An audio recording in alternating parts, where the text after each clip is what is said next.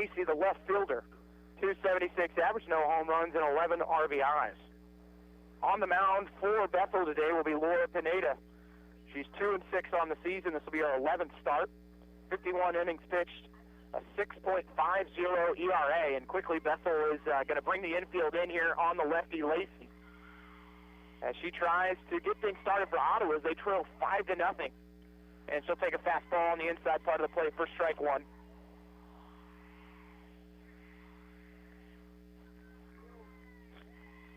And Ottawa's gotten off to good starts in game ones the last couple series, but really find themselves in a hole here, down 5-0. Pineda's fastball is a little outside, and the count goes even at 1-1. Yeah, I think one of the things that's key here for the Braves is to not panic. You're down 5 in the first, but you still have the full game to come back to get the lead and the win. 1-1 pitch is hit to second. Quickly up with it is the second baseman McDowell, and she'll go to first for out number one. And having that infield in on that play worked to perfection. I think the ball kind of hopped up on the second baseman there a little bit and surprised her that she fielded it cleanly, but she was able to corral it, throw out Lacey at first base. That'll bring up the two-hitter Sammy Bates, the center fielder. The lefty takes fastball high for ball one. Bates, the junior from Olathe, Kansas, the transfer from Johnson County Community College. 390 average, 2 home runs, and 17 RBIs. 1-0 pitch to Bates is going to be popped up to left field. Have a beat on it is Simmons, and she'll make the grab for out number two. So 4 pitches and 2 outs here for Bethel in the bottom of the first inning. That'll bring up Allison Carney, who has been on tear for Ottawa the last couple of weeks. Allie, the right-handed hitter, will take fastball high for ball one.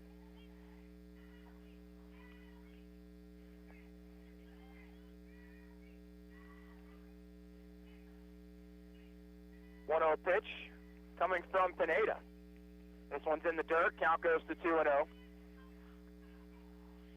Defensive alignment for Bethel is Simmons in left, Christ in center field, Hill in right.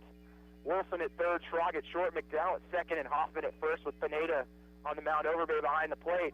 Fastball right at belt high, and it is called a strike. The count goes to 2-1. Carney's average now up to 396 and has 30 RBIs on the year. 2-1 pitch inside corner for strike two. You know, the good thing in this at bat is that Carney's seen now, 4 or 5 pitches from Pineda here. 2 outs here in the bottom of the first inning. Ottawa trailing 5-0. Bethel scored 5 runs on 5 hits in the top half of the inning as Carney takes fastball in the dirt, and the count goes full. 3-2 pitch, fastball high, and Carney draws a 2-out walk. Yeah, and sometimes a walk is just what a team needs to get things started. Gets Laurie to the plate here and a chance to do some damage for the Braves early and put a little pressure on Pineda on the mound, kind of get her out of her comfort zone. You mentioned Laurie, the 4-hitter. She'll take fastball just a little outside for ball one. Laurie playing in her final home series of her career. 1-0 pitch in the dirt. Count goes to 2-0. Laurie, 369 average, 3 home runs, and 38 RBIs as she leads this team in the RBI category. 2-0 pitch to Laurie inside, and the count goes to 3-0. And just got to be patient here.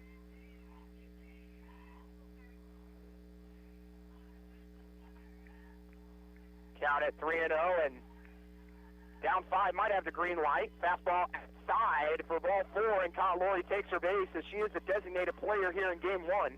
Bentley is behind the plate for Ottawa. So now runners at first and second after back-to-back walks from Pineda. Ottawa's still trailing 5-0 here, but Alexa Romero could change that with one swing of the bat.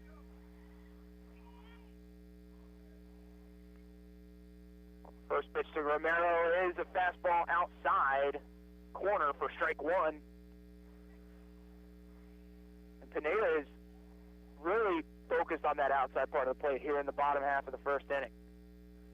0-1 pitch to Romero. She's going to drive this to left field. It's carrying, going towards the fence, and it'll be caught at the wall by the left fielder Simmons for out number 3. So no runs on no hits for Ottawa as they trail 5-0 after 1 inning. You're listening to Ottawa University Lady Braves softball on 1220 and 103.7 FM KLFO. Do you know if your AC is ready to beat the heat this summer? You can find out by calling Adamson Brothers today at 785-242-9273. Adamson Brothers, maintaining your comfort for over 30 years. This is Chase Dingle of Dingle & Son Mortuary. I recently joined my father in business, and I am looking forward to working with families in Miami and Franklin County. Lewisburg will be my home base, and I am eager to make friends and meet the neighbors. Dingle & Son Mortuary, 785-242-2323. For residential construction or business construction, your only choice should be C.S. Cunningham. C.S. Cunningham is one of the few licensed and insured contractors that specializes in concrete construction. Sure, you can get a couple of Deeks or Bubbas to pour your driveway, but what happens when your daughter's new boyfriend parks his 10-ton monster truck on it and it cracks like ice cubes in a glass of hot tea? Driveways to foundation repair, steel buildings to pole barns, and everything in between. It's C.S. Cunningham, 785-242-7101. Welcome back for the second inning as Ottawa trails 5-0 as Bethel bats around in the first inning and scores 5 runs on 5 hits. Ottawa did get runners to first and second in the bottom of the first, Matt, but able to get out of that jam was Pineda after a long fly ball to left field.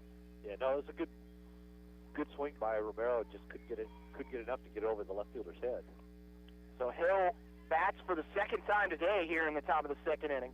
She singled to center on her first plate appearance. She is the other lefty in the lineup.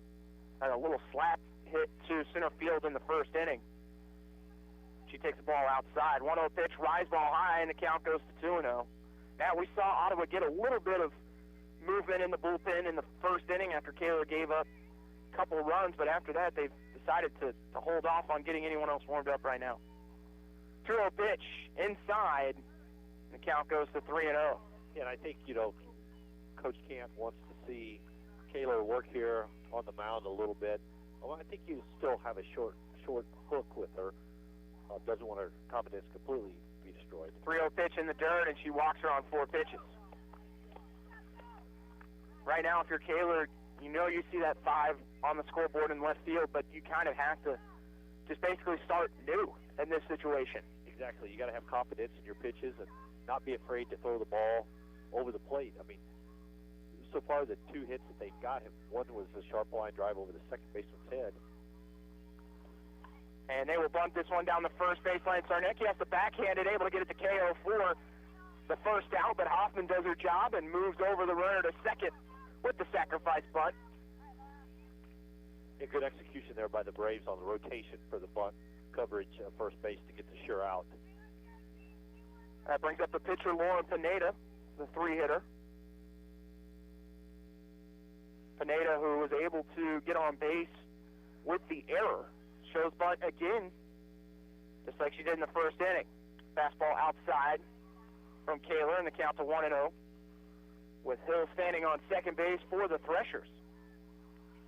Threshers find themselves on the outside of the KCAC tournament right now. It doesn't mean they can't play themselves back in.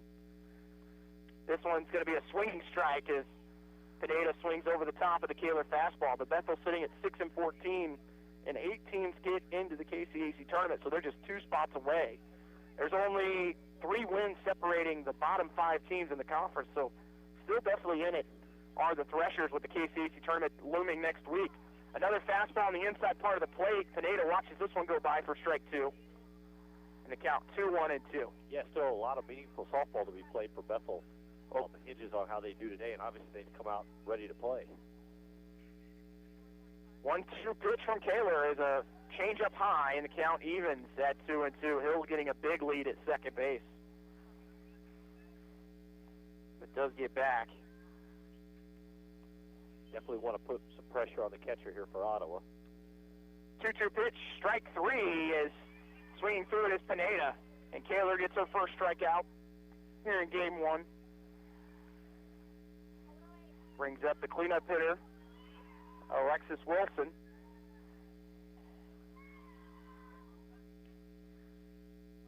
outs here in the top of the second inning. Bethel leading 5-0 over Ottawa. Fastball high and outside, 4-1 as the righty Wilson will dig in. I believe the team leader in RBIs. That's exactly right, Matt. With 18 on the season, fouls this one back to the screen, and the count evens at 1-1. Wilson had a sac fly to left in the first inning that scored the first run of the game for Bethel, and was hit in foul territory. Lacey makes the grab. You mentioned maybe you let that one drop, but so early in the game you don't. And this one's going to be lifted deep to center field. Going back, and it is off the base of the wall as Bates kind of misjudged it, and the runner will score from second as Hill gives Bethel a 6-0 lead. And I'm not sure Bates knew where the fence was. Yeah, it kind of looked like she went back tentatively on that, expected the ball to be either out of the ball field, or that there was not enough help there to verbally tell her that the fence was closing in. But she was very tentative. Well, you don't see any players wearing sunglasses right now, but they're just sitting here without sunglasses, starting to squint a little bit with the sun coming through, so maybe not seeing the ball well coming off the bat was Bates. But it is a double. And another run for Bethel as they now lead 6-0 here in the top of the second with the runner on second base. And Wilson now with 2 RBIs to get her to 20 on the season. 1-0 pitch. This one's hit deep to left field and foul as it curves off the fence there in left field in foul territory, and the count at 1-1. As the catcher, Emily Overbay, singled to left in the first inning, had an RBI. 2 outs here in the top of the second inning. Bethel's added another one to their lead. 1-1 pitch, going to be hit to the third baseman Romero on a bounce. She'll go to first for the third out as Sarnecki makes the grab.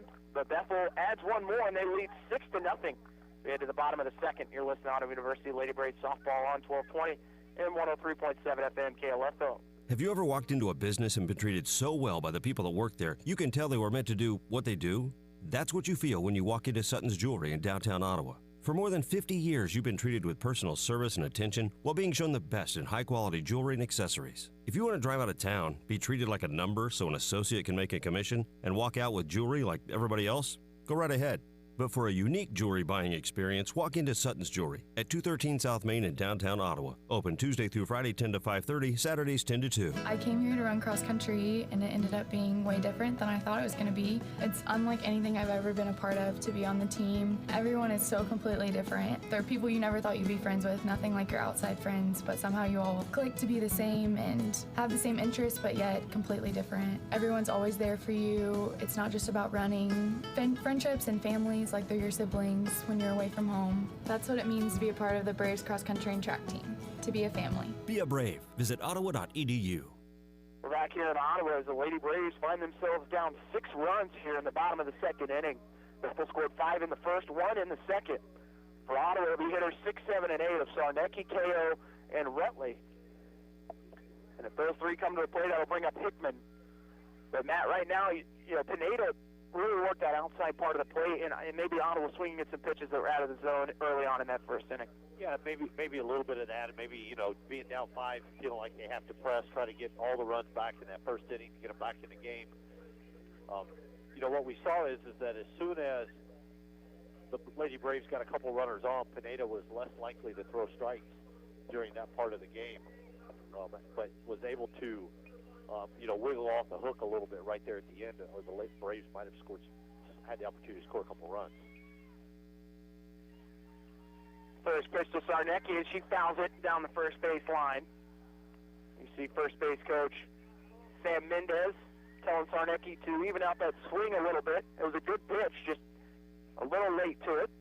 Sarnecki, 261 average, 1 home run, and 13 RBIs for the sophomore. Breaking ball in the dirt, and the count evens at 1-1. Yeah, here at the 1-1 pitch, 1-1 or the 1-1 count. Look for a good pitch to hit. Probably get a fastball here, something she might be able to turn on. 1-1 pitch from Pineda is high, and the count to 2-1. Good plate discipline right there to lay off that pitch up above her hands. Trying to see Pineda on the season number of walks she has at 21, so doesn't have a whole lot of walks this year, but in a total of 52 innings with those 21, actually 23 walks now after the 2 in the first inning, and a fastball outside in the count at 3-1.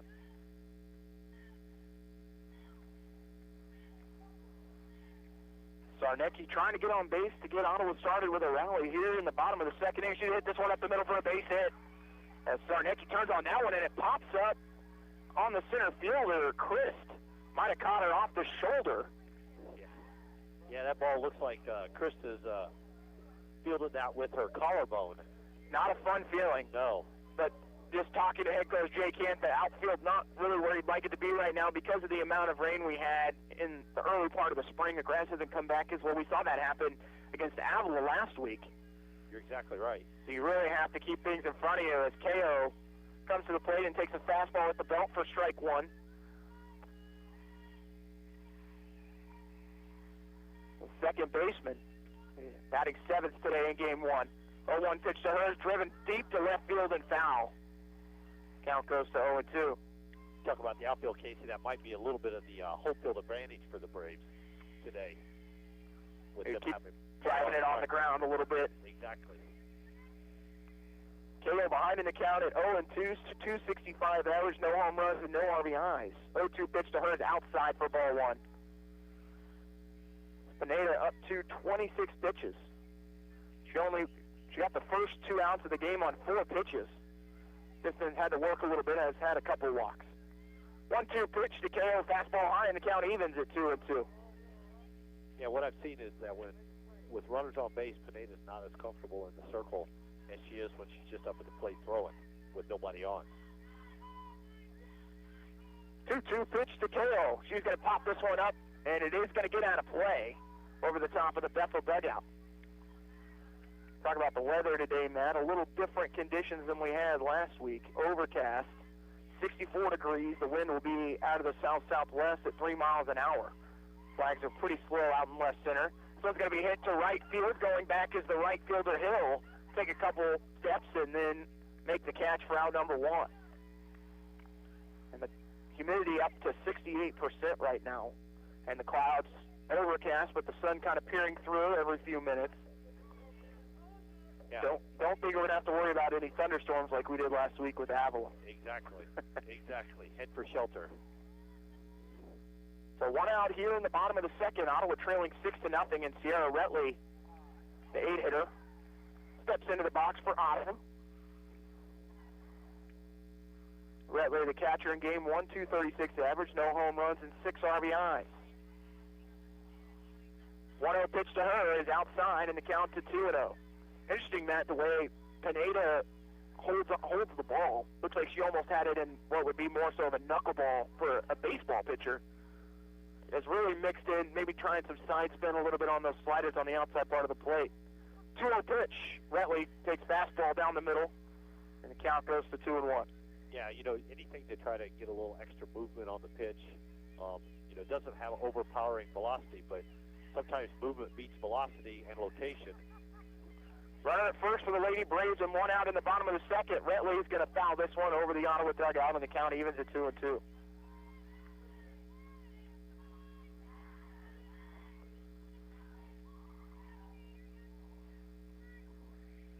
Bethel, one of the few teams in the conference that does not have a baseball team, so softball is it. This one's fouled back to the screen, and the count at 2-2. Really light. You don't usually see Bethel using the gold as an outline. They usually just go with the maroon and white, and seen them work the black in as well with basketball. But I really like the gold. It kind of pops off these uniforms with the traditional look. 2-2 pitch. Retley's going to hit this one to third base. It's going to be out of this. It's going to be past the third baseman, Wilson, as she tries to stretch that glove out. So a base hit for Retley, and Ottawa able to get runners at first and second now with 1 out. Yeah, that's just kind of met the ball and served it past Wilson at third base into left field. And a little bit of confidence for the Braves hitters here as they continue to dig in against Pineda. I think they'll get more and more comfortable as they see her throw the pitches and some communication in the dugout about what they're seeing. Brings up Tommy Lynn Hickman. Takes fastball on the inside part of the plate, and the way she turned those hips that time, Matt, you know she wanted to give that one a ride, but probably had the take sign on from head coach Jake Hand. Exactly. And Hickman's been a dangerous 9-hole hitter for the Braves. 0-1 pitch to Hickman is outside, and the count evens at 1-1. Hickman, 294 average, 1 home run, and 23 RBIs. That's got to be nice to have at the bottom of your lineup. Yeah. She's really been able to make things happen from that spot. 1-1 pitch to Hickman. She'll bunt it down the third baseline, lays it perfectly, trying to get there, and does, and the bases are loaded with 1 out as Tommy Lynn Hickman, not always known for her sacrificing abilities, and she has so much power, but now she gets the bases loaded with 1 out. Yeah, kind of, by hitting in the 9-hole, kind of serves her as almost like a second leadoff person to get back to the top of the order for Lacey to have the opportunity to drive some runs in here. So 1 out here in the bottom of the second. Ottawa trailing 6-0, but they do have the bases loaded with 1 out with Corey Lacey in the top of the lineup at the plate for the Braves, and she'll take a fastball on the inside part of the plate for strike 1. Lacey grounded to second in the first inning as Bethel again bringing the infield in with all the speed from Lacey from that left side. 0-1 pitch is just up and outside for ball 1. Count at 1-1. I think if you're a Braves fan here, you're definitely thinking that you want to try to push a couple runs across in this inning. 1-1 pitch from Pineda. And she's going to hit this one back up the middle. That's going to score 1. As everyone moves up a base, and Ottawa has responded to the run from Bethel in the second inning, as they now trail 6-1. And Lacey really just might have been jammed just a little bit, but did a good job of getting it over the first line of defense in the infield that was playing in. Yeah, and I think the benefit there was the infield was in. If the infield's at regular depth, they might have a chance to make a play on that ball. Ottawa gets on the board here in Game 1, trailing 6-1. Bases still loaded and 1 out for Sammy Bates. She'll take fastball for strike 1. And sometimes, Casey, that's the problem, right? You play the infield in, and you can't get to a ball like that. Bates the lefty. 0-1 pitch to her. This one's hit to right field, and it is going to go over the head of the right fielder. 1 run will score. 2 runs heading for home. They're going to hold Lacey at third, and Sammy Bates with a double scores 2, and Ottawa back into this game.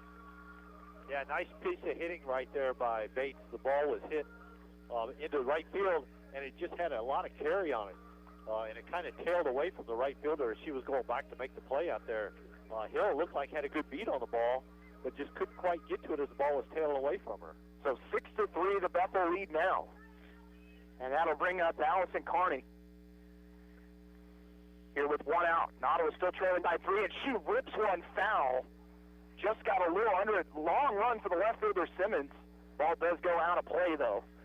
But Carney was looking to tie this one up with that swing. Yeah, she was not holding anything back.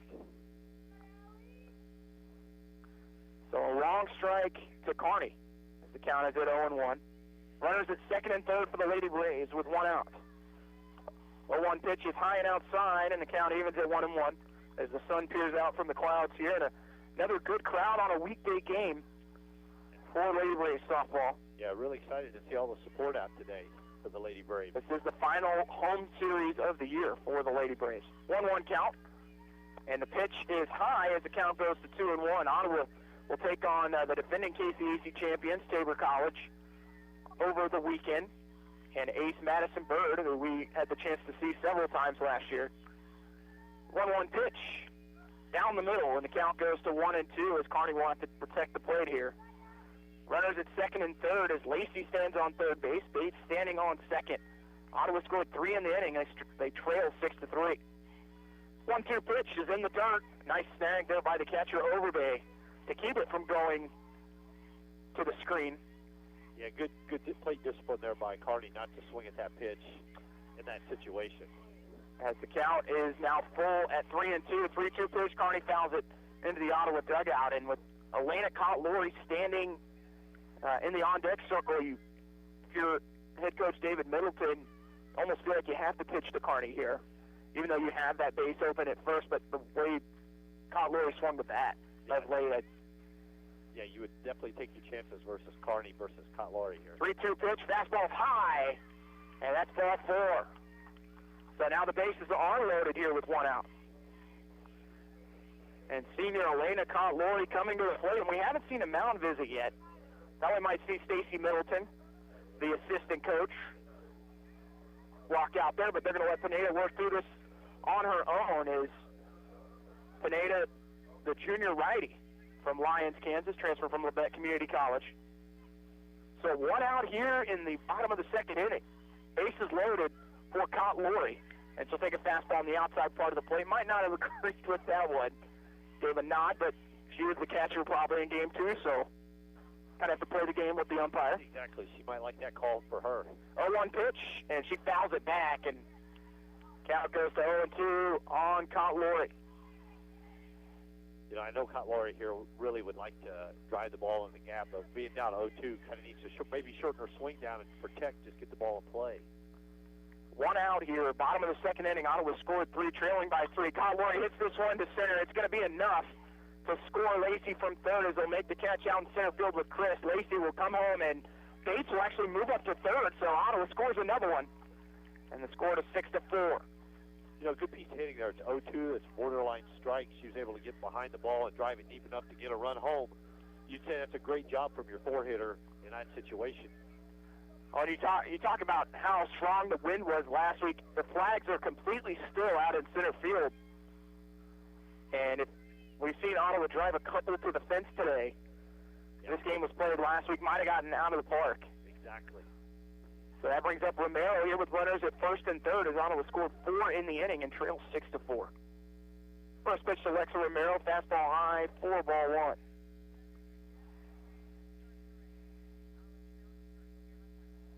Matt, I left the sunscreen at home. I knew as soon as I did, sun would come out. Yes, I left my sunglasses in the car. You'll be getting those between game 1 and game 2. Yes. 1-0 pitch to Romero. It's in the dirt and she swings at it. It's a ground ball to third base. They'll go to first as Wilson is up with it and she'll get to Hoffman in time. But Ottawa scores 4 runs in the inning and they have made it a ball game here as they trail 6-4. So you head to the third. You're listening to Lady Braves softball. You're on 1220 at 103.7 FM KLFO. It doesn't matter if you're in the game or just working around the house. Injuries can happen, but not all of them require a trip to the ER. Ransom Memorial Health's Express Care Clinic can help. They're now open Monday through Friday, 8 a.m. to 6 p.m. Ransom Memorial Health, providing you with remarkable care. Visit ransom.org. Kramer Pharmacy, your local hometown pharmacy, makes it easy for you to pick up or drop off your prescription during the Legacy Square construction. Park at their designated stalls or near 134 South Main and call 242-0240. They'll bring your prescription right out or pick up your written script. Evercraft Air Tools, available at Napa Auto Parts in Ottawa, Baldwin City, Osage City, and Gardner. Need a recap of the ball game? Subscribe today and never miss a score by reading the Ottawa Herald sports page or visit online at ottawaherald.com. A 3-month subscription is only $24 plus tax, and that includes internet access. Call the Ottawa Herald at 242-4700, option 2. Napa Auto Parts has Gravely Lawnmowers. Stop by locations in Ottawa, Baldwin City, Osage City, and Gardner today. Lady Braves back into this one. They now trail 6-4 as they scored 4 runs on 5 hits in the inning. And Matt, it was a little bit of patience as Ottawa was able to draw a couple walks, but some deep gap shots from Ottawa as well in that inning. Yeah, no, they just kept putting the pressure on Pineda to make good pitch after pitch after pitch. And when she missed over the plate, the Braves hitters hit the ball hard. Leading off for Bethel will be Madison McDowell. Rise ball high by Kaler. The count goes to 1-0. McDowell singled to left in the first inning. As she did not, one of the few hitters for Bethel did not have an RBI in that first inning. And she'll foul this one down the third baseline, and the count even at 1-1. No, I think one of the key things here for Kaler and Casey is that to continue to attack the zone. You're back in the game. You're down a couple runs. But if you continue to put pressure on the Bethel hitters, make them put the ball in play. Count even at 1-1 as Kaler gave up 1 run in the second after giving up 5 in the first. Started to get a little bit of a groove towards the end of that last half inning. But she's behind in the count here at 2-1. Yeah, what the Lady Braves would really like to have here is a quick inning, get back in the dugout, chance to swing the bats again. 2-1 pitch. This one's driven to left field. Lacey's going to have it drop right in front of her. And another base hit for McDowell, who's 2 for 2. Yeah, Lacey looked a little bit like she was thinking about coming in, maybe trying to lay out for it, and then she thought about it. Hey, I'm going to hang on here. Well, and also talking about the sun, again, is going to play a factor as this game were a little bit later start than what we're used to seeing 1 o'clock start for game one. It's a 3 o'clock start today. So that sun is going to be a major factor going forward. So a runner again on first for Bethel. They've had a runner on first to start every inning so far, and a foul-tipped bunt from Simmons, the third baseman. I'd probably make that the left fielder. And Bethel showed that they really like to try to bunt the ball, put the play on, make the defense move. 0-1 count to Simmons. She's going to bunt it again, and it goes back to the screen. So she is now behind at 0-2. And both those pitches were out of the zone. And I'm sure Simmons is probably a little frustrated with herself for not getting the bunt down there, but tough to bunt with the balls up above your letters. 6-4, Bethel leads here in the top of the third inning. A breaking ball from Kaler is outside. The count to 1-2.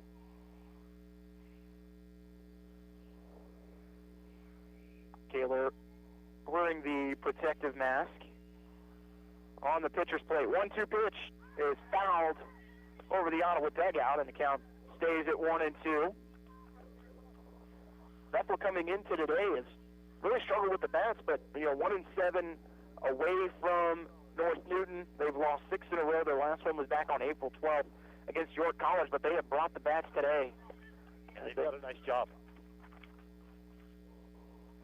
As they have 7 hits, they scored 6 runs, only left 2 on base, so when they've had opportunities to score runners out on the base pass, they've done it. 1-2 pitch. This one's driven to left field. Lacey going back to the track and makes the grab at the wall for the first out of the inning. Nice play out there by Lacey. She has been active. Both left fielders have been active so far. Both teams seeing the ball well coming off the pitchers here early on.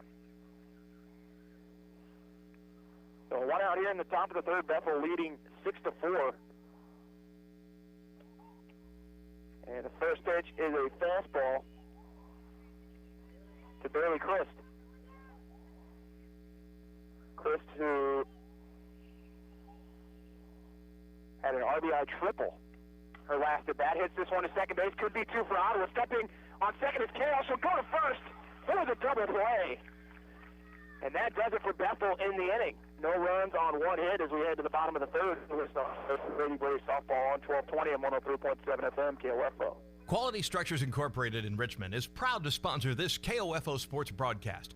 They know that experience matters on the field and when it comes to your building needs. Visit qualitystructures.com and put their years of experience in constructing post-frame buildings to work for you. This is Eric Price, Funeral Director at Lamb Roberts Funeral Home in Ottawa, Baldwin City, and Overbrook. We're proud to be involved in the communities we serve and support the youth of today because they're our leaders for tomorrow. Lamb Roberts Funeral Home, providing compassionate care when you need it most. What it means to be an OU Brave is to be yourself. What I've learned here is I've created memories with friends, and I was actually really comfortable being in my own skin here. Everybody has their own personality, and we're all unique here, just trying to live significant lives. And I think I'm going to leave here with an imprint that will last forever and that I can hold on to and look back at and laugh at and see that I not only learned something, but I created friendships and memories that will always stick with me. That's what it means to be brave. To be yourself. Be a Brave. Visit ottawa.edu. The Lady Braves will have Sarnecki, Cato, and Retley to lead it off here in the third inning, as Ottawa scored 4 in the second and find themselves only down 6-4 here. And maybe some substitutions here for the Threshers, as assistant coach Stacy Middleton will come out, talk to the umpire, give Ottawa a chance to take a little extra time here as Sarnecki gets a couple extra swings. But what got Ottawa started in that second inning was the ability to just draw some walks and get on base. And there will be a sub at second base as they will bring in Caitlin Boston. So Boston now at second, and McDowell will check out for now.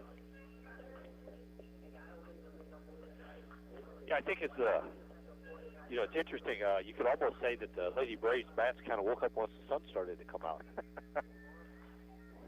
Well, for Sarnecki, who's from Elk Grove, California, she's used to this, I'm sure. Fastball just at the knees for strike one for Pineda. Currently at 55 pitches.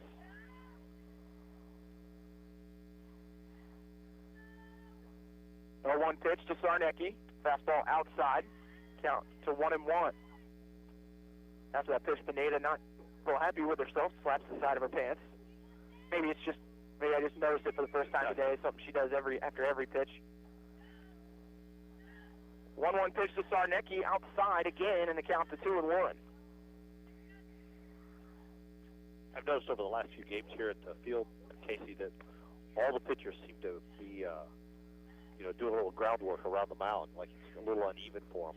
2-1 pitch, and this one's going to be driven to left field, tailing foul. The left fielder makes a run for it, and a great grab by Simmons as she was in the area of the bullpen. It's a little different, I guess, than what you would see for baseball. They don't have to worry about mounds or any of those things, but still, it's a little bit of a drop-off over there. And Simmons gets the catch for out number 1 as Sarnecki was looking to drive that one out of the ballpark. Yeah, definitely a little uneven out there, and especially if you're not familiar with the ballpark and the ground. Brings up KO. If she's going to hit this one to left field, but it is going to get out of play. As Simmons not afraid to collide with the fence. That's the second time we've seen her end up by the fence. I think KO just was going to hit her over there to see if she'd run that direction again. Ottawa with a little work down in their bullpen currently. 0-1 pitch to KO. She's going to drive this one to left field, and it's going to be extra bases. This one is off the bases, and no, it is gone. As KO gets her first home run of the season, and Ottawa's within 1. Couldn't have a worse home run call, Matt, from my end, but it is out of the ballpark. And it is so hard to tell. It really is. It really is. I thought it was inside the park. Well, and the way Simmons was chasing after it, you thought she was going to play it off the wall, and instead it's out of the ballpark, and Ottawa within 1. Hey, a great swing there by KO. The ball was up in the zone, and she just got her arms extended and roped it out of the field. And as my favorite play-by-play guy, former play-by-play for the Texas Ranger would say, that ball is history. That ball is history. So Ottawa's been 1 now. They trail 6-5 after the solo home run from KO. Her first home run of the year. And that brings up Sierra Retley, who singled to left in the second inning. She might say aloha. 1-0 pitch. Retley fouls it towards head coach Jay Kent. Yeah, you mentioned KO, the 5'6" junior from Nanakuli, Hawaii, the transfer from Iowa Central Community College. Just continuing this Ottawa offense over the last 3 or 4 weeks has really started to put it together with the bats. And it's come from not just the top of the lineup. 1-1 pitch in the dirt, and a count to 2-1. Yeah, I think that's important from a team perspective. If you can get production from the bottom half of your order, it makes your team a really tough team to pitch to. You can say, I know the guys at the top of the order can hit, but now I got to worry about the bottom of the order. 2-1 pitch is fouled back off the roof of the concession stand behind us. You know, when the bottom half of the order really starts to click, then it really makes, it kind of goes without saying, but then it's 9 tough outs to get. And a count at 2-2 to Retley. Retley, the 5'4" junior from Leavenworth, Kansas, went to Lansing High School. 2-2 pitch, fastball outside, and a count full. And now the wind kind of picking up behind us, so straight out down the left field line. Which is exactly where KO put that home run. Yep, exactly. 3-2 pitch in there for strike 3 as Retley watches it go by on the changeup from Pineda. And a big strikeout for Pineda, her first of the afternoon. To kind of steal a little bit of momentum away from Ottawa after that solo home run. Yeah, good job there by Pineda to not get down. Made a good pitch. And sometimes as a hitter, you just tip your hat. That brings up Hickman, who takes a rise ball high. Kind of interesting, they threw the home run ball back out onto the field, and Pineda is pitching with it now. If this is a baseball pitcher from my mind, I don't want any piece of that baseball. Right. Yeah. A little different with softball. 1-0 pitch to Hickman. It's low and outside for ball 2. Now we're a week away from the KCAC tournament. Ottawa with the series today and then the series on Saturday before they'll prepare, and they could finish anywhere from 4 to 7 at this juncture. 2-0 pitch. Hickman swings right through it for strike 1. You know, kind of a testament to how competitive the conference is. You know, Avila and McPherson are at the top right now, but really teams 3, 4, 5, and 6 are kind of all grouped together. 2-1 pitch. Hickman's hitting this deep to right field. It's carrying, but it is going to be foul.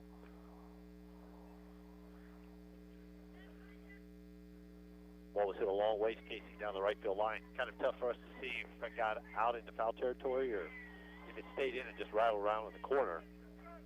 And we will keep you updated on that. You mentioned Avila and McPherson tied for first in the conference. They play today, so we'll keep you updated on those scores.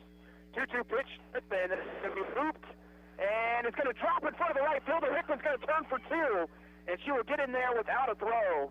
And she will slide, but could have got in there standing up. But a double for Hickman as the right fielder Hill laid out for it, unable to make the grab. But nice job by the center fielder Chris to come over and keep that from becoming a 3-bagger.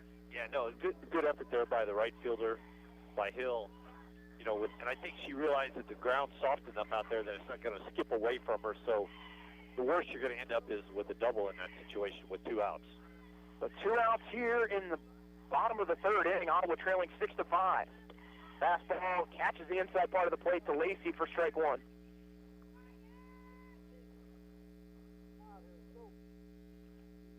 You know, once again, Hickman proves her value of being kind of that second leadoff hitter at the bottom of the lineup.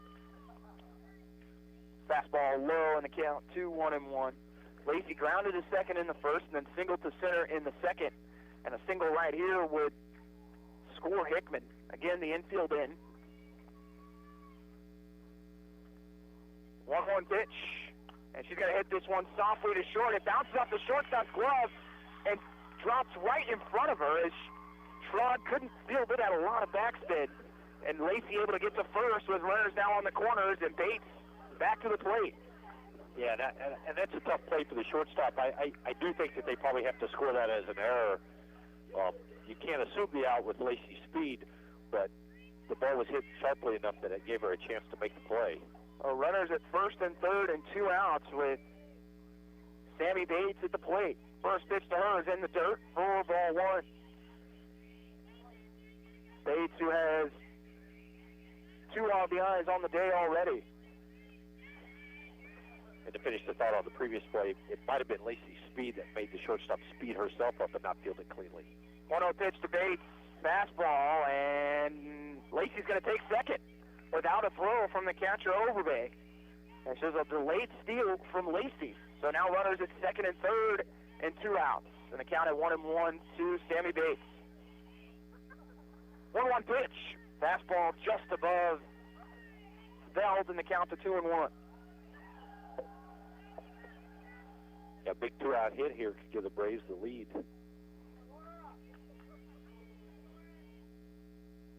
Two-one pitch. Bates hits this right down the first baseline and foul. Is getting out of the way is first base coach Sam Mendez, as she's last with the coaching staff from Bethel.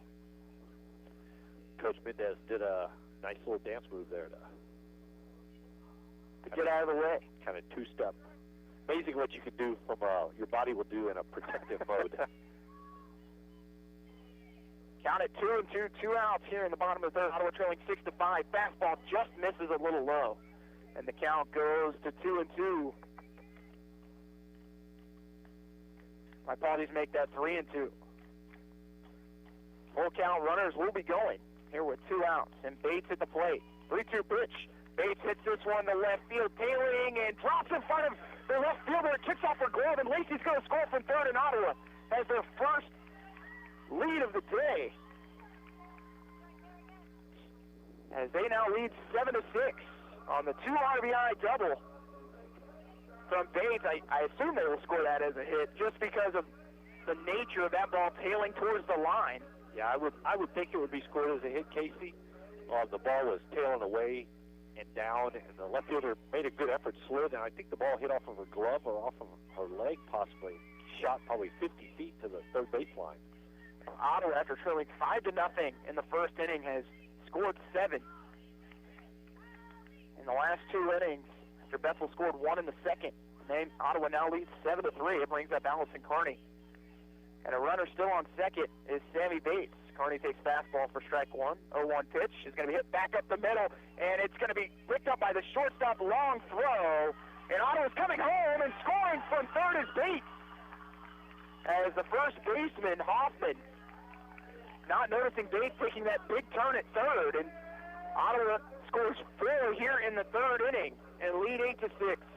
You know, the valuable, man, that play gets really made for the simple fact that Bates was running hard all the way from second with the ball hit. And Carney kind of stepped on the bag awkwardly on that right leg, kind of working out the right ankle. So a runner on first here, and 2 outs. As Ottawa scored 4 in the inning with Cott Lori at the plate, she'll foul this one down the third baseline with a chopper. Count to 0-1.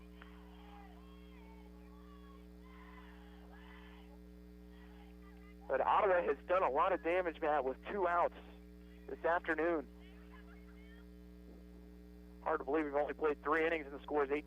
Cott Lori hits this one to left field. That one might be gone to the fence, to the wall. It's off the wall. Carney turning for home. She's coming home. There's going to be a play at the plate. Carney will get there standing up. And she scores all the way from first as Cott Lori with the double. And Ottawa leading 9-6. Yeah, I think Cott Lori thought that ball might have been out. It was well struck, and from this angle where we're at, it looked like it had enough carry, but ball hit high off the fence at left field and just stayed in the park. That one looked more like a home run than the one K.O. hit out of the ballpark. Exactly. And we will have a mound visit here for the Threshers. I believe that is assistant coach Deanne McGrew. And we'll see if that is it for Pineda here in game 1. That is going to be it for Pineda. So we will take a break as Ottawa has scored 5 in the inning and leads 9-6. You're listening to Ottawa University Lady Braves softball on 1220 and 103.7 FM KOFO. It is good to know your AC is ready for the summer. Before it gets hot, call Adamson Brothers for a spring tune-up today at 785-242-9273. Adamson Brothers, maintaining your comfort for over 30 years. This is Craig Dingle of Dingle & Son Mortuary. All of our locations sell monuments. We have talented people who are experts in bringing your ideas to life to help you create the monument you envision. The possibilities are unlimited. Dingle & Son Mortuary, 785-242-2323. The City of Ottawa makes it easy for you to stay informed and be part of your community by visiting their website, ottawaks.gov. You can sign up for city alerts and city news, report an issue you'd like to see taken care of, even pay your bill online. It's where the city and citizens come together online at ottawaks.gov. Get 5 quarts of Napa full synthetic motor oil for $16.99 through the end of April. Napa in Ottawa, Baldwin City, Osage City, and Gardner. Smart Ottawa shoppers know Cosentino's Price Chopper has the best rewards program in town. Only Price Chopper lets you earn points on all your purchases. Visit mypricechopper.com and start saving on food or fuel today. Shop Cosentino's, your local family-owned grocer since 1948. Welcome back as Madison McDowell will be the pitcher here for the Threshers. And she is 5-12 on the season. Is our number 1 starter, 5.00 ERA. So it'll be her 16th appearance, 24th appearance of the year. She has started 15 games, thrown 103 innings. So now you bring your number 1 pitcher in a game you probably wanted to hold her for game 2. Now have to get her in here, and with 2 outs and a runner at second, we'll face the 5-hitter Alexa Romero. Yeah, Coach Middleton, McDowell actually started the game at second base, so with the defensive change, allowed them to get her into the dugout just in case.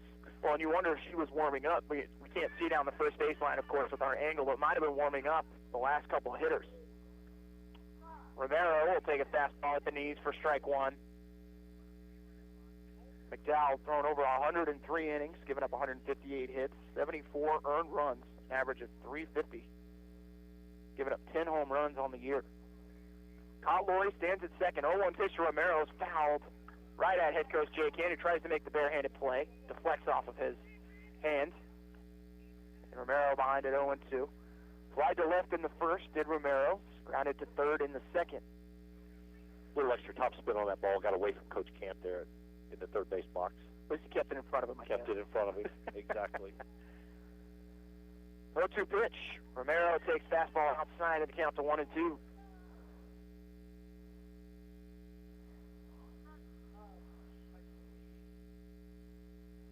Nine to 6, the lead for the Lady Braves after they trailed 6-0 at one point in the top of the second inning.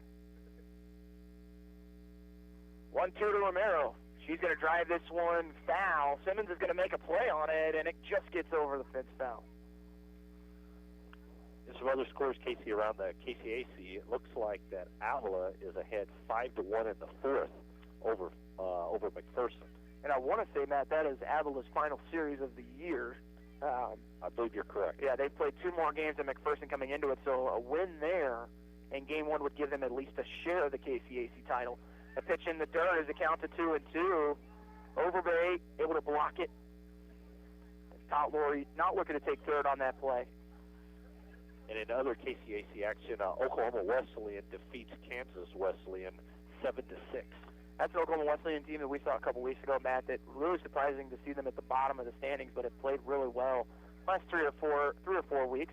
2-2 pitch to Romero, hit right at the third baseman, and the grab is made by Pineda for the third out.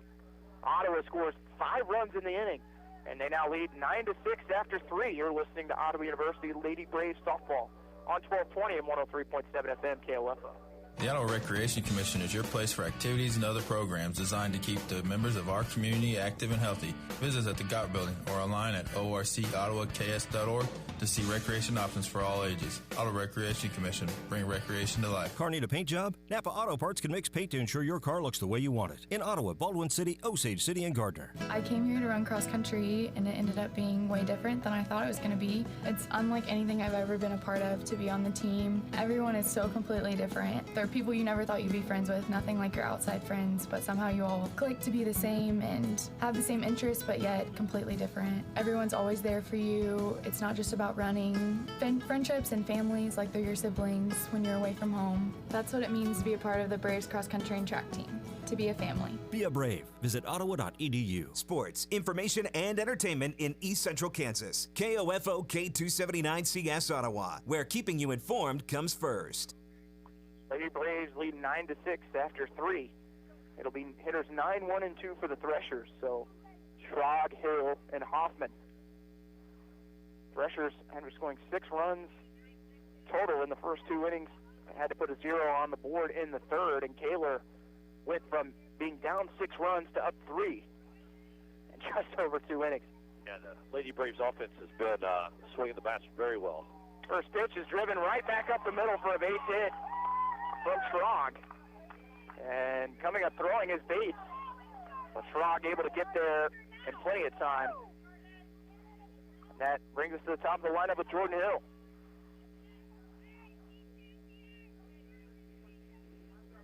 And Hill, who is 2 for 2 with 2 singles. With plenty of speed, shows bunt, goes right back to the pitcher, Kaler. Kaler will go to first for the first out. They'll move the runner over to second. Another sacrifice bunt there from the Threshers. Yeah, the Threshers today have really shown that when they've got their leadoff person on in every inning, that they've, played pretty much by the book. Get down a bunt, try to advance the runner to second for scoring. Liesl Hoffman, the 2-hitter to the plate. Fastball high and inside for ball 1. Still some work being done on the Ottawa bullpen currently. Runner at second, 1 out here in the top of the 4th. Ottawa leading 9-6 with the Threshers again with a runner in scoring position. Hoffman fouls it over the Ottawa dugout. 4 strike 1. Hoffman had a bunt single in the first, then sacrifice bunt in the second. 357 average on the year for Hoffman. 1-1 pitch, fouled right over the top of us. 4 strike 2. Kaler at 58 pitches. Gone 3 innings, given up 8 hits, 3 earned, 1 walk and a strikeout. 1-2 pitch to Hoffman, driven right at the third baseman, Romero. And Romero looking to tag out Hoffman at second, and it is an infield single. As Romero tried to chase the runner, Schrag back to second, and Schrag was not running on the grounder. So now runners at first and second for Bethel and 1 out. Right, and I think in that situation, Casey, when Coach Kant stepped out of the dugout and reminded his infielders, is up 3, go ahead and take the out if they advance to third. Now you got a runner at third, 2 outs, instead of runners at first and second with 1 out.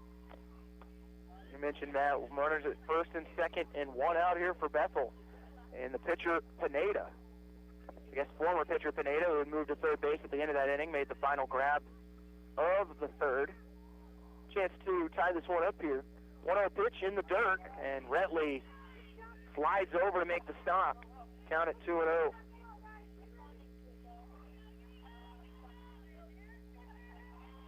Kaler, who probably thought she was going to be at 2 outs here, Matt. Right.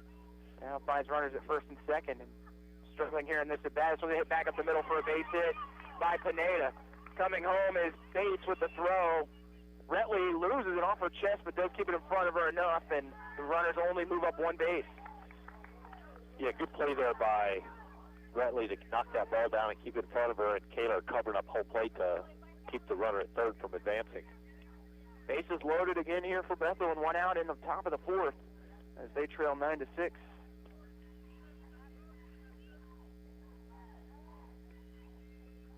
Brings up the cleanup hitter, Wilson. And she'll foul it out of play.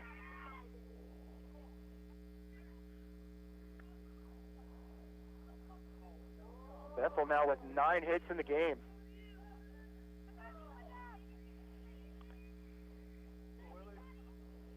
Wilson behind here at 0-1. Sacrifice fly to left in the first, then double to center in the second. 0-1 pitch from Kaler, rise ball high, and the count evens at 1-1.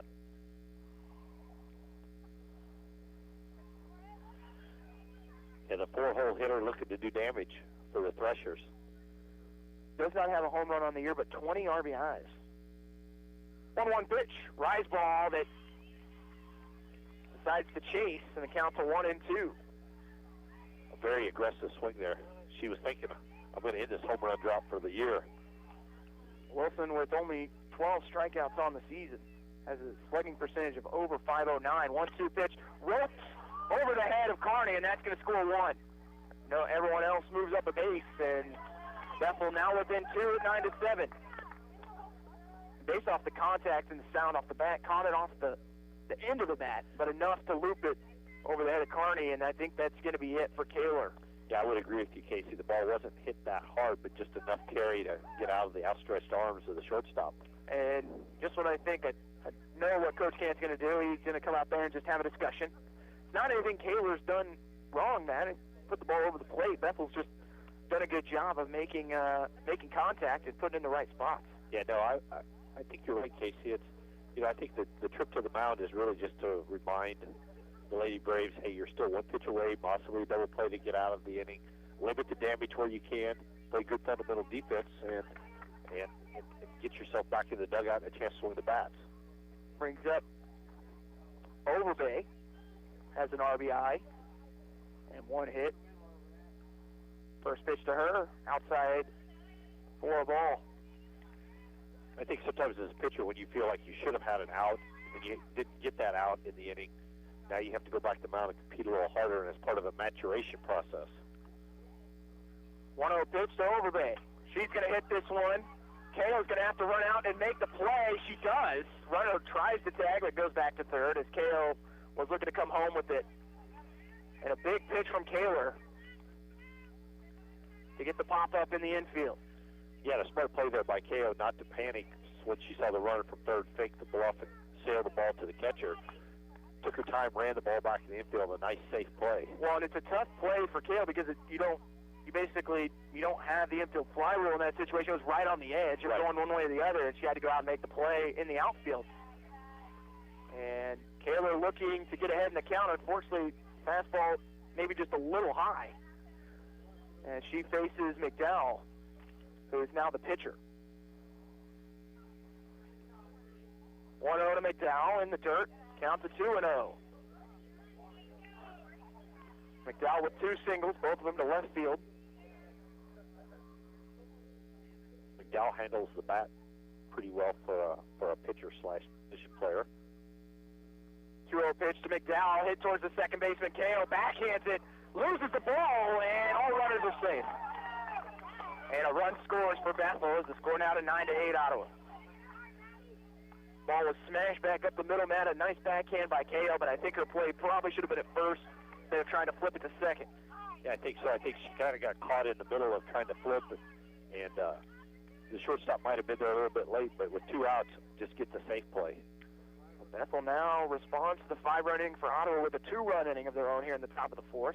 Ottawa leading 9-4. This one's going to be popped up in the infield. Sarnecki making the play at first, and that'll do it. But Bethel gets 2 runs, and it's a 9-8 Ottawa lead as we head to the bottom of the 4th. You're listening to Ottawa University Lady Braves softball on 1220 and 103.7 FM KOFO. Kramer Pharmacy, your local hometown pharmacy at 134 North Main, encourages you during the Legacy Square construction to use their free citywide at-home delivery. Call Kramer Pharmacy 242-2055 and visit KramerRx.com and download their free mobile app. Safe, secure, strong. We're rock solid. Kansas State Bank, a better way to bank with community people you know. Member FDIC, Equal Housing Lender. What it means to be an OU Brave is to be yourself. What I've learned here is I've created memories with friends, and I was actually really comfortable being in my own skin here. Everybody has their own personality, and we're all unique here, just trying to live significant lives. And I think I'm going to leave here with an imprint that will last forever and that I can hold on to and look back at and laugh at and see that I not only learned something, but I created friendships and memories that will always stick with me. That's what it means to be brave, to be yourself. Be a Brave. Visit ottawa.edu. Welcome back to Lady Braves softball here today. As the Lady Braves head to the bottom of the 4th inning, leading the Bethel College Threshers 9-8. Bethel was able to push across 2 runs in top of the 4th to trim the lead to 1 for the Lady Braves. Lady Braves are looking to get the bats back going here in the bottom of the 4th, Casey, as they get a chance to get back in the box against McDowell now on the mound for the Threshers. McDowell came in and got through the one batter that she faced in 6 pitches. She did that with a runner at second. So she'll come in and start off against Sarnecki, Kerr, and Retley. Here in the bottom of the 4th, Ottawa leading 9-8. Sarnecki singled to center in the 2nd, flied to left in the 3rd. As Ottawa batted around in the 2nd and 3rd inning. They're scoring 4 in the 2nd, 5 in the 3rd. Bethel comes back in the top of the 4th to score 2 of their own, which is how we're at a 9-8 score. 1-0 pitch. It's going to be popped up in the infield by Sarnecki, the first baseman. Hoffman will make the catch for the first down. Yeah, looks like that ball kind of got in on her hands a little bit. She couldn't get her arms extended and just kind of fisted one into the air into the first baseline there. And Hoffman made a play. So back and forth, game 1 here of our doubleheader. And that brings up KO at the solo home run back in the 3rd. Again, trying to swing for the fences. She'll pop it up in the infield. McDowell will make the grab for out number 2.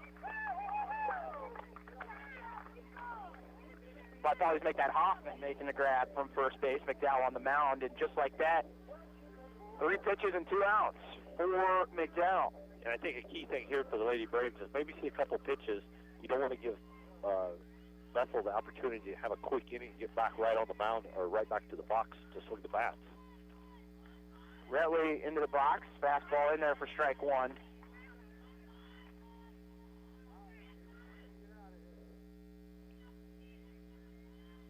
I have to think McDowell probably going to get some work in game 2 as well if she can keep the pitch count low. So maybe smart to watch a few if you're Ottawa here. 0-1 pitch to Retley. Rise ball high, and the count evens at 1-1. I think you're exactly right with that, Casey. That's a very good point. see if he can drive up some pitches on McDowell here in game one.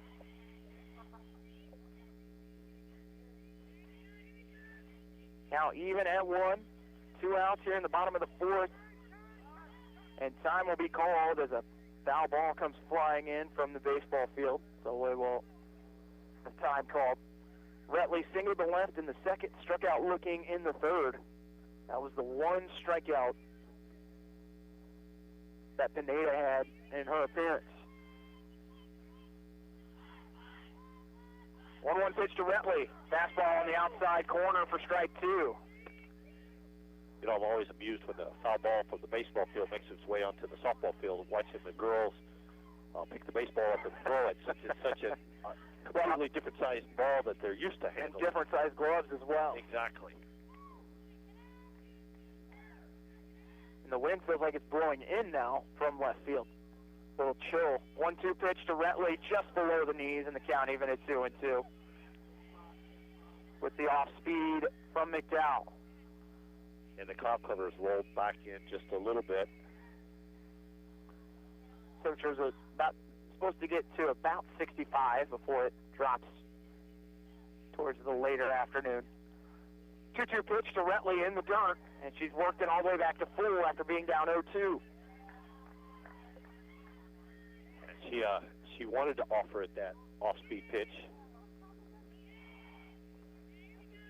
Full count here to Retley. Bottom of the 4th inning, Ottawa leading 9-8 over the Bethel College Threshers. 3-2 pitch, low and inside for ball 4.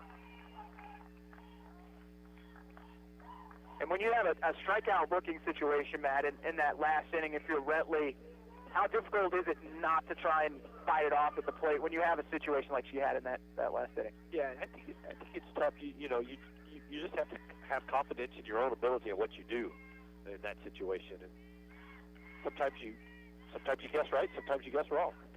Fastball to Tommy Lynn Hickman, catches the inside part of the plate for strike 1 from McDowell.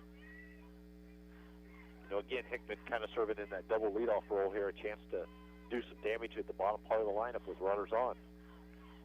2 outs, bottom of the 4th. Runner at first for Ottawa. 0-1 pitch is high.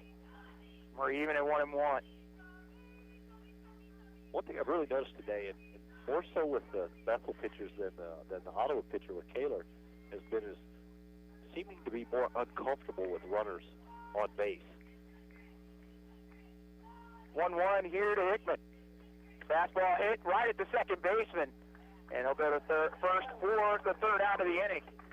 So no runs on no hits for Ottawa as we head to the 5th. You're listening on to University Lady Braves softball on 1220 and 103.7 FM KOFO.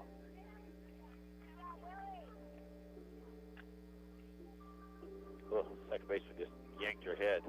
It was one of these. Yeah, it was smoked. Yeah.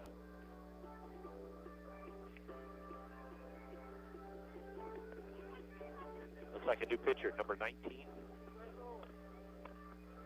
Jordan Sage.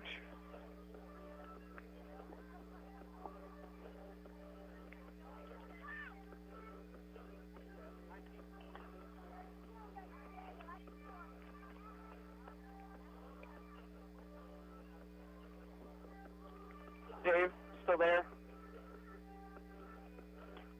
Dave? Dave? Hello?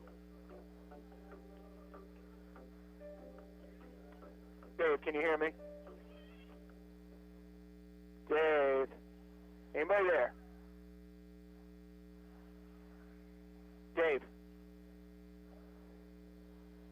Hello? Dave, can you hear me?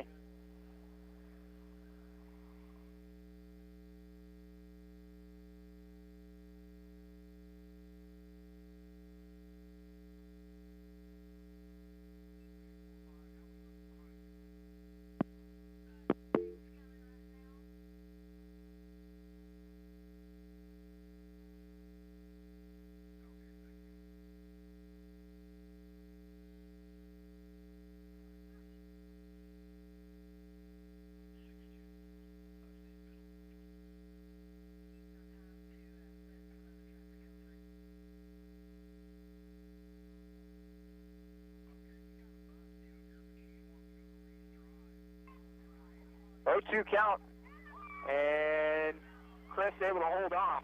Count goes to 1-2. New pitcher for Ottawa, Jordan Sage, 5'5" junior from Wichita, Kansas, played at May South. And she will face Bailey Christ, followed by Schrag and Hill. So 8-9-1. 1-2 pitch is popped up and over the top of the bleachers. Count will remain at 1-2. Chris tripled to right center in the first inning, then grounded into a double play in the third. That was a 3 RBI triple.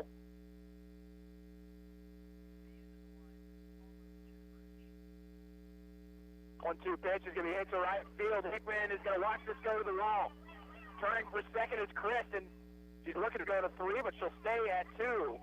With a nice throw from Hickman, but a leadoff double for Bethel starts the inning. And the hot bats continue. That's hit number 11 for the Threshers. Yeah, and Bethel keeps the streak alive of getting their leadoff hitter on in every inning so far.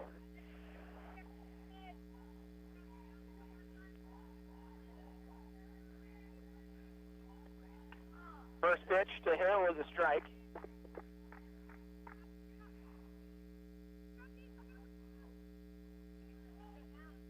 Count at 0-1 to Jordan Hill.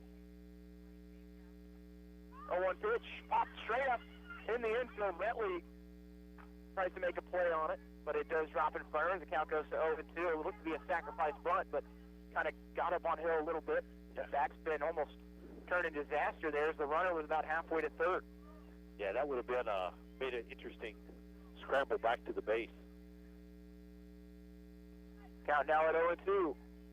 No outs here in the top of the fifth. Runner at second for the Threshers is Chris. Looks like the Braves may have some more action in their bullpen loosening up here. Might be Jordan Harvey down there. 1-2 pitch. Strike 3. Big strikeout for Sage. Get the first out of the inning. Really nice pitch there on the bottom half of the zone on the outer corner of the plate. Looks like she took a little something off of it to get the batter to swing over the top of it. Sage, who has 6 strikeouts on their, has pitched 6 innings on the year, 4.67 ERA, 0-1 record. And this one is going to be a base hit to right field from Jordan Hill. So my apologies, that was Schrag who struck out to get the first out of the inning. And on the first pitch of the next at bat, Hill drives it to right field for a base hit, and now runners at the corners with 1 out.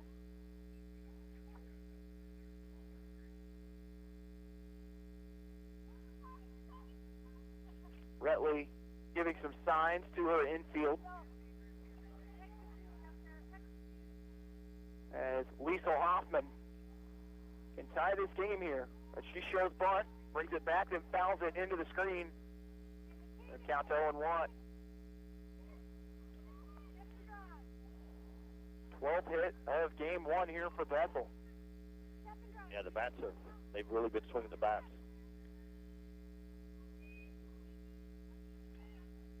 0-1 count to Hoffman. Fastball low and in the dirt. Count evens at 1-1. As Sage will walk to the back of the circle, pick up a little bit of dirt, and then get set on the pitcher's plate. 1-1 pitch. Hoffman shows up and brings it back. They're going to throw it to second, and the runner's second is safe at second. So a stolen base for Hill. And more importantly, I think for Ottawa, is they called the pitch a strike. Now the count to 1-2 here to Hoffman. Good throw by Retley. Even better slide there by Hill. 1-2 pitch. Hoffman lays off. Count to 2-2. You know, and on that last play, Hoffman squared the bunt and pulled it back late. And I think if Retley would have made contact with the batter, she might have been out over the plate and might have been able to get an out that way. 2-2 count to Hoffman, 1 out. This one's going to be hit up the middle. That's going to score maybe 2. 1-run scored. They're going to send the runner home from third, throw to the plate, and sliding in his Hill, and Bethel retakes the lead. 10-9.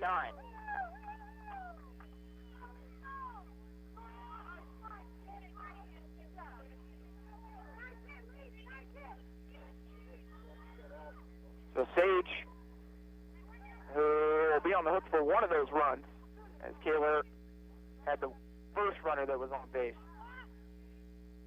So a 10-9 lead here for Bethel. Still only one out in the inning, and this one's going to be popped up out of play. And making the grab somewhat in the crowd behind us. That's Pineda, the 5 hitter. Might probably make that the 3 or the 5th pressure to bat in the inning.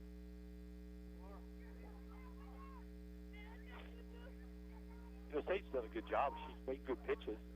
The Bethel hitters have just hit the ball hard.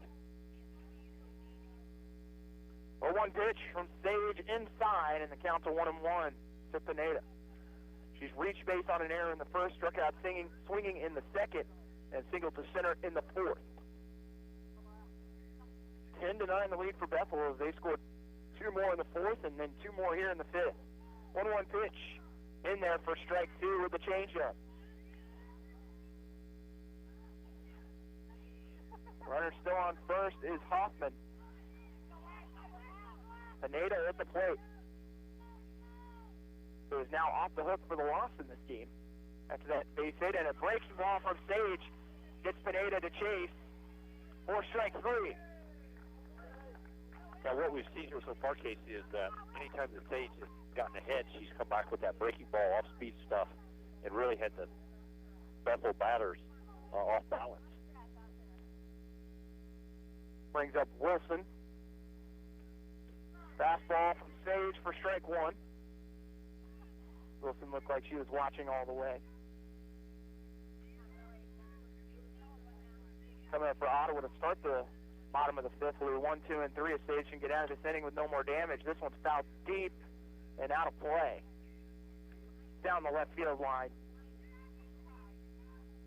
So ahead in the count is Sage at 0-2 to the cleanup hitter Wilson. Sack fly from her in the first, doubled to center in the second, and singled to left in the fourth. She has 3 RBIs, does Alexis Wilson. 0-2 pitch from Sage. Fastball a little high. Count to 1-2. That might have been a pitch up and away to set up the next pitch, which possibly I might attack the bottom half of the zone after changing the eye level of the batter. 1-2 pitch is in the dirt. And that'll do it for the inning. As Sage comes in, does get a couple strikeouts, but gives up 2 runs, and Bethel now leading 10-9 as we head to the bottom of the fifth. Listen to University Lady Braves softball on 1220 and 103.7 FM KOFO. Save time and hassle later by checking your vehicle now to be sure all of your lights and signals are in working order, adjust mirrors, and check your tire pressure. This reminder from CarStar Ottawa. Call 242-8916. CarStar. Relax. We'll take it from here. This is Eric Price, Funeral Director at Lamb Roberts Funeral Home in Ottawa, Baldwin City, and Overbrook. Our staff knows the importance of working as a team to take care of you in your time of need. We want to show the youth in our communities that we support their teamwork as well by sponsoring this broadcast. I invite you to visit lamb-roberts.com. Get 5 quarts of Napa full synthetic motor oil for $16.99 through the end of April. Napa in Ottawa, Baldwin City, Osage City, and Gardner. Need a recap of the ball game? Subscribe today and never miss a score by reading the Ottawa Herald sports page or visit online at ottawaherald.com. A 3-month subscription is only $24 plus tax, and that includes internet access. Call the Ottawa Herald at 242-4700, option 2. After Bethel scored 5 runs in the first, got a little quiet from the second and the third, but they have come back with a vengeance, scoring 2 in the fourth and 2 in the fifth, and now have the lead 10-9. Yeah, it's going to be, imperative here as the game has drug on and it's getting late in the innings that the Braves hitters have good approaches here against McDowell, who's probably the Bethel's number 1 pitcher that they're seeing here in game number 1 in relief. So and she is now in the on the hook here for the win. As Bethel has a 10-9 lead, Braves with 9 outs to play with here, and they will start it with the top of the lineup with Corey Lacey, followed by Bates and Carney. If the trend continues here, the Braves bats have woken up when the sun's come out, and the sun is now back to shining here at the sports complex. So the Braves bat should be on point. Lacey grounded the second in the first, singled to center in the second, reached base on an error in the third. First pitch to Lacey hits her helmet. We'll see if it says the bat or the helmet. And they are going to say it caught the bat. A little tough luck there. Want to drop that bat or get it flat. And that's a tough strike to take if you're Corey Lacey. Exactly. 0-1 pitch to Lacey, fastball high and outside. Now that pitch is not going to count as the baseball came flying into left field. So that pitch, which was a ball, does not count.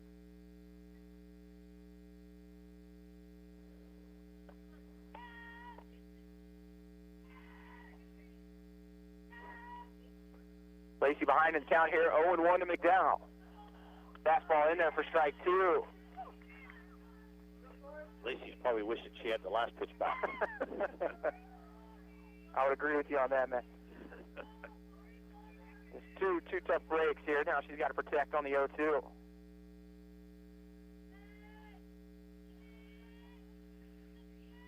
Pitch to Lacey, fouls it away. Count remains at 0-2. Lacey's average at 278, on base percentage at 343. And Lacey, the junior outfielder from Edmond, Oklahoma.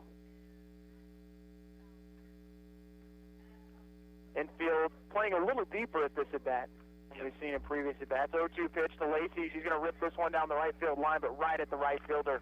4 out, number 1. Infield takes a couple steps to her left, makes the grab. Yeah, the ball was hit on a line drive right to the right fielder, who was played perfectly.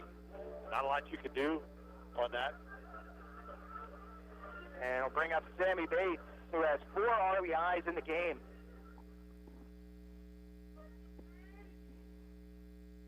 Back-to-back doubles for her.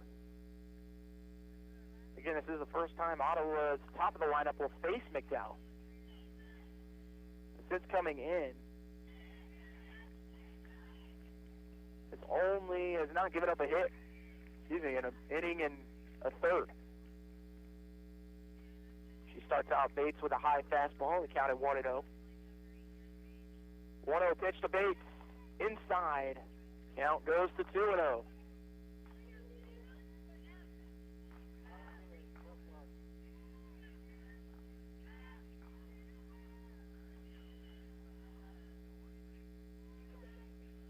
Bates, who just seems so comfortable at the plate. Very smooth-looking swing. And very quiet hands. 2-0 pitch does get right at the belt. Count goes to 2-1 with the strike. Yeah, Bates has a nice rhythm to her. Just a little bit of hand movement before she takes her load and stride to explode at the ball. 2-1 pitch to Bates. In there for strike 2. So back-to-back strikes from McDowell. The count now even at 2-2.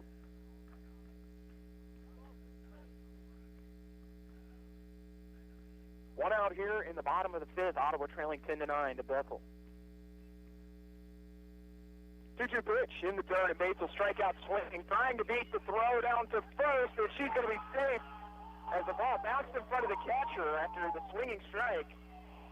And Bates finds her way to first. Yeah, good hustle there by Bates not to give up on the play. Ball kind of kicked out front from the catcher, and she had to take a couple extra steps to corral it. That gave Bates just enough distance to beat the throw to first. Brings up Carney with 1 out and a runner at first. First pitch to Carney, right at the belt for strike 1. Count at 0-1. Bates has not stolen a base this season. Oh, my apologies, she is actually 8 for 11, so can be a threat on the base pass. 0-1 pitch, and showing bunt was Carney. Misses on the bunt, and it's 0-2.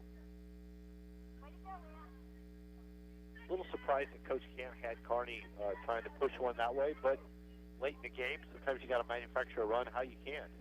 Carney is 1 for 1 on the day, 2 walks, and then a single to short in her last at bat. Behind in the count here at 0-2. And they're going to say fastball in there for strike 3 as Carney goes down looking. And that one maybe a little below the knees, but might have to take a wave at it in that situation down 0-2. Yeah, sometimes on 0-2 you have to expand the zone a little bit, protect, try to foul it off. Second strikeout in a row for McDowell, who could be out of the inning right now. She'll face Elena Kyle-Lowry with 2 outs and a runner on first. Kyle-Lowry gets a fastball in there for strike one. Yeah, we've seen several times this year when the Braves have needed a big hit, Kyle-Lowry's been at the plate with runners on, chance to deliver. 2 outs here in the bottom of the fifth. Ottawa trailing 10-9 to Bethel.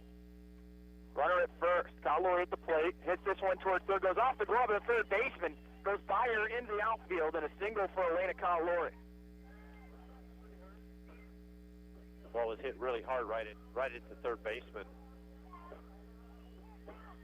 Kyle-Lowry, who is now 2 for 2, had a walk in the first, sacrifice fly to center in the second, then had that double to left in the third. And now a single as Romero will stride to the plate here with runners at first and second and 2 outs. Ottawa down by 1. First pitch to Romero's foul towards the Ottawa dugout. Time head coach Jake Hand decides he's not going to get in front of that one. Yeah, exactly. Had a lot of topspin. Romero fly to left in the first, ground to third in the second, and line to third in the third. So due for a base hit here. She's 0 for 3. 0-1 pitch is fouled back to the screen, and she's behind now at 0-2. I think one of the key things with Bates at second base here, as soon as the ball's hit, Bates needs to be thinking about trying to score. Run hard all the way to third. Don't assume that Coach Camp's not going to hold you. It's going to hold you up. 0-2 count, 2 outs, bottom of the fifth. Runners at first and second for the Lady Braves, trailing 10-9. 0-2 pitch to Romero. A breaking ball that's going to be lifted to deep left center. Is it going to get to the wall? No, it's a diving grab in center field by Chris, who lays out for out number 3, and Romero just cannot buy a hit today, as she thought she had at least a double. Instead, that's it for Ottawa in the 5th inning. We're to the top of the 6th. Ottawa trailing 10-9. You're listening to Ottawa University Lady Braves softball on 1220 and 103.7 FM KOFO. I came here to run cross country, and it ended up being way different than I thought it was going to be. It's unlike anything I've ever been a part of to be on the team. Everyone is so completely different. There are people you never thought you'd be friends with, nothing like your outside friends, but somehow you all click to be the same and have the same interests, but yet completely different. Everyone's always there for you. It's not just about running. Friendships and families like they're your siblings when you're away from home. That's what it means to be a part of the Braves cross country and track team, to be a family. Be a Brave. Visit ottawa.edu. Diving play in center field by Chris keeps Ottawa from tying this game up, potentially taking the lead if she doesn't make that grab, Matt. Yeah, no, that was a great play by Chris out there. I mean, she had a long ways to go and kind of dove with her back to the infield, not necessarily straight over the head, kind of dived like you saw Jim Edmonds make in Royal Stadium, several years ago, but still had to lay out with the ball over her right, kind of her right shoulder. An excellent play. Romero's got to be thinking, what else do I have to do to get a base hit? She's hit it hard on 3 of her 4 bats. Exactly. And just cannot get it to drop. For Bethel here, it'll be batters 5, 6, and 7 of Overray, McDowell, and Simmons. This one's going to be roped foul down the line. Sage on the mound here. Starts her second inning of work, gave up 3 hits and 2 earned in the last inning, but had 3 strikeouts. So a eventful inning for Jordan Sage. Yes. Couple scores updates here. It looks like that Avila is up 6-1 in the 6th over McPherson. Breaking ball is going to be hit down the line and foul again by Overbay, and you wonder if the number 1 for Bethel went in that game, because that could be, for McPherson in that first game, as Chrissy Bedker, who's currently leading the conference in strikeouts, averaging over 9 a game, is the number 1. She also leads the conference in earned run average. It'll be interesting to see if she started game 1, because that could be huge for Avila in game 2 if they're able to strike for 6 runs. Has an ERA at .99 on the year, does Bedker. Yeah, she did a nice job against the Braves when we saw her. 1-2 the count with a fastball a little outside.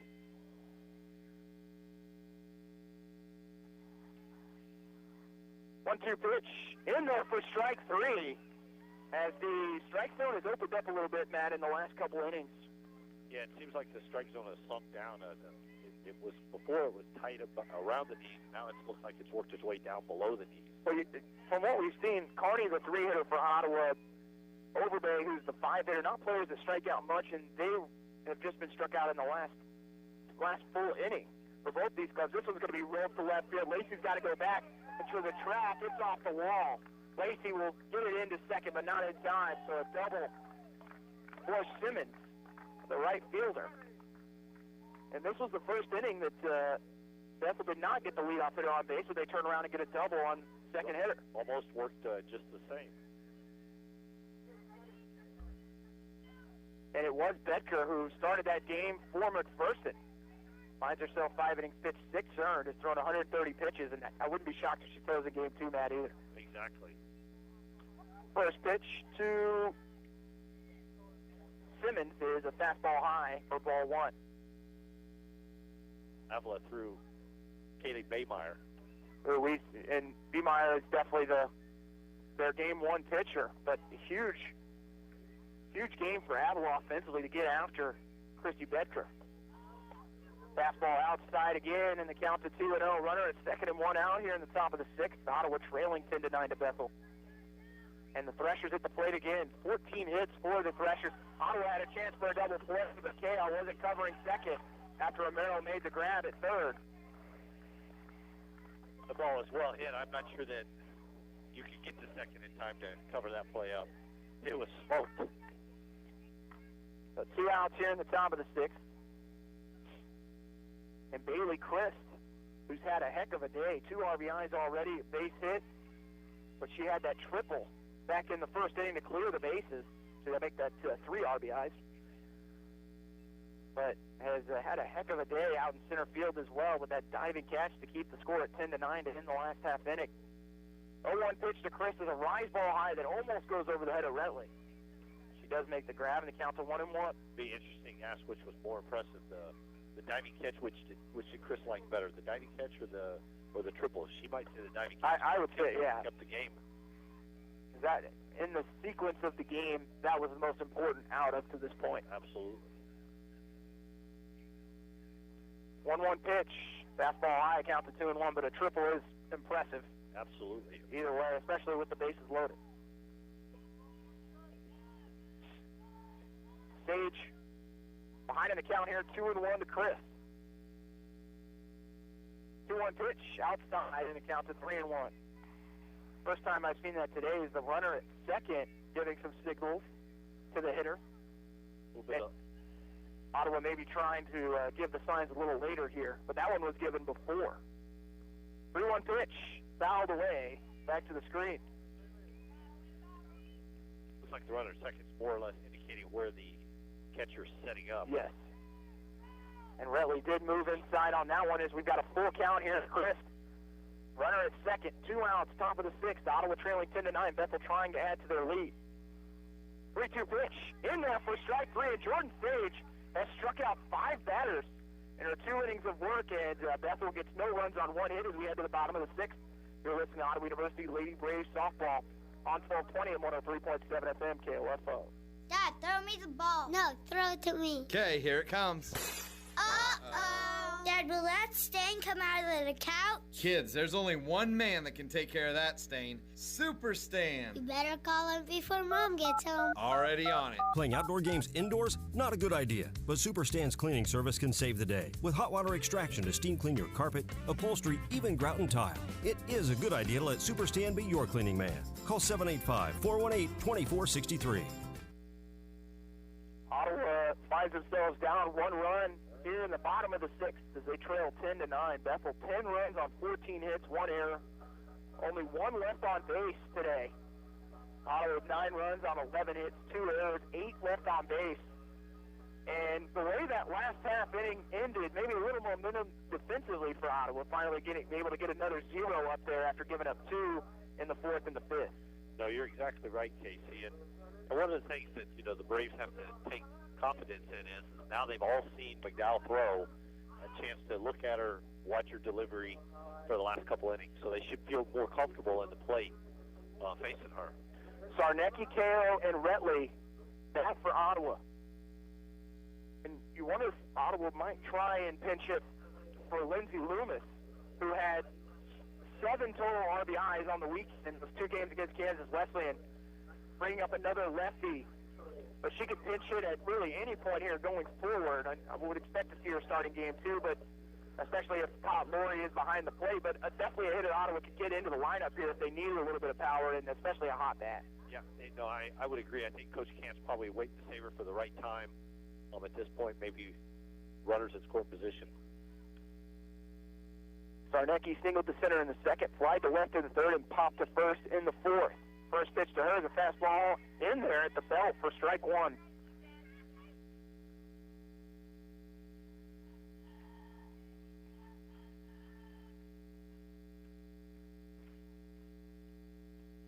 So, bottom of the 6th inning. Bethel leading 10-9. Sarnecki at the plate for Ottawa. No outs here. Fastball on the low end of the plate this time. The count's 0-2. Head coach Jay Kent putting the a little confused by the strike zone right now, as it has really opened up in the last couple innings. 0-2 pitch, fouled back by Sarnecki. Umpire almost gets hit off the netting that time. And I think Coach Kent just wants to remind him that, hey, the game goes both ways. Sarnecki battling at the plate here, down 0-2 to McDowell.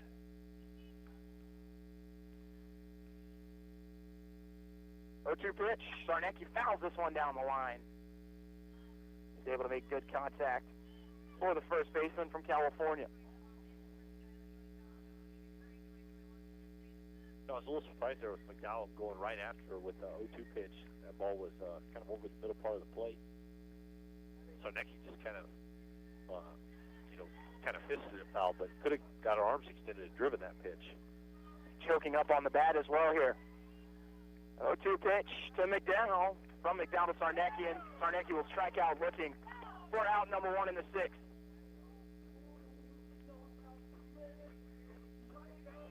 And Ottawa will definitely take another home run from KO, but I think a base hit right now off McDowell would maybe build a little bit of confidence offensively. Ottawa scored 4 in the second, 5 in the third, and they put up back-to-back zeros in the 4th and the 5th.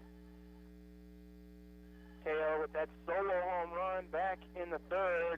Fouls this one off the Ottawa dugout. Behind at 0-1. KO singled to center in the 2nd, slide to left in the 3rd, and then hit the homer in the 4th. She is 2 for 3 today. And the one pop-up she had was on back-to-back pop-ups when they faced McDowell the first time through. Fastball a little outside, count even at 1-1. McDowell has come in, Matt, pitched 2 2/3, only given up 1 hit, 1 walk, and 3 strikeouts. He's thrown 42 pitches. Do you happen to know who the Braves hitter was that got the hit off McDowell?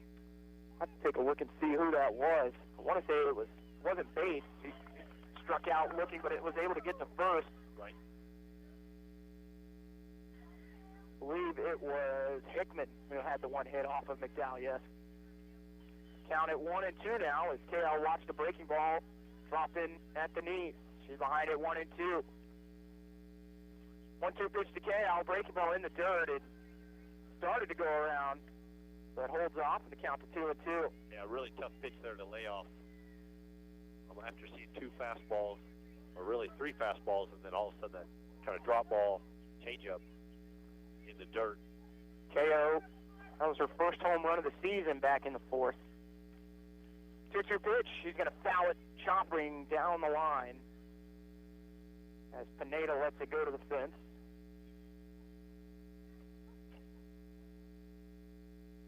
Today, watching KO step in the box with the white batter's gloves, we have not yet seen the work gloves make an appearance. Only a couple times this year we've seen that. Always a good look, though. Or maybe not.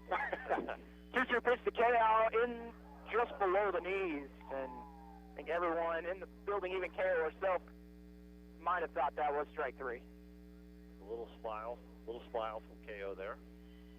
And now McDowell might try and dial it up here with a fastball as KO has gotten it back to a full count.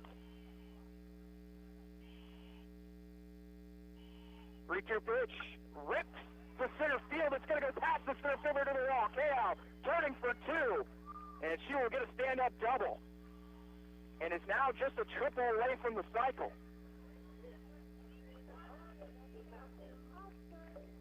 And do you think they will bring Rentley out to hit here with one out? And K.Al standing at second base. Her third hit of the day. Yeah, K.O.'s really had some good swings today. Really driven the ball well. First pitch, roped over the other third base and it foul. K.L. was running on that pitch. Could have been a disaster for Ottawa if Pineda makes that play at third. Yeah, that was very aggressive in this situation by Coach Kent there. With the hit and run with. And sometimes I think that aggressive for Coach Kent is about as normal. That's about the only way that Coach Kent does things. 0-1 pitch to Rentley. This one's going to be looped into center field. It's going to drop in front of the center field. Kale falls down on her way to third, and then she's going to be tagged out at third. And just got her feet caught under her. And she will head back to the dugout as Rentley's single turns into an out. And the second out of the inning. Yeah, just some tough luck there as KO kind of got caught up in no man's land. Should she go back to the base or not? Once she realized she tried to go to third, just got her feet tangled and fell. Was easily tagged out at third base. Hickman fouls one back on the first pitch. Counted 0-1. Two outs here in the bottom of the sixth. Bethel leading 10-9 over Ottawa. Sierra Rentley at first base. 0-1 pitch to Hickman in the dirt. And Rentley is going to try and take second. She'll slide, and it's safe at second as the ball got caught under the legs of Overbay. Hickman had a bunt single in the second, doubled the right center in the third, and then grounded the second in the fourth.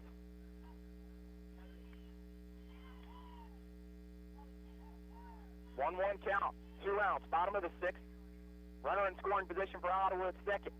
Tommy Lynn Hickman at the plate for the Lady Braves. 1-1 pitch, foul back. Now she's behind at 1-2. Casey, one option might be is that, Coach Kent could courtesy run or substitute pitch run for Rentley at second to give a little, in case there's a ball that's hit, chance to score, get the game tied here in the sixth. 1-2 count. A lot of different ways you can play it. Rentley at second. 1-2 pitch in the dirt, goes by the catcher. Rentley's going to take third. And they're going to have Rentley turn hard at third, but will stay there. And again, Overbay just losing it under her legs. And now a base hit easily will score Rentley. Counted 2-2. Deuce is wild, 2-2-2. Hickman with her batting average now over 300. Give Ottawa a big lift here with a base hit. 2-2 pitch. Hickman hits this one down the line and just foul. And she was able to turn on one there, Matt. Yeah, no, good pitch there. She just wasn't able to keep it inside the bag. But it looks pretty good from here, but again, we're located down the first base line, so not the best angle. Definitely not. You have one umpire standing behind short and one behind the plate. 2-2 again to Hickman. Pitch on the way. Hickman just stays alive as she'll foul it out of play. As that pitch was tailing away from Hickman. Yeah, I think that's a good pitch there for Hickman just to try to get a bat on, foul away. It was on the outer half of the plate from the left-handed hitter, but had some action that might have brought it back over the plate. 2-2 count, 2 outs, bottom of the 6th. Ottawa trailing 10-9. Sierra Retley stands on third base for the Lady Braves. Hickman at the plate. 2-2 pitch, and this one's going to be looped foul just over the first baseman's head. As laying out was Hoffman. Can't make the grab, but still goes foul. And you just go back to the last inning for Ottawa. That catch out in center field from Christ to keep it at 10-9, laying out in center field. Could have really changed things here for Ottawa. Currently they trail 10-9, 2-2 pitch coming to Hickman.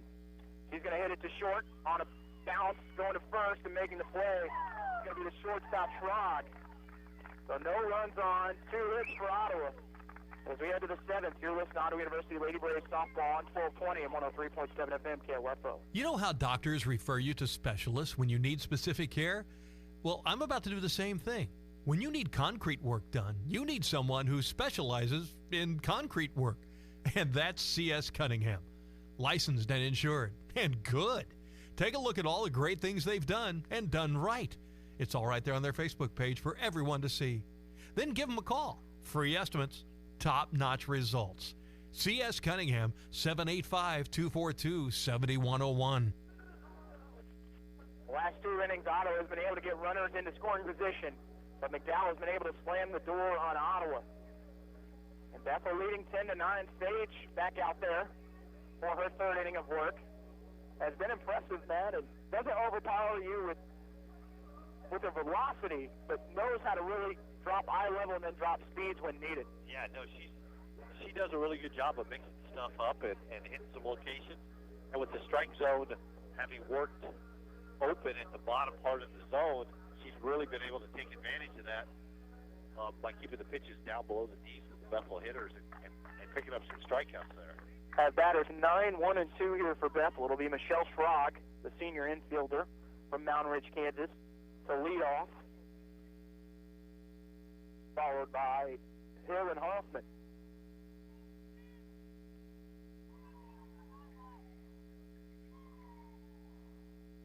And we are ready to go with Jordan Sage on the pitcher's plate for Ottawa. Here in the top of the 7th, Lady Braves trailing 10-9. Bethel trying to extend that lead as Schrag takes the first pitch strike at the knees. 0-1 pitch from Sage, fastball high, and count evens at 1-1.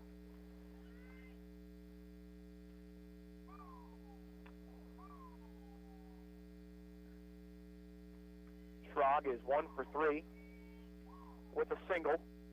1-1 pitch, breaking ball outside that Schrag swings through for strike 2. Looks like some type of screwball there, maybe, or something started in and then ran away. It was only the 6th appearance of the season for Sage. 1-2 pitch popped up in the infield. Retley looking to make a play and drops in front of her. Maybe one that you let Sarnecki have that, as Retley was unable to turn her glove around to make the grab. Yeah, I mean, kind of the rules of the infield, the way it works is you'd like for your fielders to field the ball more than your catcher does. In that situation in particular, it's an easier play with first baseman coming in as opposed to the catcher trying to work their way over in all their gear. Ball was tailing towards the first base side. 1-2 pitch from Sage. Breaking ball. It's going to be hit at the second baseman, K.O. For out number 1. Even though Ottawa doesn't score in the 6th, Matt, you're able to manage to get a couple runners on and get back to the top of the lineup. So I know you don't score a run in that inning, but you'll have 1, 2, and 3 to start things in the bottom of the 7th. If Ottawa can manage to get out of this inning without giving up any runs. Yeah, no, you're exactly right. I think that's part of the key. Hill has had a fantastic game 1. Steps to the plate, swings over the first one. She has had 2 singles, a sacrifice bunt, and a walk, and has scored 3 runs. So every time she's been on the bag, she has scored. And she takes a fastball outside, counts to 1-1. Has improved her average up to 325.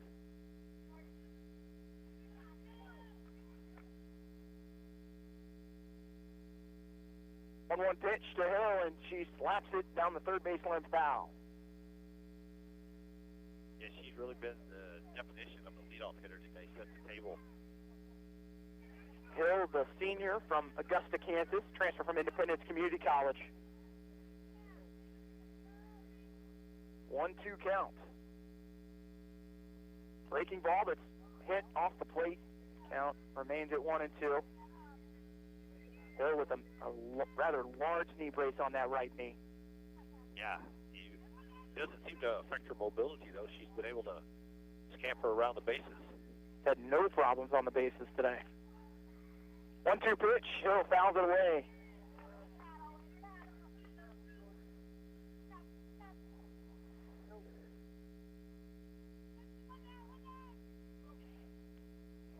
One out. Top of the 7th. Bethel leading 10-9. 1-2 count to Jordan Hill. Breaking ball, able to catch the inside part of the plate. One strike 3 as Hill watches that third strike. That's 2 outs now in the 7th for Bethel. Hard to believe we have to do this one more time, Matt. Yes. Both these teams have exerted a lot of energy and emotion. It's going to be interesting to see how this first game plays out and then which team comes out with more energy in game 2. Yeah, and I think that'll be the key to, the first inning or two of the next game might be the telltale for how the game plays itself out. Hoffman has also had a tremendous game and scored 3 runs of her own. 0-1 pitch, ripped to left field. Lacey running, trying to get there, makes the grab for the 3rd out. So 3 up, 3 down for Bethel as Ottawa has 3 outs left, trailing by 1. You're listening to Lady Braves softball on 1220 and 103.7 FM KOFO. This Saturday only, head to your local Napa Auto Parts store and get 10% off everything already discounted in their Real Deal publication. Power tools, air compressors, hand tools of all kinds, service tools, jacks, storage carts, battery chargers, pressure washers, and more. You can also save 25% off anything that fits into your $2.99 Napa bucket. Visit the Lockwell Napa or KOFO Facebook pages for the Real Deal publication link. 10% savings this Saturday only at your local Napa Auto Parts store in Ottawa, Baldwin City, Osage City, and Gardner. And Matt, we're back here again. Ottawa down 1 in the 7th inning and I'm looking back at our previous scores, this is the 3rd time we've had a game where Ottawa, of all 3 series, we've had at least one game in those series where Ottawa's been down 1. Previous 2, Ottawa's come back to win the game. Right now they find themselves down 1 here in the bottom of the 7th with 1, 2, and 3 coming to the plate. Yeah, it's it's uncanny how the game kind of repeats itself at times. Lacey has a chance to get on. I wouldn't be surprised if Coach Can tries to butt her over and give your 3, 4, 5 hitters a chance to drive her in to get the game tied. And Ottawa will have to do it against the ace for Bethel, Madison McDowell, who's gone 3 innings, given up 3 hits, no earned runs, 1 walk, and 3 strikeouts. And has thrown 56 pitches. We mentioned it'll be Lacey, Bates, and Carney for Ottawa. Lacey has scored 2 runs, grounded to second in the 1st, singled to center in the 2nd, reached base on an error in the 3rd, and then lined to right in the 5th.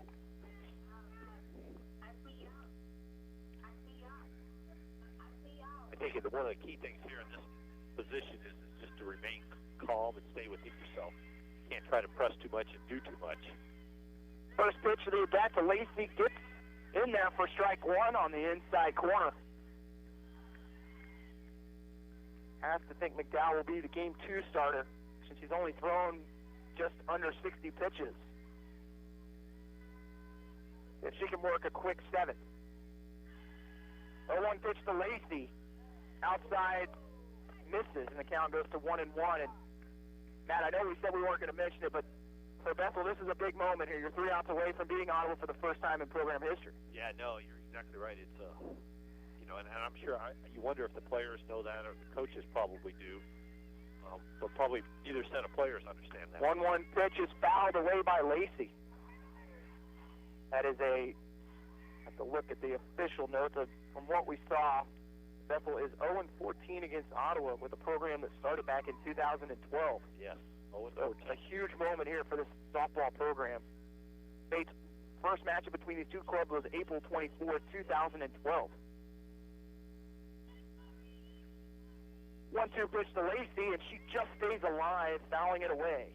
Count remains at 1-2. Yeah, good job there by Lacey. Just continue the battle, looking for her pitch. And right now, the infield's kind of playing back a little bit. Do you even think bunt here if you, as a slap hitter? No, I don't think so. I think you play to your strength, which is try to swing the bat and get on. 1-2 pitch to Lacey, ripped up the middle. It's going to be caught by Chris. No, they're going to say it dropped in front of her.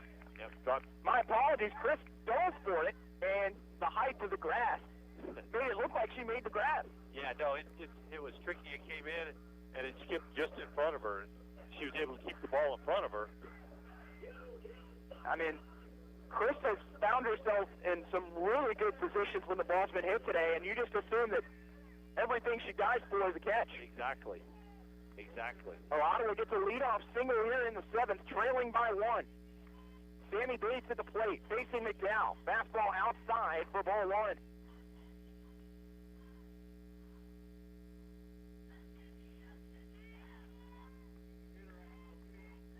Bates has 4 RBIs here in game 1.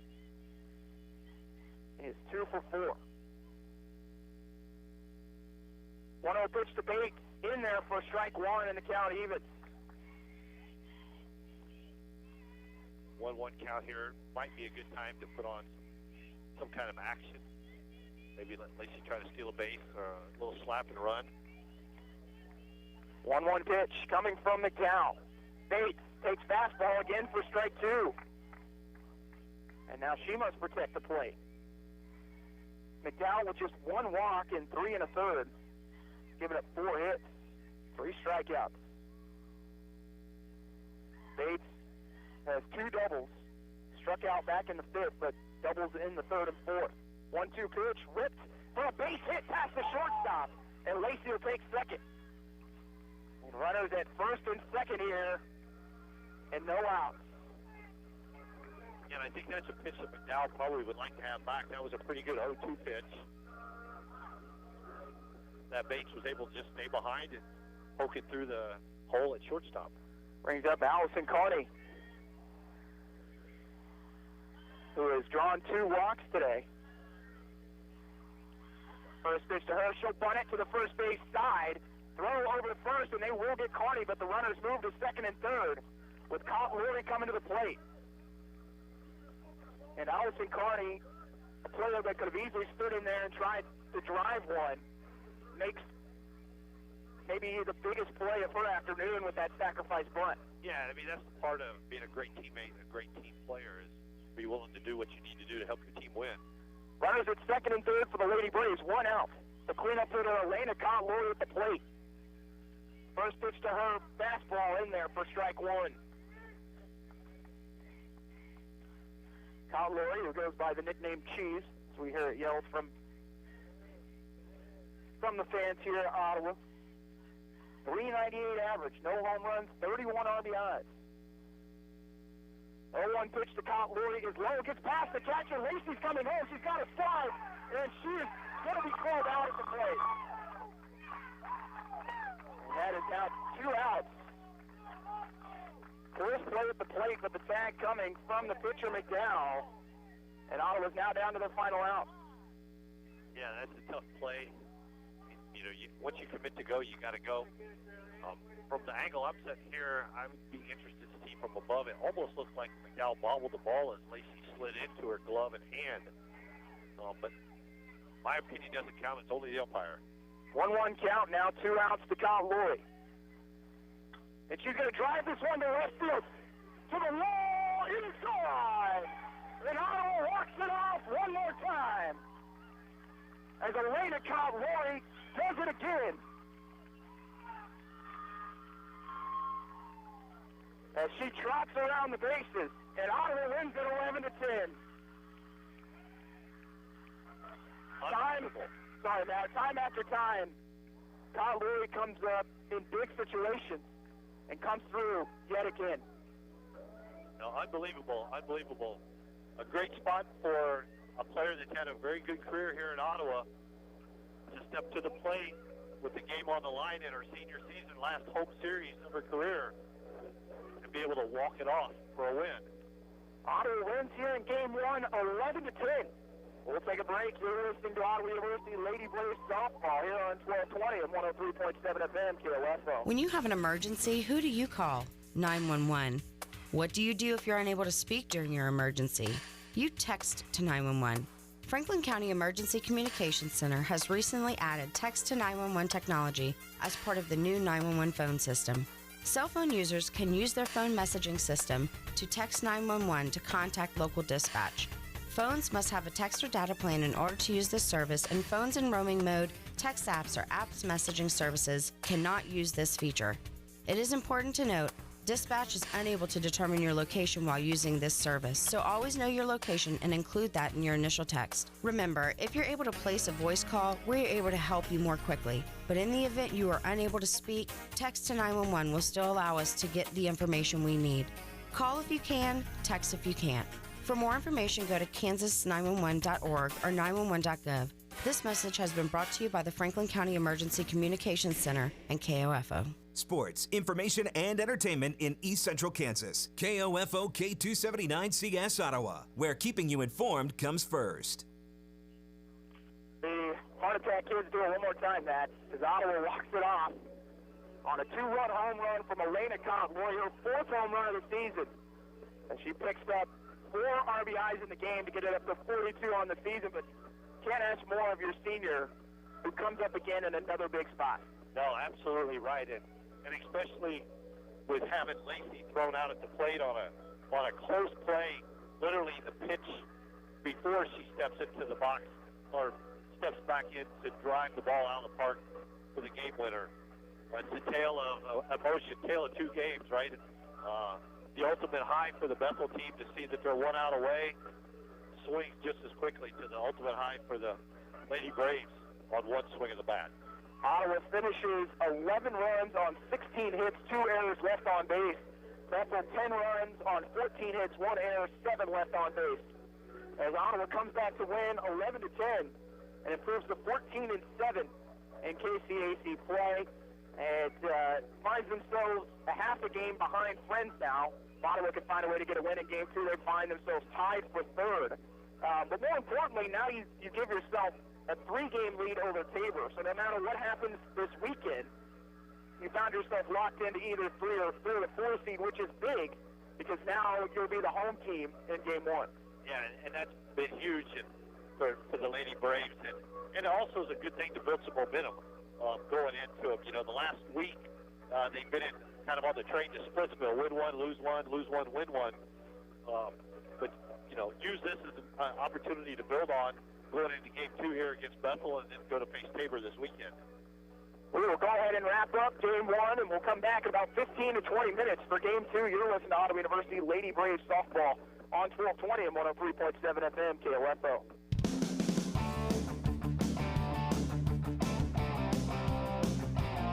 We hope you enjoyed this OU Brave Sports broadcast brought to you by Sutton's Jewelry, Quality Structures Incorporated, Ransom Memorial Health, Ottawa University, Lamb Roberts Funeral Home, and by Kramer Pharmacy, Superstand's Cleaning Service, Kansas State Bank, Constantino's Price Chopper. This OU Brave Sports broadcast is also brought to you by the Ottawa Recreation Commission, Adamson Brothers, Dingle & Son Mortuary, CarStar, C.S. Cunningham Construction, and by the Ottawa Herald and the City of Ottawa. For more information about our next Brave Sports broadcast, log on to the KOFO Sports page at KOFO.com and listen Monday through Saturday for the KOFO Sports Calendar. This has been an exclusive presentation from your sports source for East Central Kansas, KOFO. Pizza time is 5:07, and it's time for Farm News brought to you by Franklin County Farm Bureau Association at 103 East 1st Street in Ottawa. Kansas Agriculture Network Markets. Good day, everyone. I'm Greg Akagi. As we look into the markets, first off, feedlot-wise, we remain quiet overall in the market. We'll get further updates on that coming up here in just a bit. Choice weights on the box beef trade down 40 cents at $233.71. on a run of 72 choice and select loads. Cash hog trade, Iowa Southern Minnesota cash market, 74 cents higher, weighted average 62.54. No report in on the carcass trade. Western Corn Belt direct trade, 3 cents lower, Base carcass price topping at $61.67. Joining us now with analysis, Tom Leffler of Leffler Commodities. And Tom, first at the Merc, what are we seeing so far? As the day gets longer, Greg, the more downside we are seeing in the cattle complex. Large triple-digit losses taking place today. It looks like we're seeing fund selling, which is mainly fund profit-taking, pushing the market lower. No fresh news to go along with it. We're seeing some of the lowest trades that we've seen in live cattle and feeder cattle in about 3 weeks' time period. We've yet to see cash trade take place out there in the feed yards. There's no doubt we're going to see bids come in lower with this board holding down like it is. Now, in the pork side, pork cuts were 87 cents higher at mid-morning, and so far the lean hogs, after seeing big downside yesterday, have pretty much held inside trading sessions today. Right now at the Merc, April cattle down 132 at 127 even. June down 245 at 118.67. May feeders down 307, 146.55. August down 330 points at 156.45. May lean hogs up 100 points at 88.82. And June is up 12 at 92.50. You're listening to the Kansas Agriculture Network. There's a part of our world that we pay little attention to. Here, an ant drags a seed 5 times its own size. A grasshopper devours a fresh leaf. And a bee sips from a drop of dew. And down here, toxic chemicals and carcinogens are leaching into our environment. They come from objects that we look past every day. Littered cigarette butts. Every one is a tiny toxic waste site. And there are millions of them, right where we live, work, and play. Let's stop the toxic litter. Learn more at rethinkbutts.org. Brought to you by Legacy and Leave No Trace. To the grain side now, Tom Leffler of Leffler Commodities is joining us. And Tom, what's going on in the grain market today? Another day of big downside, another day of the funds adding to their net short positions. Kansas City, Minneapolis wheat, new contract lows. Chicago wheat right down by their contract lows. New contract lows in the corn market, and the lowest trade we've seen since the 19th and 20th of September in the soybean market, and the dollar higher. Kansas City wheat May down 8 1/4, 406 1/4. July down 8 at 413. In Chicago, May wheat down 6 1/2, 432 1/4. July down 6 3/4. May corn down 2 at 349 1/4. December down 2 1/2, 377 1/4. May soybeans down 4 3/4, 857 1/4. November down 4 1/2, 891 3/4. This is the Kansas Ag Network. 7 million children suffer from asthma, more than any other chronic disease. Most asthma attacks are caused by allergic reactions to allergens, including those left behind by cockroaches and mice. In fact, 82% of U.S. households contain mouse allergens, and cockroaches are found in up to 98% of urban homes. How can you protect your family? Find out at pestworld.org. A message from the National Pest Management Association and the American College of Allergy, Asthma, and Immunology. Crude oil is currently down 52 cents, $65.78 a barrel. Gold up $4.40 at $1277.60 an ounce. And Tom Leffler of Leffler Commodities, what's going on at Wall Street? Greg, the stock market's holding down 56 points at 26,600, while the June dollar index, for the third time in the past 4 sessions, made new contract highs. We're 39 points higher at 97.70. Now's a great time to stop by the Ottawa Co-op. Why? Believe it or not, planting season will be here before you know it. So there's no better time than right now to contract and lock in the best price to get the most out of your crop. You'll meet Caleb Rockers, the Ottawa Co-op grain marketing expert, who's ready to help you make a plan for success this growing season. He'll offer guidance all year with experienced risk management services and various grain contracting alternatives. Visit Caleb at the Ottawa Co-op or call directly at 785-534-1427. Find out more online at ottawacoop.com. The Ottawa Co-op, your partner for success. And now here are today's closing grain prices for this Wednesday, April 24th. Corn is down 4 at $3.37 in Edgerton, Lay Loop.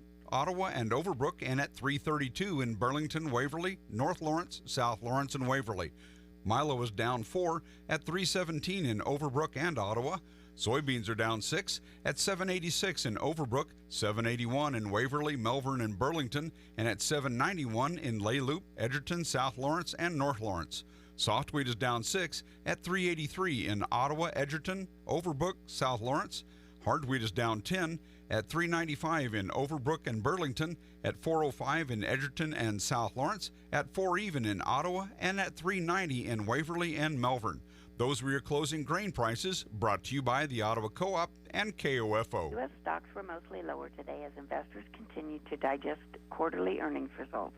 Energy and communication services sectors were hit the hardest, while defensive sectors held up better.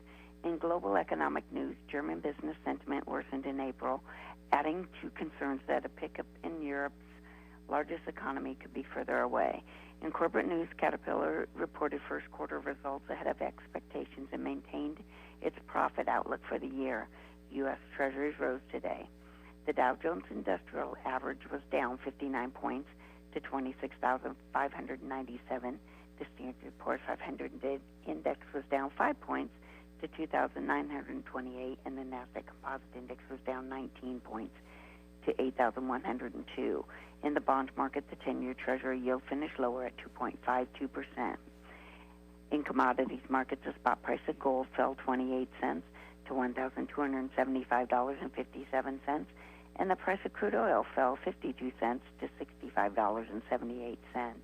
In stocks of local interest, UPS was up 83 cents at $114.43. Walmart was up 46 cents at $103.53. Garmin was down 32 cents at $86.62. AT&T was down $1.31 at $30.79. American Eagle was up 83 cents at $23.37. CenturyLink was down 28 cents at $11.59. One Gas was up 77 cents at $87.34. Amazon was down $22.02 at $1,901.75. And Evergy was up 53 cents at $57.08.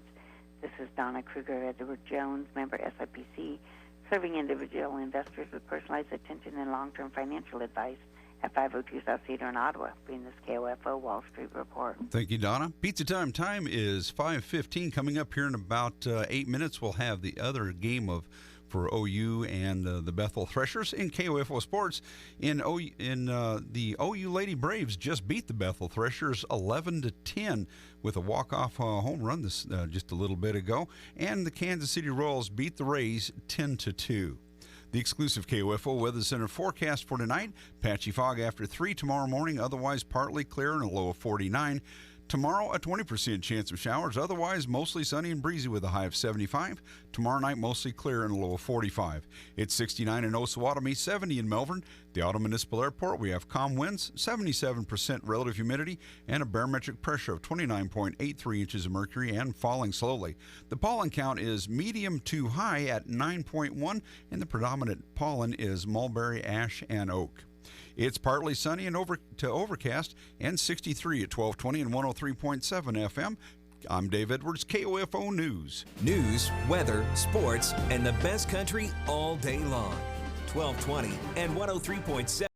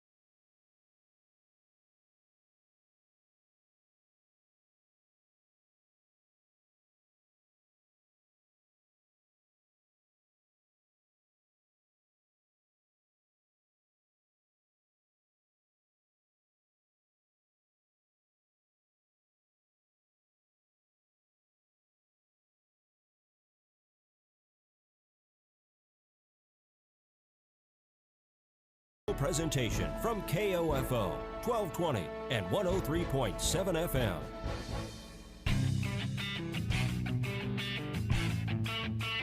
KOFO, your sports source for East Central Kansas, welcomes you to this Ottawa University Brave sports broadcast and the Superstands Cleaning Service pregame show. Make Superstand your cleaning man for carpet, upholstery, furniture, or tile. Call Superstands Cleaning Service for a free estimate today at 418-2463. Now for our pregame preview, here's KOFO's Casey Weeder.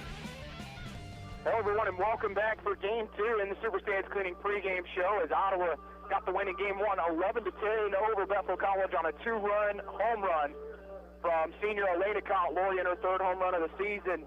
As we get set for Game 2, we'll take a break. You're listening to Ottawa University Lady Braves softball on 1220 and 103.7 FM KOFO. Dad, throw me the ball. No, throw it to me. Okay, here it comes. Uh-oh. Dad, will that stain come out of the couch? Kids, there's only one man that can take care of that stain. Super Stan. You better call him before Mom gets home. Already on it. Playing outdoor games indoors? Not a good idea. But Superstand's Cleaning Service can save the day with hot water extraction to steam clean your carpet, upholstery, even grout and tile. It is a good idea to let Superstand be your cleaning man. Call 785-418-2463. America is kept safe because the Army National Guard responds, protects, and supports our nation when it needs them most. The Army National Guard responds to disasters such as wildfires and floods. They protect us with missile defense, cybersecurity, and civilian support teams for chemical, biological, and radiological hazards. Be there for your community and your country. Visit NationalGuard.com to learn more about part-time service. Sponsored by the Kansas Army National Guard. Aired by the Kansas Association of Broadcasters and this station. Welcome back as we're just a few minutes away from Game 2 as Ottawa have a different starting pitcher here in Game 2. As it will be Kylie Saunders up against Madison McDowell, who finished Game 1 for Bethel. And Kylie Saunders comes in tonight with a 6.74 ERA. It'll be her 7th appearance, 4th game started. And for Saunders, take a look here. She is the freshman from Chandler, Arizona. So she will get the start against McDowell in Game 2. We'll take another break. You're listening to Ottawa University Lady Braves softball on 1220 and 103.7 FM KOFO. Puppies, kids, and Saturday night poker parties can all wreak havoc with your home's floors and furniture. Time to call Superstands Cleaning Service. Stan knows a thing or two about cleaning spots and stains, because over 40 years in business, he's seen a spot or two. Using hot water extraction steam to clean carpet, upholstery, grout and tile, and VCT towel maintenance, your spots and stains won't stand a chance. Let Stan be your cleaning man. Call 785-418-2463 or on Facebook at Superstands Cleaning Service. KOFO and State Farm agent Ryan Disbro are at it again, sending you to the K to see the Royals this season. To win tickets, register at Ryan's State Farm office at 504 Redbud Avenue in Garnett. And you could be there to see the Royals host the Angels on April 27th. We'll announce the winner tomorrow during the Brad Howard Early Morning Show. The 1-0 is hit in the air, loop to left. Gore lays out and makes a fine running catch. Only the speed of Terrence Gore gets to that one. Register now to see the Kansas City Royals from State Farm agent Ryan Disbro and KOFO. Welcome back to the Superstands Cleaning pregame show. The two coaches will meet at home plate to trade lineups as we're just a couple minutes away from getting started. Mentioned Ottawa won in Game 1, 11-10. As that is the 15th win in a row for Ottawa against Bethel. And the Threshers will look to get their first win over Ottawa University in program history here in Game 2. And Matt, are you able to find a couple scores? Yeah, absolutely, Casey. Game 1 final, as we mentioned earlier, Avila defeated McPherson 6-1. And in Game 2, Avila and McPherson are tied 0-0. Looks to be bottom of the first. All right, so we'll keep you updated on that one. And then, of course, the Kansas Wesleyan game as well, as I believe they were taking on Oklahoma Wesleyan. Correct, Matt? Exactly. That game, Kansas Wesleyan versus Oklahoma Wesleyan, is 1-1 in the 4th. All right. Well, we'll go ahead and wrap up the Superstands Cleaning pregame show. When we come back, we'll have your starting lineups and first pitch. You're listening to Ottawa University Lady Braves softball on 1220 and 103.7 FM KOFO. Ask any coach. Wishing for a good game is not the best game plan. At home, wishing your carpet and furniture were clean isn't much of a game plan either. Stop wishing. Let Superstand be your cleaning man. Superstand's cleaning service at 418-2463. Stan's been making life clean, fresh, and more enjoyable for your friends and neighbors for over 40 years. Kids, pets, unexpected visits from relatives, they all can take a toll on your carpet. Live life clean and fresh. Call Superstand's cleaning service today at 418-2463. Let Stan be your cleaning man. 418-2463.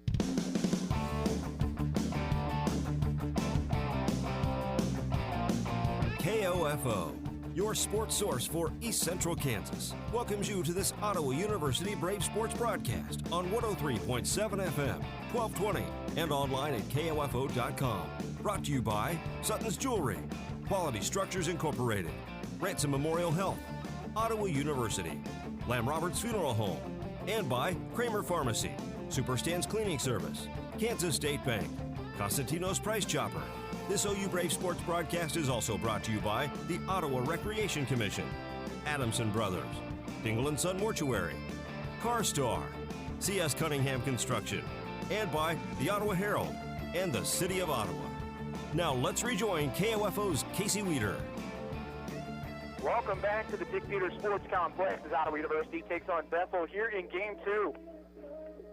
As Ottawa got the win in Game 1, 11-10 on a walk-off from Elena Laurie. As defensively here in Game 2, it'll be Lacey in left, Bates in center, Hickman in right field, third base, Retley, shortstop, Carney, second base, Romero, first base, Sarnecki, Saunders on the pitcher's plate, and Laurie behind the plate here in Game 2. Saunders, the freshman from Arizona, will face the exact same lineup from Game 1 for Bethel. It'll be Jordan Hill to start it for Bethel, and Saunders, first pitch fastball for a strike. Saunders, starting her fourth game of the year, has gone complete Game 1, 17 innings pitched, 6.74 ERA, record of 2-1, and he gets ahead in the count again at 0-2 as Hill will foul it back to the screen. The sun will be a factor here in Game 2 as the clouds starting to dissipate a little bit here. We'll check on the temperature. 0-2 pitch, ripped to second base, on a bounces to Romero, and she'll go to first for one out. Temperature has actually gone up at 66 degrees. Wind southeast at 3 miles an hour, humidity at 65%. And the shadows starting to creep in from that first base side, which will continue to grow throughout Game 2. You know, one thing we didn't mention in Game 1, Casey, was the field after the rain yesterday was in really pretty good shape. It was a little slow at the beginning of the game, but has dried up nicely and plays very true at this point in the game. Liesl Hoffman batting second, the first baseman. 1-0 pitch to her is going to be ripped to the third baseman, Retley, for out number 2. Maybe a little more vocal of a crowd for Ottawa in Game 2. Yes. I noticed a couple signs even. This is the final home game of the season for Ottawa as they will travel to Hillsborough on Saturday to take on Tabor College. And knowing that it'll be Madison Bird's final game in Hillsborough, you want to try and pick up that second win here in Game 2. No, absolutely. Another one hit on a bounce to Retley. She'll go to first for out number 3. So Saunders gets through the first inning on 5 pitches. And Ottawa coming to the plate. We're tied at 0. You're with Ottawa University Lady Braves softball on 1220 and 103.7 FM KOFO.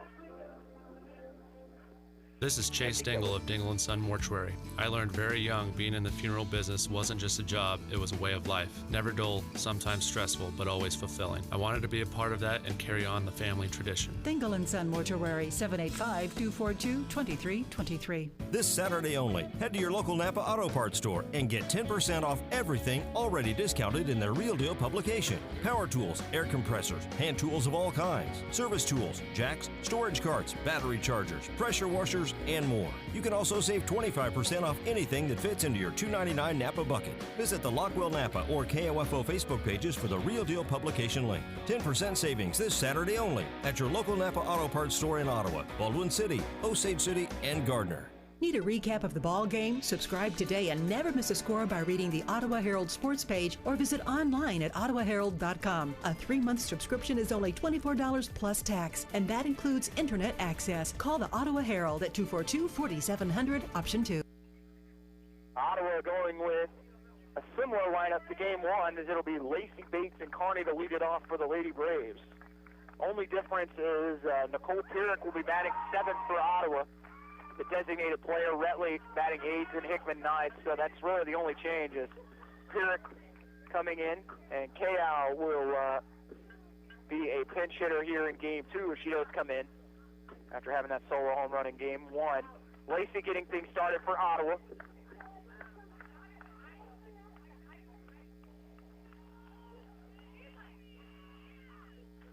First pitch to Lacey is in there for strike 1, and she'll face McDowell. Pitched in game 1, was actually charged with the loss in game 1. Lacey, the left fielder. No balls and a strike.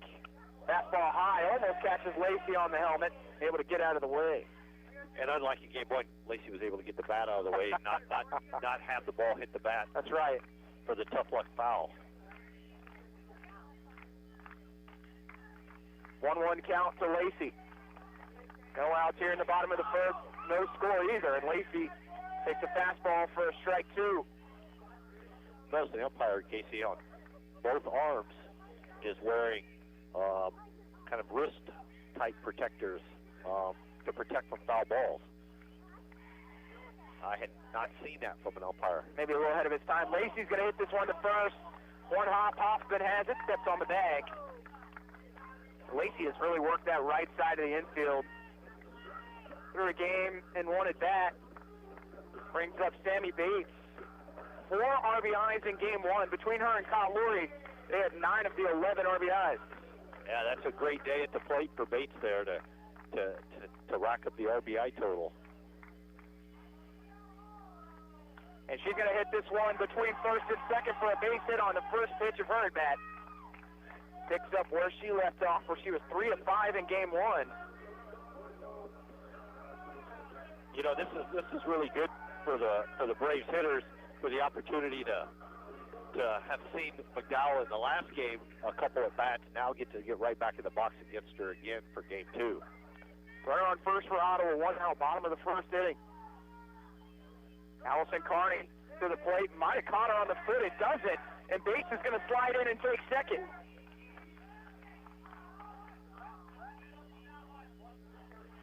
And Matt, I think we have a final over on the baseball field. It looks like the Braves got the sweep. Nice way to get things started before you take on a top 25 opponent on Saturday in Oklahoma Wesleyan to wrap up your regular season. No, you're exactly right. Build some confidence for those young men as they go into the game. Carney smokes one. Luckily, it wasn't towards anyone in the dugout for Ottawa, but Carney looking to turn on one. Had some deep fly balls in game 1, but trying to take it out of the ballpark there. She does not have a home run on the season, but does have 31 RBIs with a .398 average.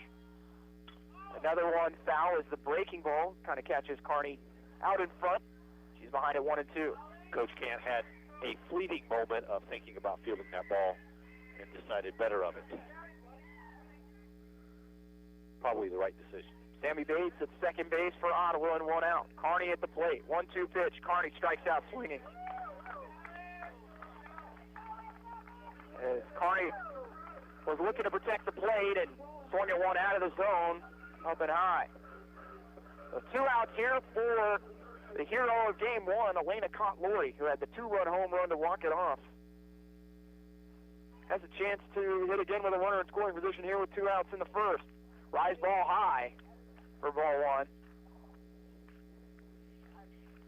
It's a little bit of an odd situation with Cotlory being able to step back in the box that quickly against the pitcher that she just ended the previous game against. 1-0 count to Cotlory. Fastball low, count to 2-0, and for the first 2 pitches of this at bat, they have done their best to stay away from Cotlory with first base open.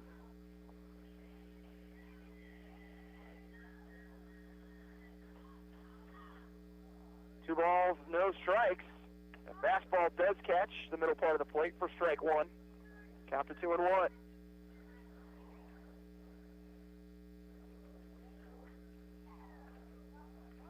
Two outs, bottom of the first, no score yet. Runner at second for the Lady Braves. 2-1 pitch to Kyle Laurie. Fastball that she does not go around on. It was high and checks her swing. Count to 3-1. You're exactly right, Matt. Those arm guards that the umpire has on have like raised paddings on them. Yeah, it's almost like protection. 3-1 pitch in the dirt, and Kyle Laurie takes her base, which is what we saw Avila do. She walked 4 times in game 2, and even when Avila was up by 10 runs, still decided to walk her. Exactly. And that was with the runners at second and third, so maybe you live to face another hitter, and if you're Alexa Romero, opportunity to hit here with runners in scoring position. Yep, and Romero should enjoy that opportunity here. She's hit the ball hard. It's another one hard. It's up the middle for a base hit. Turning and heading home is Sammy Bates, and she will score with ease, and Ottawa takes a 1-0 lead. Yeah, a nice job there by Romero, and, she should really feel proud about that. I mean, you're going to walk arguably the hottest hitter for the Braves to get to her because they think they can get you out. Step in the box with a lot of confidence and bang the ball for an RBI single. Romero gets her 16th RBI of the season, was 0 for 4 in game 1, but 3 hard hit balls, and all of them were taken away, one of which was a diving catch in center field. That pitch goes through the glove of the catchers and almost hits Sarnecki. Both the runners stay at first and second. But for Romero, that's got to be a huge confidence booster. Considering she had such a good weekend, she's actually moved her average from 270 2 weeks ago up to 308. Yeah, no. 1-0 pitch in there for strike 1. Count evens at 1-1. Yeah, Romero's really beginning to swing the bat well at the right time of the season here, late as you get into conference play. It's going to be Jordan Sarnecki batting 6th here in the inning. Runners at first and second. 1-1 count to Sarnecki, and she's going to pop this one up in the infield. First baseman looking to make a play, and it goes out of play. Good effort by Hoffman there, giving chase to that foul ball. I think she might have made the play, just ran out of room on the field. Count at 1-2. 2 outs here in the bottom of the first. Ottawa scored 1 on an RBI single from Alexa Romero. 1-2 pitch to Sarnecki, fouls it out of play, is able to turn on one. And they are out of softballs here. Out of softballs. Going based off the T-shirts in the crowd, I think that is the Ottawa men's volleyball team that is making a little bit of noise. They are.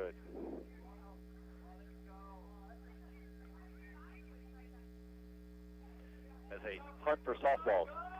It's like a delayed Easter egg hunt here. little easier to find these Easter eggs than the baseball Easter egg. I don't know if you'd have seen some of them we were hunting this weekend. Woo. It was tough. Count at 1-2. 2 outs here in the bottom of the first inning. Runners at first and second. Jordan Sarnecki at the plate. 1 home run, 13 RBIs, average at 280. Pitch in the dirt, and the count goes to 2-2. After Sarnecki, you'll have Piernick and Retley. 2-2 count. 2 outs here in the bottom of the first inning. Runners at first and second. 2-2 pitch low.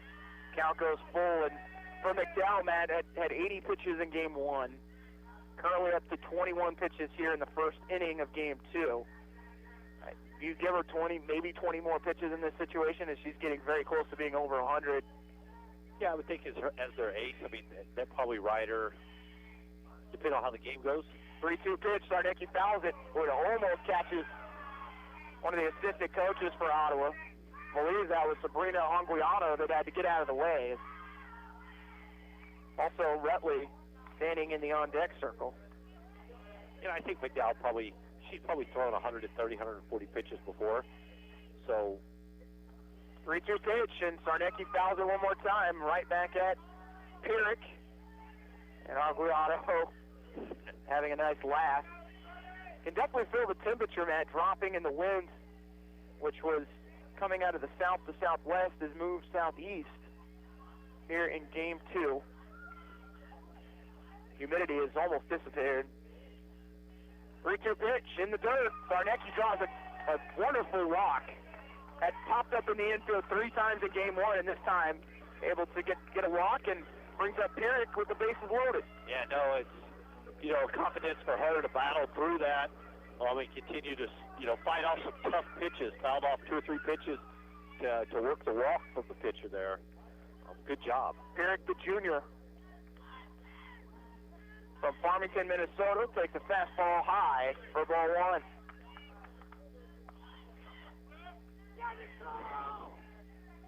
Romero gets a huge secondary lead. Pierrick has had 5. This will be her 5th at bat of the season. Has walked 3 times, so has good plate discipline. 1-0 pitch is fouled out of play. Does not have a hit on the season, does Nicole Pierrick.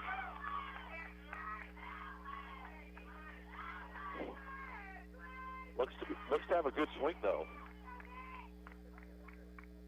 Count at 1-1. So she's definitely due. But I think they would take a walk here, too. Exactly. So 4 plate appearances coming into today, 3 walks. What do they say, walk's as good a hit here? With the bases loaded and 2 outs, Ottawa leading 1-0 here in the bottom of the first. 1-1 pitch to Pierrick high. The count to 2-1, and Romero really tried to test the limits here a little bit, but no surprise for Coach Kant's squad. Taking a huge lead out at second. Count at 2-1 to Pierrick. 2-1 pitch is high. It goes by the catcher, but Count Laurie will stay at third. Count goes to 3-1, and everyone on the other is laughing. You can tell Count Laurie looked over to head coach Jay Kent and said, I could have made it. I could have made it. I could have made it, Coach. We'll never know. We'll never know. And Pierrick will most likely be taking all the way here at the count at 3-1 unless it's real good. 3-1 pitch to Pierrick. High for ball 4, and she'll take her base.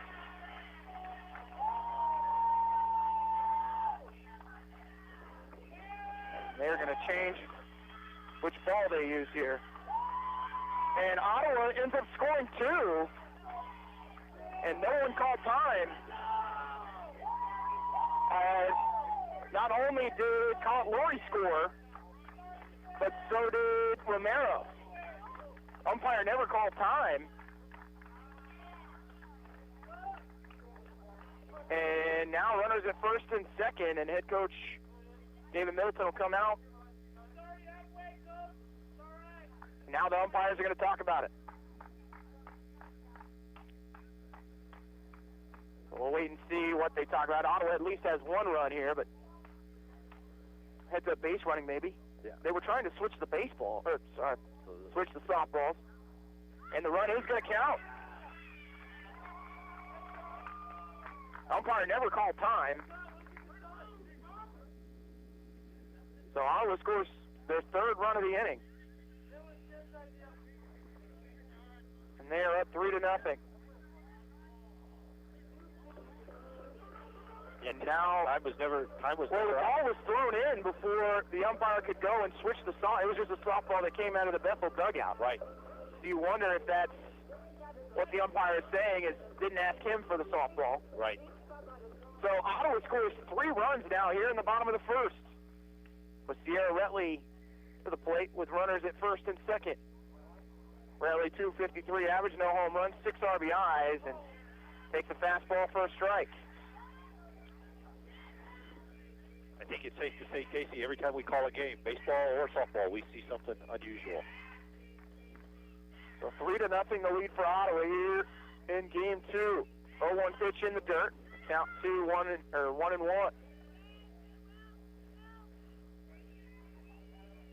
McDowell has thrown a lot of pitches here in this inning. And she is up to 30 pitches.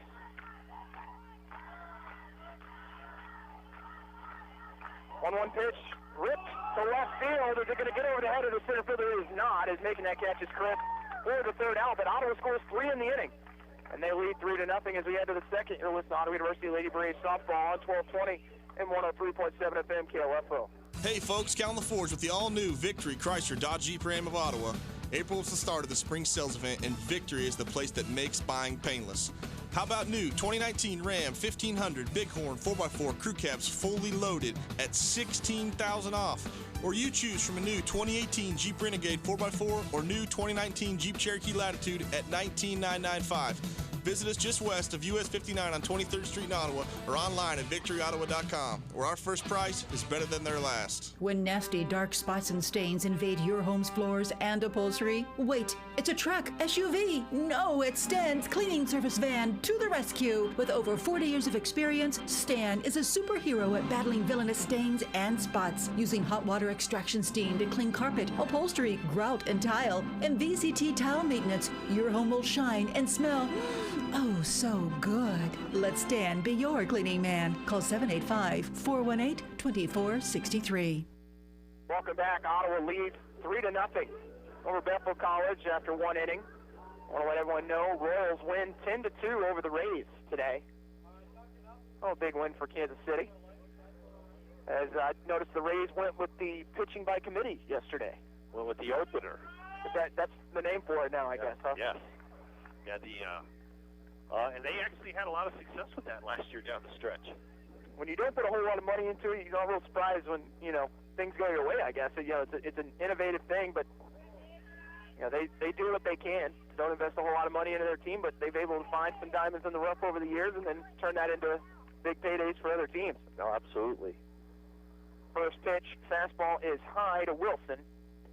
Second pitch, foul back to the screen. It's even at 1-1. And during that half inning, head coach for Bethel, David Middleton, talking with the umpire. And what can you really say in that situation? Maybe just a lapse of concentration, or just something you don't really think about in that if you're the pitcher wanting to switch out the softball. No, you're exactly right. It's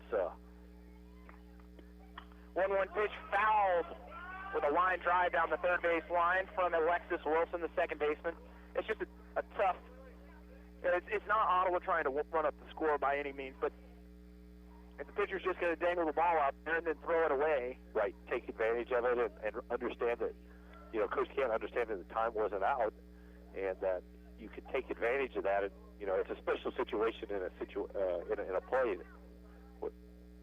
1-2 pitch is popped up, and it'll get out of play. As the count goes to 1-2. Kylie Saunders worked through the first inning of play in just 7 pitches. And if she can find some success, Ottawa really still searching for that number 2. Be nice to find some more arms for this team heading into the weekend, and then also the KCAC tournament in Great Bend next Wednesday. You're exactly right. Fastball high as the count goes to 2-2. And Matt, we get the final on the baseball game. I have not been able to get the final for game 2. 1-2 pitch, ripped foul, and out of play. I do know that game 2 was 5-2 in the 6th. So it's a strong possibility that it finished 5-2. Wilson with a .383 average for Bethel. No home runs, 21 RBIs. The prototypical 4-hitter. 1-2 pitch is hit deep to left field. Lacey chasing. It's going to be foul, and she's going to make the play in foul territory for out number 1 here in the second. That was a good play by Lacey there as that ball was hit way up in the air, and she had to battle not only the sun but into foul territory. That is, the sun probably has a good hour before it makes its way behind the houses behind us here down this first base side.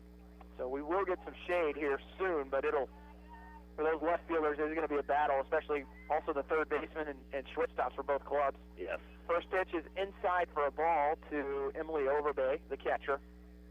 1-0 pitch to Overbay is going to be hit to second. Coming in, charging is Romero. Quickly to Sarnecki for out number 2.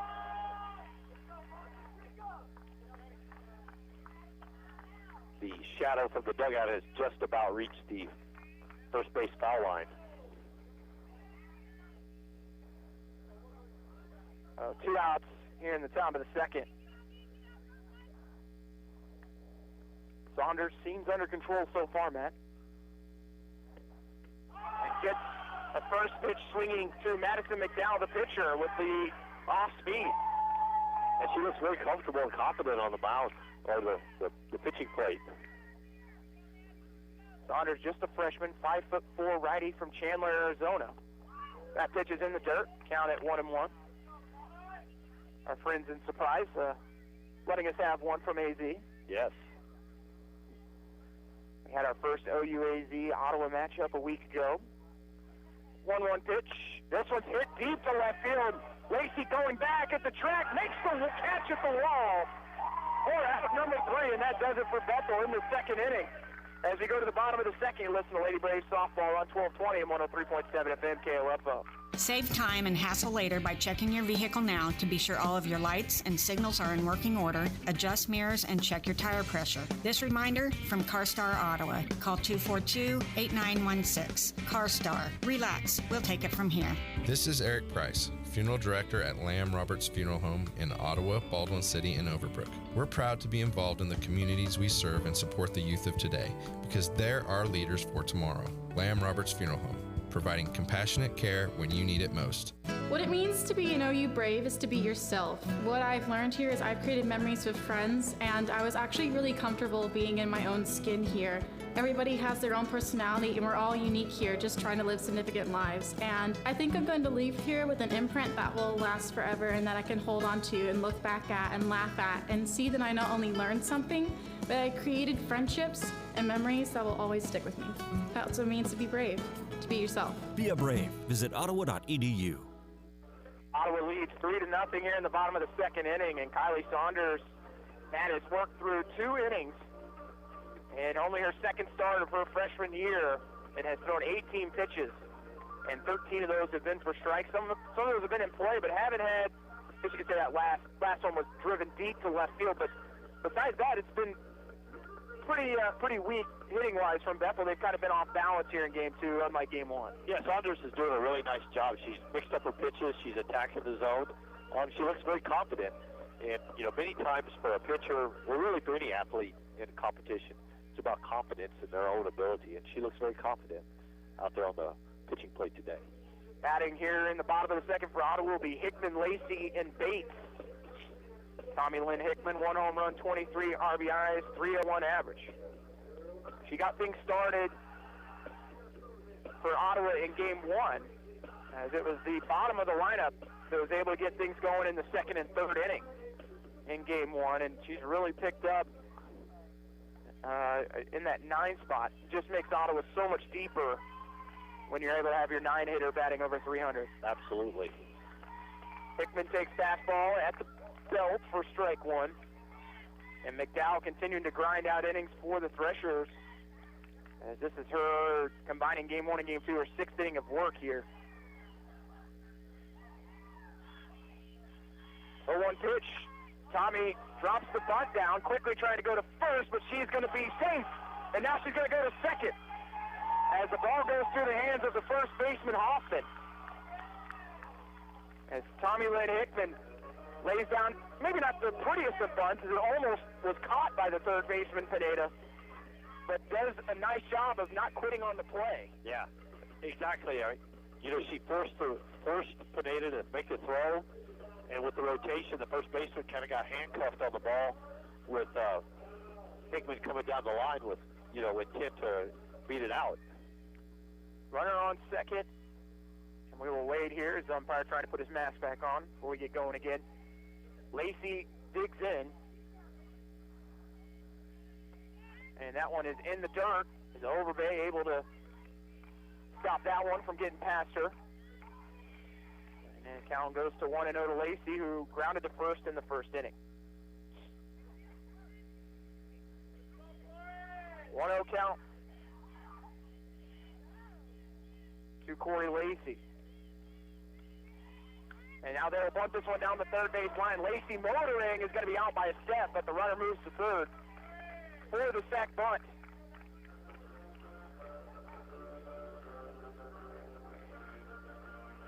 Yeah, good bunt right down the line. The third baseman had a tough choice. Probably would have rolled foul based on the English on the ball, but went ahead and picked it up and threw out, take the out at first. 1 out here in the bottom of the second. Runner on third for Ottawa is Tommy Lynn Hickman. Bates at the plate takes fastball for strike 1. And they did charge an error to Pineda for that throwing error.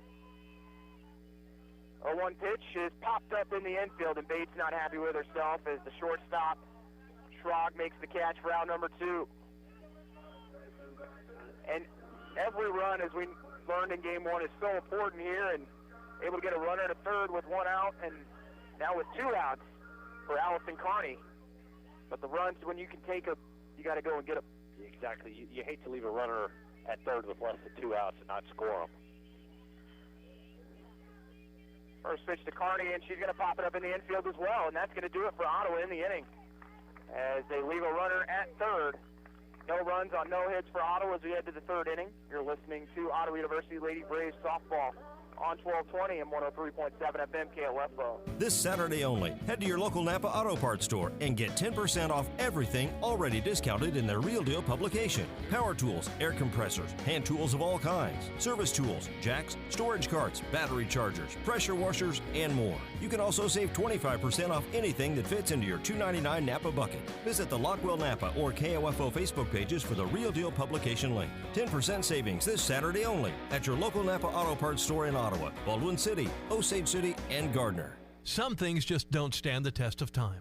The Ulmerton Tower, the Hans Dickinson Museum of Fine Arts, the Richfield International Blimport. Never heard of these places? That's because they're not there. But if C.S. Cunningham had built them, they'd all be household names by now. Speaking of households, how's your foundation holding up after this winter? Call C.S. Cunningham to take a look for free. Concrete that's concrete. C.S. Cunningham, 785-242-7101. Get through a scoreless inning, which I'm going to have to go back, Matt, and look at game one, but I don't think we've had an inning where one team hasn't scored. There hasn't been an inning, maybe, I don't know, second inning, Bethel scored one in game one, and Ottawa didn't score, but outside of that, we haven't had a whole lot of zeros up on that board. No, not at all. Definitely not back-to-back innings or where each team's not scored. Ottawa leads 3-0. So we start the top of the third inning for Bethel. Simmons, Christ, and Schrog. 7, 8, and 9. And Saunders back on the hill. 18 pitches so far for the freshman. And as a pitcher, when you feel that wind at your back, instead of thinking it's going to go out to center field, is getting a start-off single for Bethel is going to be Simmons. Here comes the Threshers again, and looks like maybe some miscommunication on what pitch was supposed to be thrown there. Saunders taps her chest talking to Elena Calori, but as a pitcher, feeling that wind at your back compared to shooting out to left field, it's got to be a much better feeling, maybe a little more confidence in being able to put the ball in the strike zone. Exactly. And the player of the game for game one for Bethel steps to the plate is Bailey Christ, who had the triple and 3 RBIs in game one, also had the Sports Center Thompson play in center field in game one, where she had to lay out for one going to her right to keep Bethel in the lead. 0-2 pitch, and no one covering second for Ottawa, and it's going to go into center field. The runner stays at second, but a little bit of a delayed steal that time by Simmons, and now a runner in scoring position for Bethel in game two. Yeah, at this point in the game, you're up 3-0, but you don't want to relax on the field. You know, your goal should be is to try to get out of this game in as few pitches as possible. Counted 1-1 to Chris. Pops it up, but this is tailing away, and Carney is going to make the grab in foul territory for out number one. Yeah, the wind's kind of swirling right now, KT. It's kind of pushing out and pushing across the third base line. So with the left-hander at the plate, the natural curve that comes with that, push the ball quite ways away from the field. One out here for Bethel in the top of the third. Simmons stands on second. Schrog at the plate. 229 average, no home runs, 4 RBIs for Schrog. 1-0 pitch. High for ball two, and they're trying to throw out the runner at second as Cott Lurie almost caught Simmons loafing back to second, but Simmons does get back in time. Yeah, Cott Lurie said enough of this taking bases on me. 2-0 pitch. It's hit off the foot of the hitter, Schrog, and to strike and the count to 2-1, but Cott Lurie, I think, was throwing at the second whether someone was covering it or not. Exactly. Maybe trying to keep her infield awake a little bit. Awake, keep them engaged. Count it 2-1 to Schrog, the shortstop. Simmons standing on second for the Threshers. 2-1 pitch popped up in the infield. It's going to go over the top of us, out foul as it goes off of the concession stand. You were ready to make that play, though. Count at 2-2.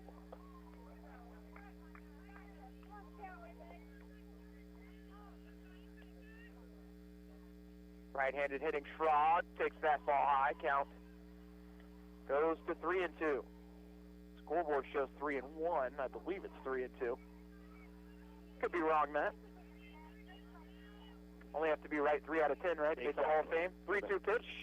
High, and doesn't matter anyways. Ball 4. And now runners at first and second as we go back to the top of the Bethel lineup. Looks like there's a little action out in the Braves bullpen. I believe it might be number 18, Shelby Harvey. Fastball outside the hill for ball 1. Ottawa didn't use their normal number 1 starter in game 1, so they do have Maddie Brown available. Not sure if they want to give her extended time to have a break. This one's going to hit to the first base. It goes off the glove of Sarnecki into the outfield. That's going to score at least 1. Runner goes to third and is safe on the single from Hill. And not sure if they call this error or a base hit. It could go either way. It got up on Sarnecki a little high towards her shoulder and caromed off her glove into right field. I think they'll end up scoring that as a error. And the score 3-1 now as Bethel scores their first run in game 2. Runners at the corners with 1 out. Liesel Hoffman at the plate. First pitch to her is going to be hit towards second base. It's going to drop there. Going to go to first for 1, but the run scores from third, and it's 3-2. You know, smart play right there, Casey. Just instead of panic, just take the out, let the run score. Still understand the situation. You're up in the game. Brings up Laura Pineda. For Liesel Hoffman, that's her 15th RBI of the year. This one's popped up in the infield. Brantley trying to fight the sun, makes the grab for out number 3, but Bethel scores 2 in the top of the second. Ottawa leading 3-2 as we go to the bottom of the third. You're listening to Lady Braves Softball on 1220 and 103.7 FM KOFO. Sports, information, and entertainment in East Central Kansas. KOFO K279CS Ottawa, where keeping you informed comes first. Have you ever walked into a business and been treated so well by the people that work there, you can tell they were meant to do what they do? That's what you feel when you walk into Sutton's Jewelry in downtown Ottawa. For more than 50 years, you've been treated with personal service and attention while being shown the best in high-quality jewelry and accessories. If you want to drive out of town, be treated like a number so an associate can make a commission, and walk out with jewelry like everybody else, go right ahead.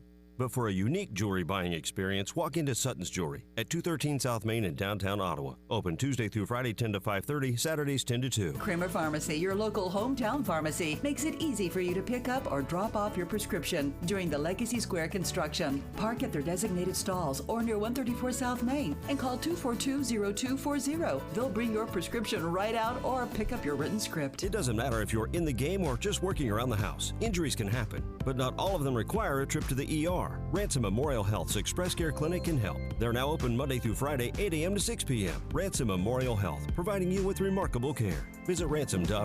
Lady Braves lead 3-2 as we start the bottom of the third. Caught Lori, followed by Romero and Sarnecki. They'll get Ottawa started. Caught Lori will bat here with the bases empty, and they will move the outfielders basically to the fence. First pitch to Kyle Lori catches the inside part of the plate for strike 1. I want to remind everyone we will have coverage of the KCAC tournament next Wednesday.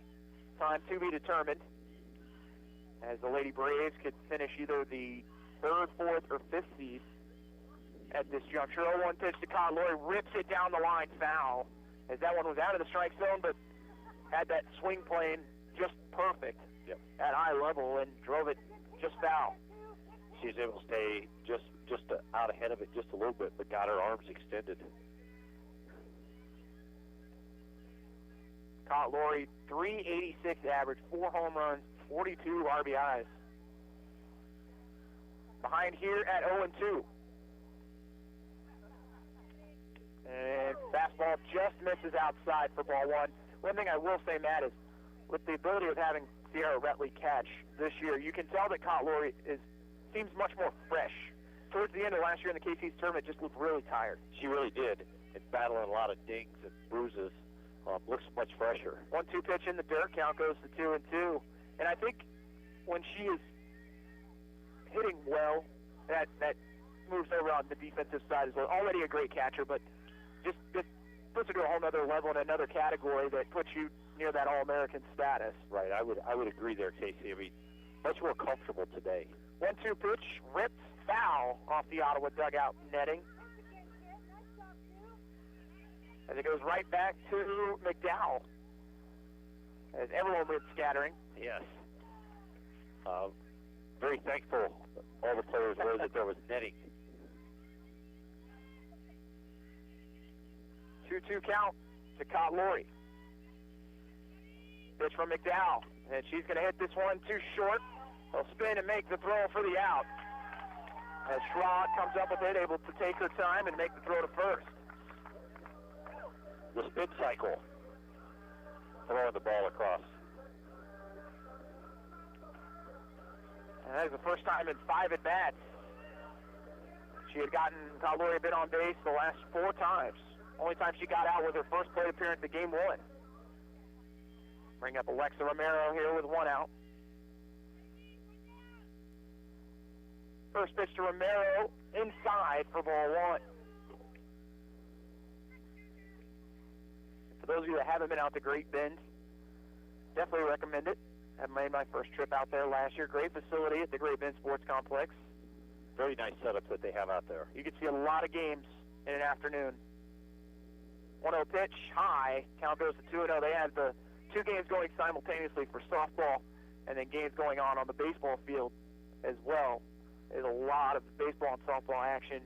So for any Braves fans out towards Great Bend, love to see you next week. Stop by and say hi. That's right.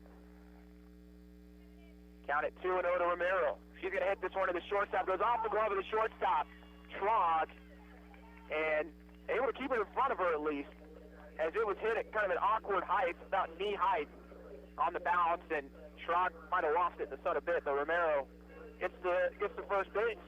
Yeah, nice job there. I mean, the ball was hit really hard. She kind of fielded it side saddle, if you will, kind of turned her body and tried to backhand it a little bit, knocked it down with a glove, but kept it within arm's reach.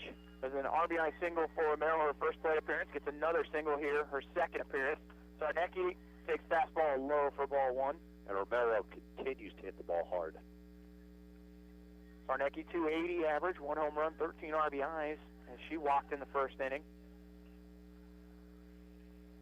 Ottawa watching a few more pitches here in the third after making quick work for McDowell in the second. And a fastball at the belt for strike 1. The count evens at 1. That tournament next week going from May 1st to the 3rd, so Wednesday through Friday. 1-1 count. Pitch to Sarnecki is lifted out to right field. Making the grab will be the right fielder, Hill, for out number 2.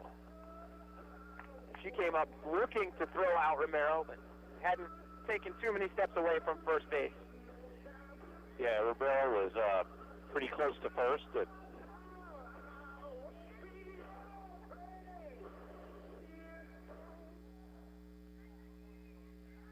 3-2, the Ottawa lead with 2 outs here in the bottom of the third. Runner at first base, Alexa Romero. At the plate will be Nicole Pierrick with a fastball down the middle for strike 1.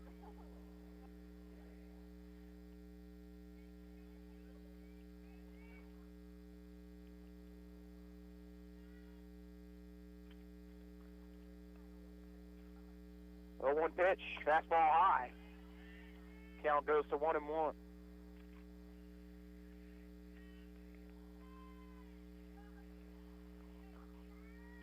As McDowell taking a little bit more time at after these pitches, as she's now at 51 pitches here in game 2.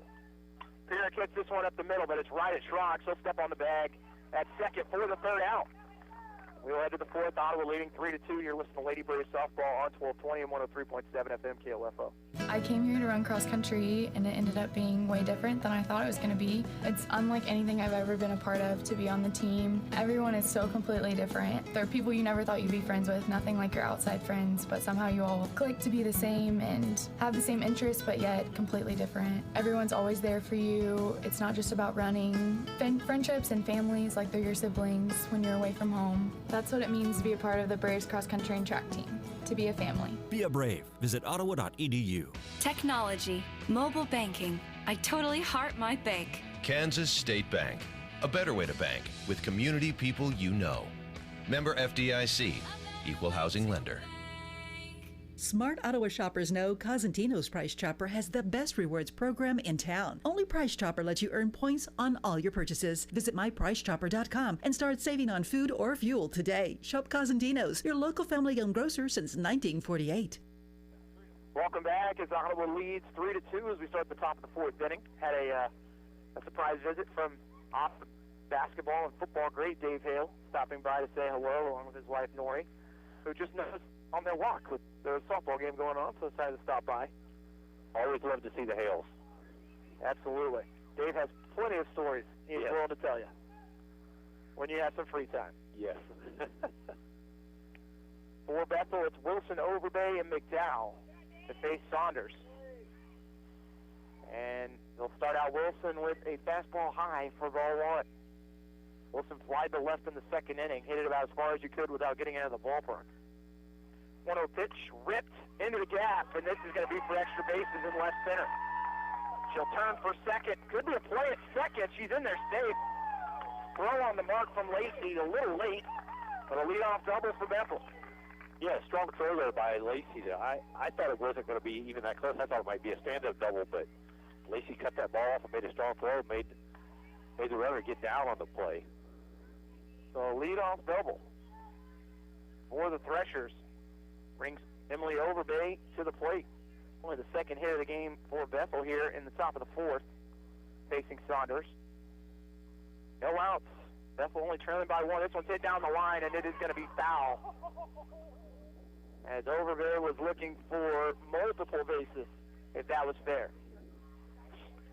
We had a really good view of that one here at KC, right on the third base line. And I know a lot of the Bethel fans here thought it was fair, but clearly foul by a good fielder. Yeah, it took an extra hop at the end there that had it tailing away to the left side. 0-1 pitch from Saunders, fouled back to the screen. And this is one that I think Saunders has got to try and work in, a second or third pitch. Maybe a pitch he didn't throw as much the first time through the lineup because Bethel has started to really time up that fastball. They really have, and you can only ride the fastball so much. You got to have something else to keep the hitters off balance. Maybe just change the eye level. 1-2 pitch, just outside, and that was a perfect pitch on 0-2. The count goes to 1-2 now, but mix in a slider, or maybe mix in a changeup, even if it's one you're not going to throw for a strike. Right, I'm a big believer in 0-2 pitches being a competitive pitch. Make the hitter decide not to swing. 1-2 pitch pops up at the plate. Caught Lori makes the grab. And I think having a senior behind the plate makes it a little bit easier for the freshman to trust the balls and strikes called by Caught Lori. And I noticed that Caught Lori has given a lot of verbal encouragement as well. That has really helped. Yeah, somebody with that much experience behind the plate is like another coach on the field, really. Can help settle your pitcher down and build their confidence. So a runner at second and one out here in the top of the fourth, and this is going to score the runner. It looks like Lacey's going to come up throwing, and the runner will stay at third as the base hit from McDowell puts runners at the corners, and the way that ball came off the bat, Matt, Lacey wasn't really coming in hard. Thought they might try and send the runner, but in a one-run game, maybe you go ahead and hold off with one out. Yeah, with one out, I think you're right. And honestly, when the ball was hit, I thought Lacey might not have seen it because she just froze in her tracks for a moment. This is one of those times where maybe a white ball would help. That yellow ball is just going to get lost in the sun right now. Yeah, exactly. It makes it tough. So, looking to manufacture some runs, or the Threshers might have a double play here for Ottawa. Carney for one at second, and then a run scores from third on the ground out, and the fielder's choice, and Bethel's tied it at 3. You know, the nice thing I liked about that play was that besides the fact that Carney caught the ball, she went ahead and took the play at second herself because she was already moving to the second base bag. And a lot of times you see try to shuffle the ball to the second baseman who's 2 or 3 feet, and it ends up getting bobbled and dropped. That'll bring up Bailey Christ for the runner on first. Fastball outside corner for strike one. Count at 0-1 to Christ. And for Simmons, who had that fielder's choice there, that's her second time being on base. A soft hitter to third and make it easily to first base is going to be Christ with the infield single, and now runners at first and second with 2 out. Yeah, just kind of a slow tapper to third base, and Redley came in to make a play, just not hit hard enough to give her a chance. Again, runners in scoring position here for Bethel. They scored 2 in the third and now 1 in the fourth, as Michelle Schrag steps to the plate. This one's going to be hit to third, and Redley makes the smart play, steps on the bag for the third out. That does it for Bethel as they score 1 run on 1 hit as we head to the bottom of the fourth, tied at 3. You're listening to Lady Braves softball on 1220 and 103.7 FM KLFO. Need a recap of the ball game? Subscribe today and never miss a score by reading the Ottawa Herald sports page or visit online at ottawaherald.com. A 3-month subscription is only $24 plus tax, and that includes internet access. Call the Ottawa Herald at 242-4700, option 2. No matter the brand, Adamson Brothers can prepare your AC for the hot summer months ahead. Call them today at 785-242-9273. Adamson Brothers, maintaining your comfort for over 30 years. Hey folks, Cal on the Forge with the all-new Victory Chrysler Dodge Jeep Ram of Ottawa. April is the start of the spring sales event, and Victory is the place that makes buying painless. How about new 2019 Ram 1500 Bighorn 4x4 crew cabs fully loaded at $16,000 off? Or you choose from a new 2018 Jeep Renegade 4x4 or new 2019 Jeep Cherokee Latitude at $19,995. Visit us just west of US 59 on 23rd Street in Ottawa or online at victoryottawa.com, where our first price is better than their last. Tied at 3 as Bethel's responded after giving up 3 runs in the bottom of the first to score 2 in the third, and 1 in the fourth. We are tied at 3. For Ottawa, 8-9-1 is Retley, Hickman, and Lacey. Retley flies to center in the first inning. No home runs, 6 RBIs, 250 average. Started off with a fastball outside. Now, we talked about it in the past. Retley, a player that in this game went from catcher in game 1 to third base in game 2, and Ottawa has several players that you can move around this infield. Yeah, flexibility is really nice. It gives Coach Can a lot of different options on positioning, but also lineup, hitting, and so forth. I've noticed Casey, as the sun has begun to go down a little bit, the wind has begun to pick up a little more, blowing out of the, I guess would be the south or to the north now directly. Count at 2-0 here to Retley after he got another fastball high. 2-0 pitch from McDowell in the dirt, and the count to 3-0. I think you mentioned in game 1, McDowell threw roughly about 50, 55 pitches, I think. Yeah, she's sitting at 55 here, right on top of it. 3-0 count to Retley. So for the day now, she's pushing 110, 120. 3-0 pitch gets in there for strike 1, and the count goes to 3-1.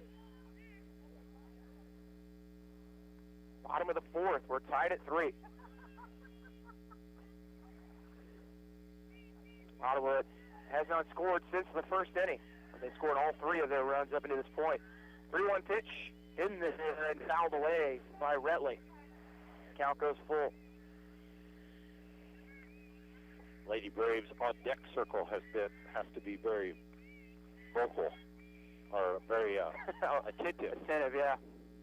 A lot of balls headed their direction today. Full count to Retley.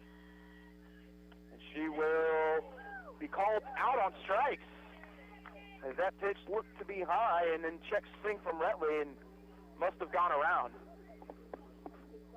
So 1 out here in the bottom of the fourth for the Lady Braves. an update on the score from Game 2 for the baseball Braves. They won 6-4.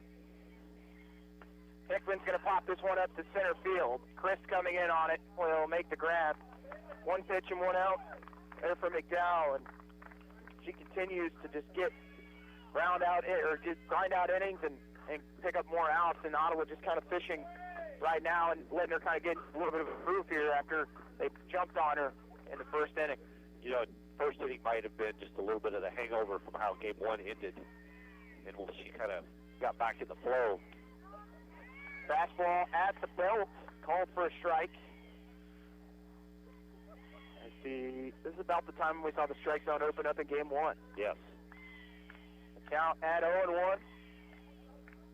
2 outs here in the bottom of the 4th inning. We're tied at 3. Lacey's going to pop one up in the infield, going back on it. Looking to make the grab. It's Hill, the right fielder, and does for the 3rd out. No runs on no hits for Ottawa. We head to the top of the 5th. You're listening to Lady Braves Softball on 1220 and 103.7 FM KOFO. What it means to be an OU Brave is to be yourself. What I've learned here is I've created memories with friends, and I was actually really comfortable being in my own skin here.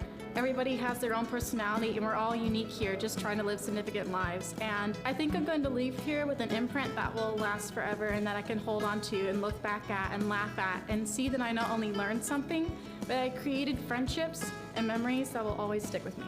That's what it means to be brave, to be yourself. Be a brave. Visit ottawa.edu. There's good and there's great. DVD movies are good. High-definition Blu-ray movies are great. Buses are good.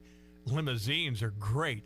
In the field of construction, there's good and there's great. Which do you want working on your home's foundation or putting on a metal roof? Pole barns, epoxy floors, steel buildings, or concrete construction? There's a lot of good out there. There's only one great. C.S. Cunningham, 785-242-7101. After giving up 3 in the first inning, Madison McDowell has been able to get into a groove, Matt, has put 3 straight zeros on the board, and Bethel with all the momentum right now as we are tied at 3.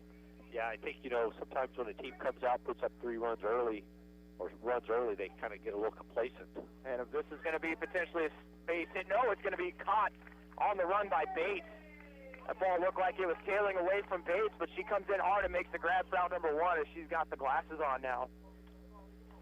Yeah, as the sun begins to be a little bit more of a factor, the shadows made its way across into fair territory on the first base line here. Jordan Hill was the individual that hit that liner to center field that Bates caught. This one's going to be fouled down the third base line by Liesl Hoffman. Does have an RBI. Got that fielder's choice back in the 3rd. But a quick inning would really help the Lady Braves right now to maybe get a little momentum on the defensive side and hopefully bring out the bats for the bottom half of the 5th. But have to get through this top of the 5th with the top of the lineup. 0-1 pitch high, and the count evens at 1-1. Yeah, you want to see the Lady Braves continue to keep their energy level up there. Have, some chatter in the dugout, chatter on the field. A little quiet right now. 1-1 pitch, breaking ball, great pitch. And it's bobbled, and McDowell is going to be safe at first. Might well make that Hoffman safe at first. And what a pitch from the freshman, as that should have been an out. Repley bobbled it at 3rd and unable to get Hoffman out at 1st. Yeah, just unfortunate there. Repley had time, and the ball kind of just bobbled in her glove and couldn't quite get her handle on it to make it. But at least she didn't throw it away rushing it. Hoffman now at 1st. Wait to see if that's scored as a hit or an error as Pineda, for the baseman, comes to the plate. It is going to be an error on Retley, and for Ottawa, their 2nd error of the game. And we're hitting a point here, Matt, that feels vaguely familiar from a week ago. Yes. Fastball outside, count goes to 2-0. And Ottawa, who had 6 errors in that loss to Avila in Game 2. This was about the point when things started to unravel. They've got to find a way to get the momentum back, especially on the defensive end. 2-0 pitch, low and in the dirt. Count to 3-0. It's Cont Lori's going to take a little bit of time to talk to her pitcher. Yeah, and I think some of it comes from just, attention, staying in the game, staying mentally focused. It's been a long day here at the park. 3 balls and no strikes, and that one is inside for ball 4.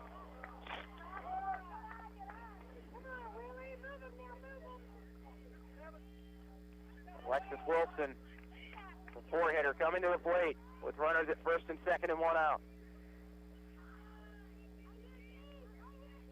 Wilson 1 for 2.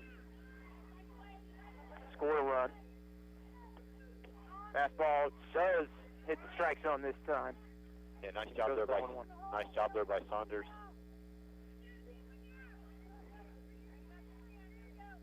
You can tell she looks very comfortable on the pitchers. 0-1 pitch fouled away, and she gets in front of Wilson at 0-2, and maybe you go back to the changeup here. With the wind blowing in, it's going to take a lot of power to drive one out of the ballpark at this time. So temperature dropping, wind starting to blow in.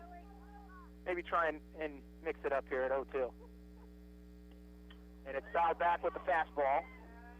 Wilson stays alive at 0-2. And I notice Saunders is really working in the upper half of the zone, up around the hand levels or slightly higher than that. 1 out here, top of the 5th. Fastball's high, and the count goes to 2-2. And again, that might be a setup pitch to go something down in the zone here. 1-2 pitch, and she gets the strikeout. Big out there for Saunders to get the 4-hitter Wilson to bring up Overbay. And she decided to go with the rise ball, but Wilson not able to stay off of it. Yeah, exactly. That was a really good pitch. It was up a little more. Overbay rips one foul down the third base line on the first pitch. Saunders gets her first strikeout of the game. Mentioned this is only Saunders' second start of the year and her 7th appearance. 0-1 pitch. It's going to be hit off the hands, and Retley loses it in the sun. And it drops right in front of her. Just some tough luck there. She came in and was like, whoa. And she doesn't, it's impossible to tell how hard it's hit in that situation when you're staring right into the sun. And exactly. 0-2 pitch. Strike 3 as she's looking at it. Saunders gets back-to-back strikeouts to end the inning. No runs on 1 hit for Bethel as we head to the bottom of the 5th. You're listening to Lady Braves Softball on 1220, 103.7 FM KOF. The City of Ottawa makes it easy for you to stay informed and be part of your community by visiting their website, ottawaks.gov. You can sign up for city alerts and city news, report an issue you'd like to see taken care of, even pay your bill online. It's where the city and citizens come together online at ottawaks.gov. This is Eric Price, Funeral Director at Lamb Roberts Funeral Home in Ottawa, Baldwin City, and Overbrook. Our staff knows the importance of working as a team to take care of you in your time of need. We want to show the youth in our communities that we support their teamwork as well by sponsoring this broadcast. I invite you to visit lamb-roberts.com. Ottawa and Bethel tied at 3 as we've gone through the top of the 5th. We'll start the bottom half as Ottawa has Bates, Carney, and Contlori.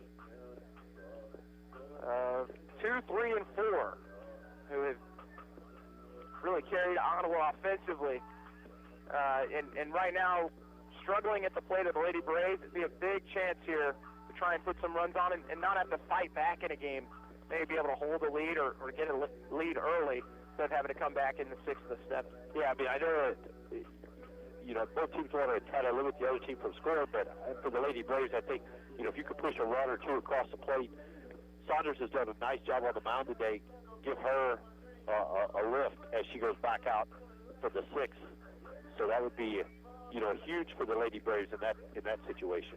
And right now, Madison McDowell has gotten into a really nice groove. Gone 3 innings scoreless, only gave up 1 hit over the last 3 innings.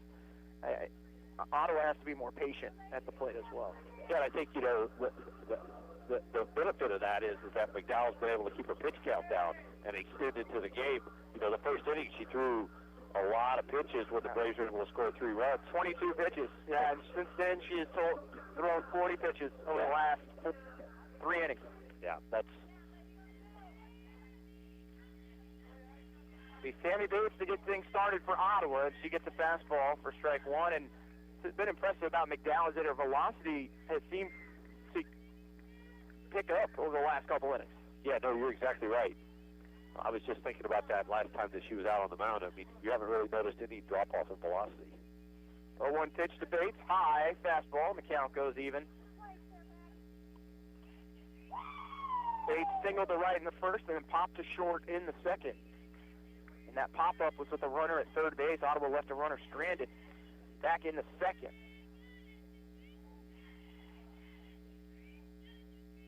One pitch to Bates, fastball high, and the count to 2-1. Lady Braves will finish their season on Saturday in Hillsborough against Tabor College.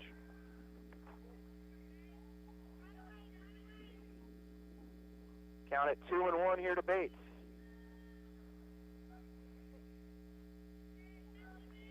2-1 pitch, high. Oh, it is going to be called a strike just at the belt. And that pitch seemed like it was rising in the zone. Yeah, it was not a true rise ball, it looked like, but some late movement. Count to 2-2 to Bates. Breaking ball in the dirt. Count to 3-2. Bates average at 400. 2 home runs, 21 RBIs, 490 on base percentage. You know, good mature bat here, right? A lot of pitches seen, making McDowell work on the mound. 3-2 pitch, and Bates fouls it away. Might have been a ball, but had to protect the plate in that situation.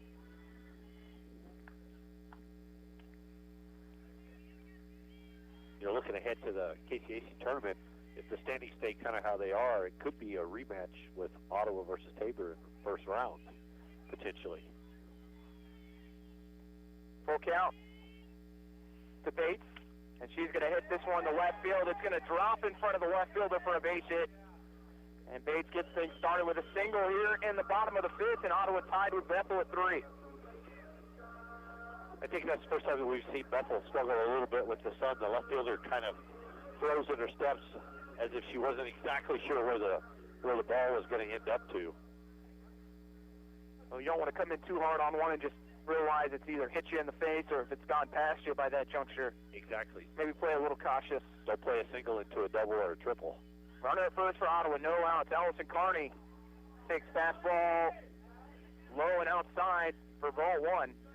And that one almost feel like the strike zone has moved up a little bit more so than down, as that one looked pretty good.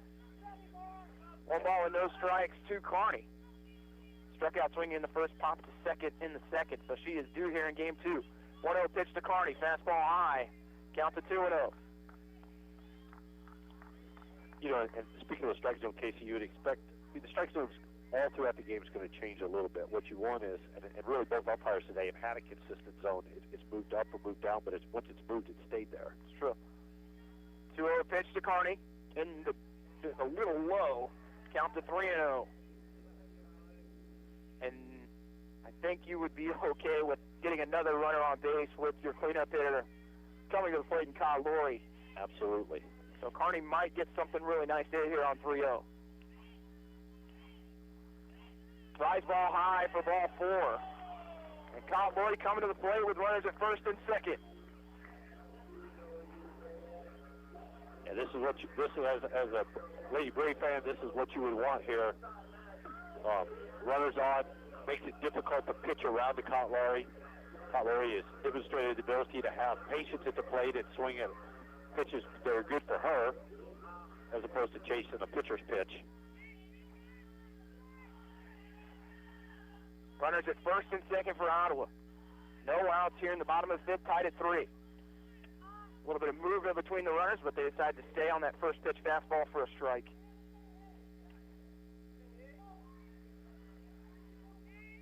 Kyle Laurie walked in the first and grounded to short in the third. Nice play by Schrag back in the third inning. 0-1 pitch to Kyle Laurie is fouled off the Ottawa dugout. Now she's behind at 0-2. We've seen her behind 0-2 a couple times today. Kyle Laurie had 4 RBIs in game 1, which included that walk-off 2-run home run.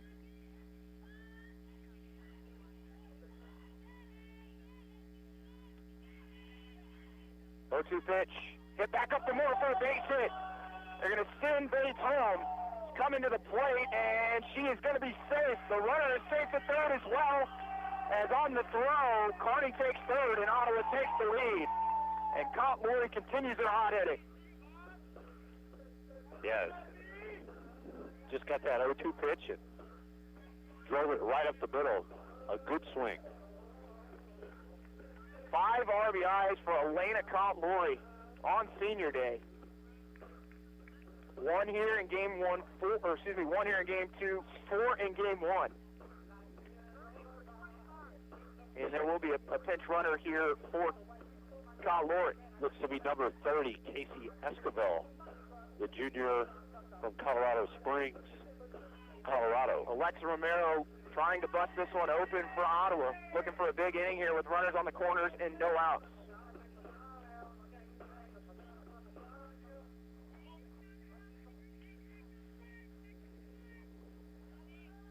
Romero's hit the ball hard all day as well. Fastball low and inside for ball 1-2 Romero.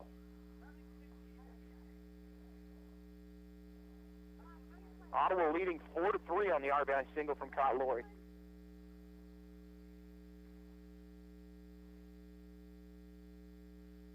One-0 pitch here to Romero, and she's going to foul this one out of play. Got a little under it. So it heads towards the baseball field, where me and Matt will be on Saturday. Yes. As the Ottawa Braves baseball team will take on nationally ranked Oklahoma Wesleyan, the current leaders in the KCAC. Depending on the standings, could have the KCAC wrapped up by that point. If not, they'll get the trophy here in Ottawa. Fastball high, and the count goes to 2-1 on Romero.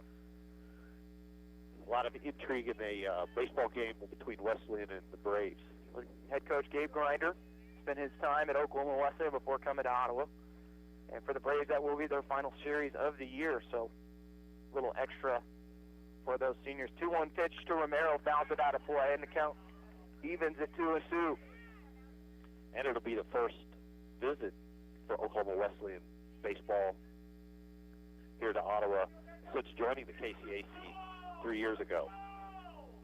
That is a top, you could really call them a top 10, top 15 program with the way they have continued to rattle off wins since joining the KCAC. 2-2 pitch to Romero in the dirt, but she's going to hit it. It's going to short. It goes off the glove of the shortstop. Unable to make a throw, Schrag, and scoring from third is Kearney. And Ottawa takes a 2-run lead. I'm not sure if Schrag gets that ball, even if she feels it cleanly, if she has a play at first. So Sarnecki to the plate here with no outs, and Sarnecki able to battle in her first plate appearance and draw a walk. And then popped up in the infield. She'll show bunt, drops down the bunt, but it goes foul. And the count to 0-1. McDowell now over 80 pitches here in game 2. Nearing that 130 total pitch count between games 1 and 2. No balls and a strike to Sarnecki. Runner at first and second. She'll drop the bunt right at the pitcher. They will get Sarnecki out at first, but the runners move to second and third.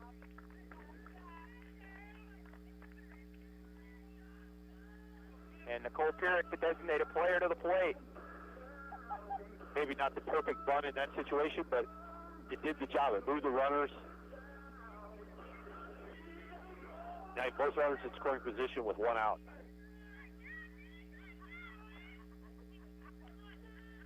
You got Esquivel standing at third, Romero at second for Ottawa. Nicole Pierrick at the plate. First pitch fastball from McDowell for strike 1. Oh, my apologies, it is ball 1.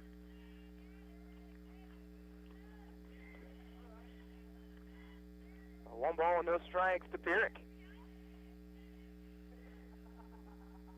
1-0 pitch. Ripped for a base hit between first and second. 1 run scores. Romero turning and heading home. She's going to score.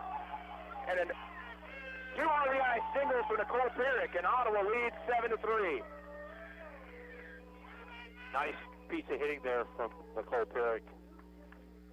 Just took the ball, punched it through the hole between first and second. And for Pierrick, that is her first base hit of the season. And her first RBIs of the season. It's a great time to pick them up. We will have a pinch runner here for Ottawa, as that is number 3, Haley Crowder, the sophomore outfielder from Lewisburg. And I believe we are going to have a pitching change. We'll wait to see here.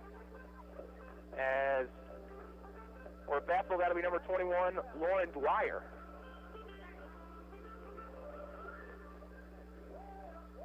And we will take a quick break. You're listening to University Lady Braves softball on 1220 and 103.7 FM KOFO. I came here to run cross country and it ended up being way different than I thought it was going to be. It's unlike anything I've ever been a part of to be on the team. Everyone is so completely different. There are people you never thought you'd be friends with, nothing like your outside friends, but somehow you all click to be the same and have the same interests, but yet completely different. Everyone's always there for you. It's not just about running. Friendships and families like they're your siblings when you're away from home. That's what it means to be a part of the Braves cross country and track team, to be a family. Be a Brave. Visit ottawa.edu. The defensive sub for Bethel is coming in will be number 21, Lauren Dwyer, the sophomore from Olathe, Kansas. She'll move to third base. And checking out will be Pineda at third base. Pinch runner for Ottawa, we mentioned Haley Crowder. And Ottawa will now have a pinch hitter, which will be number 38, Katie Blanchard. Blanchard, the junior from Minnetonka, Minnesota. This will be her third at bat of the season, 1 of 2. So has a 500 average right now. Hey, best one on the team. And she'll take a fastball a little high for ball 1. I've always got the role of a pitch hitter. It's tough. You sit on the bench maybe 2-3 hours, then all of a sudden you're asked to grab that, run to the plate, and get a base hit. 1-0 pitch to Blanchard. It's going to be hit back up the middle, and it's going to drop in. No, they're going to say the catch was made, and it's almost a double play. As getting back to first was the pitch runner. Another diving play in center field for Christ. And diving back in time was Haley Crowder. And I think she might have had a little bit of collision with the first baseman, Hoffman. But again, Christ, as that one was tailing away, able to dive and make a big play out in center field. Yeah, Chris has been very good with the glove today out there for the Lady Threshers. Crowder's going to have to walk it off here down the first base line, but a big play, as it would have scored at least 1. Crowder was almost all the way to second base when that grab was made and had to furiously get back to make it in time. So now 2 outs here with Tommy Lynn Hickman at the plate. And again, Chris takes away a hit from Ottawa. I think Crowder, when she dove back in, might have knocked the wind out of herself a little bit there. Does get the jersey dirty, though. Yes. That's all you got to do as a pinch runner. That's right. Even if it's not even necessary, you got to find a way to get it dirty a little bit. Exactly.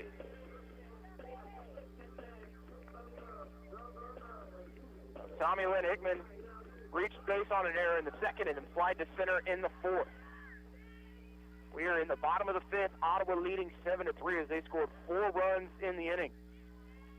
First pitch is a fastball for strike. Count to 0-1.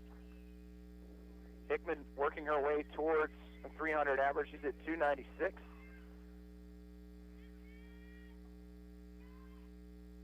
Was at 294 on the day, and she'll foul one back to the screen as the count goes to 0-2. Hickman, one of those players that broke out in the KCAC tournament last year. She really did. She kind of made a name for herself. Ottawa came up just 1 game short, 1 win short of going to the national tournament. They fell in the championship game. 0-2 pitch to Hickman outside, and the count to 1-2. At Ottawa had to make the long trek through the bracket as they fell in the second game after winning game 1 over McPherson. You lose to Oklahoma Wesleyan that evening.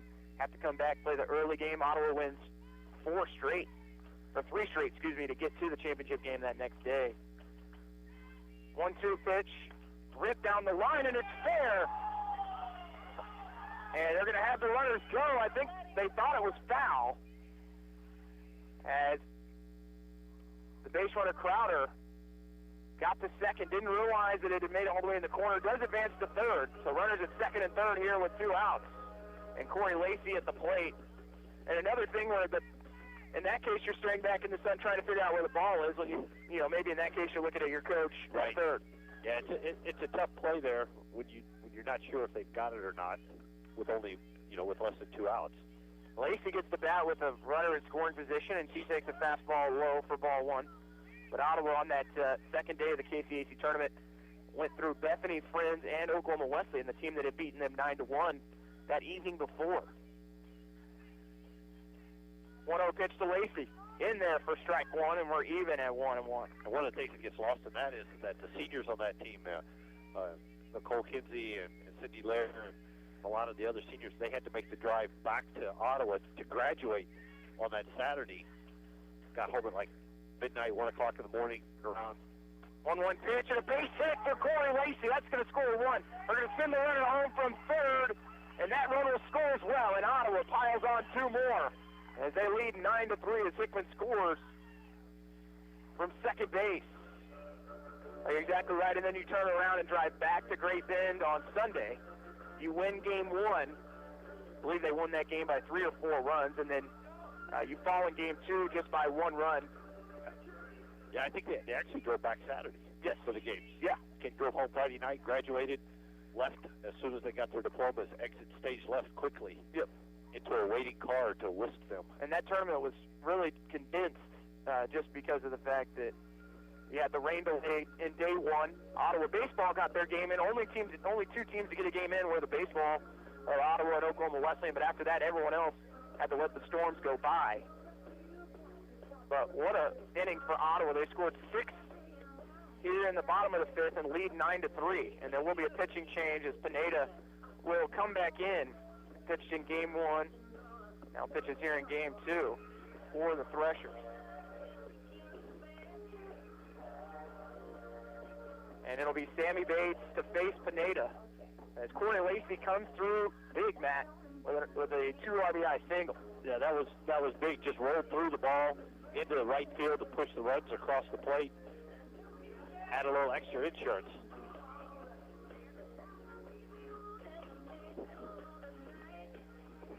And Lacey doesn't get a whole lot of opportunities from that leadoff spot to hit with runners in scoring position, so her jumping at the opportunity to go after one on that first pitch from McDowell, who has been reeling a little bit here in this inning after a strong first 4 innings.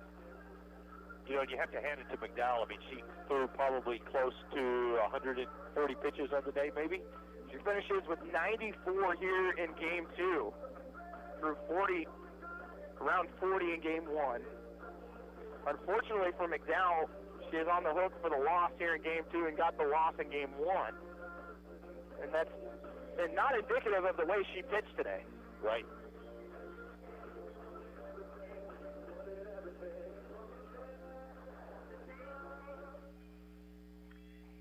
Ottawa leading 9-3. Sammy Bates at the plate.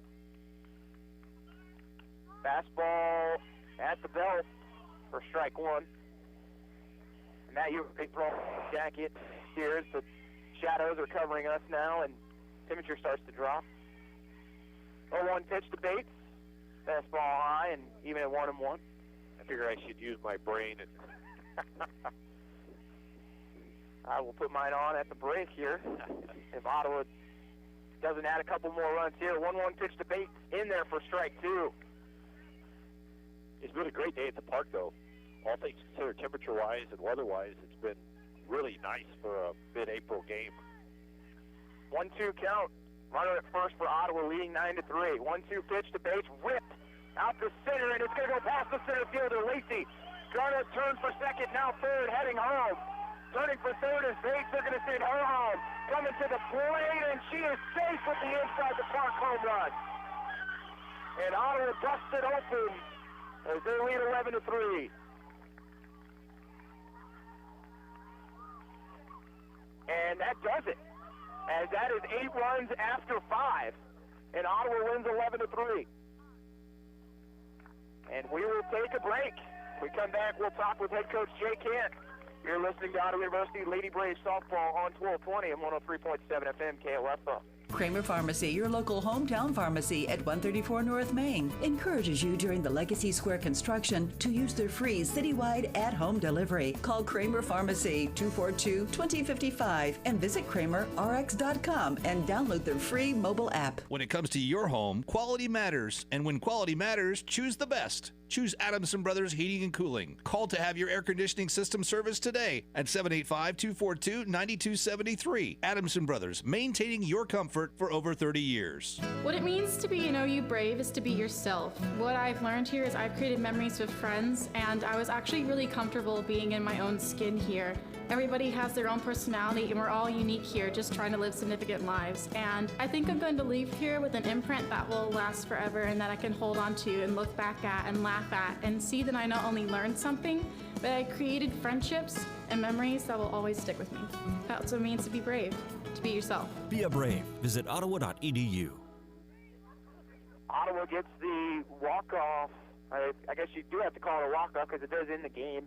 But Sammy Bates gives Ottawa their 7th and 8th runs of the inning, and they win 11-3 in 5 innings over Bethel in Game 2. And Matt, Ottawa jumped out early here in Game 2, scored 3 runs in the first, went silent with the bats from the 2nd to the 4th inning, but come out in the 5th inning and were definitely more patient at the plate than they were those 3 previous innings. No, you're exactly right, Casey. I think, the Braves came out and kind of jumped on McDowell in the first inning after she had given up the walk-off home run to Cottlori in Game 1, came out and ambushed him a little bit maybe, and then it looked like, from my opinion, the Braves got a little complacent, didn't necessarily have great at-bats, kind of just scuffled through the lineup, not a lot of energy from the dugout or the players on the field, and McDowell kind of got in the groove, and then when the Braves needed to turn it on, struggled to do that during that period of time. Freshman Kylie Saunders gets the win, goes 5 innings, gives up 4 hits, 3 earned runs, 2 walks, 2 strikeouts,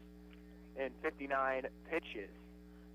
Then the loss will be Madison McDowell, as she goes 4 innings, 9 hits, 10 earned runs, 4 walks, 2 strikeouts, 94 pitches in Game 2 after having almost 50 pitches in Game 1. We'll go ahead and take a break. When we come back, we'll have head coach Jay Cant with us. You're listening to Ottawa University Lady Braves softball on 1220 and 103.7 FM KOFO. Quality Structures Incorporated in Richmond is proud to sponsor this KOFO sports broadcast. They know that experience matters on the field and when it comes to your building needs. Visit qualitystructures.com and put their years of experience in constructing post-frame buildings to work for you. This is Craig Dingle of Dingle & Son Mortuary. Pre-arrangements make the difference of a family that is stressed and a family that is free to grieve, to celebrate a life. Consider making your pre-arrangements to lift the burden. Dingle & Son Mortuary, 785-242-2323. The Ottawa Recreation Commission is your place for activities and other programs designed to keep the members of our community active and healthy. Visit us at the GOT Building or online at orcottawaks.org to see recreation options for all ages. Ottawa Recreation Commission, bring recreation to life. Welcome back as Ottawa gets the sweep over Bethel by a final score of 11-3 in Game 1 and 11-10 in Game 1 and 11-3 in Game 2. As we wait for head coach Jay Cant to join us, we'll let him sit down and catch his breath for a second after he talks with his team. Coach, 2 huge victories for your team today. The first one coming in a walk-off fashion, but in Game 2, your team really able to finish off Bethel there by scoring 8 runs in the 5th. Well, I mean, you and I kind of talked about it before the day even started. I mean, when we get rolling offensively, I mean, we are really, really good at times, and it's a tie ball game going to that bottom half, and all of a sudden it's game over. I mean, we do. I mean, and the great thing is we got some power, we got some speed. We don't have to just rely on one way to score. We can manufacture if we need to, but in the first game, Elena she's been in that situation so many times, and she bailed me out on that play before him. But we're going to be aggressive. That's our style. We're not going to back away from that. But that could have been a tide changer in the wrong direction. She just stepped up, next pitch and said, we'll end this a different way. And that's a champion for you. Somebody that's done. I mean, I think last time you were here, you got to see a walk-off by her too in Game 1. Yeah, third walk-off of the season, one in every series. So it's been nice to be here for all of them. And you talk about Game 1, you give up 5 runs in the first inning. And even though didn't score on that bottom half of the first, you got several hitters to the plate, drew some walks, and then in the second and third innings you go off for 9 runs. What your team now averaging almost 5 runs a game, which puts you at top of the conference. What does it mean, not just to your players, but to your pitchers as well, knowing that they can go out and challenge hitters. You don't have to strike everyone out because you have the bats to get you back in the game. Well, it does take some pressure off your defense, your pitching. That I don't know if you can rely on throwing up 9 runs. It is nice knowing that you can do that when you need to, and especially when we threw 2 freshmen to start today, and Brandy didn't have her best up, but she kept us in it.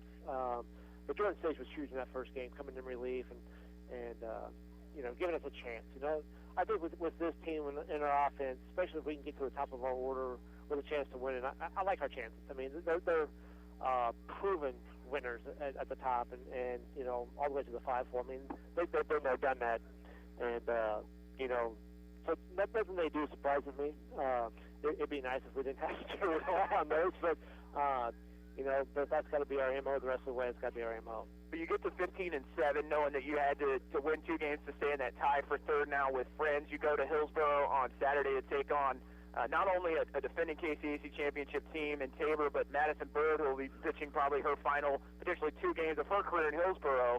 How important was it to get those 2 wins today and make sure that you lock in at least potentially that third spot down the line? Or what does it mean to have those 2 wins in hand going to Tabor? Well, I think the biggest thing is you just want as much momentum going forward as possible. By the way, Madison Bird, if she wants, has another year left. Oh, that's right. She's a junior. She's good. She's got our number. So, it feels like she's been there forever. I'll tell you what. Trust me. I'm not sure we've beaten her in 2 years, and she's pitched some meaningful games against us. But this is probably our best offense we've had to go against her.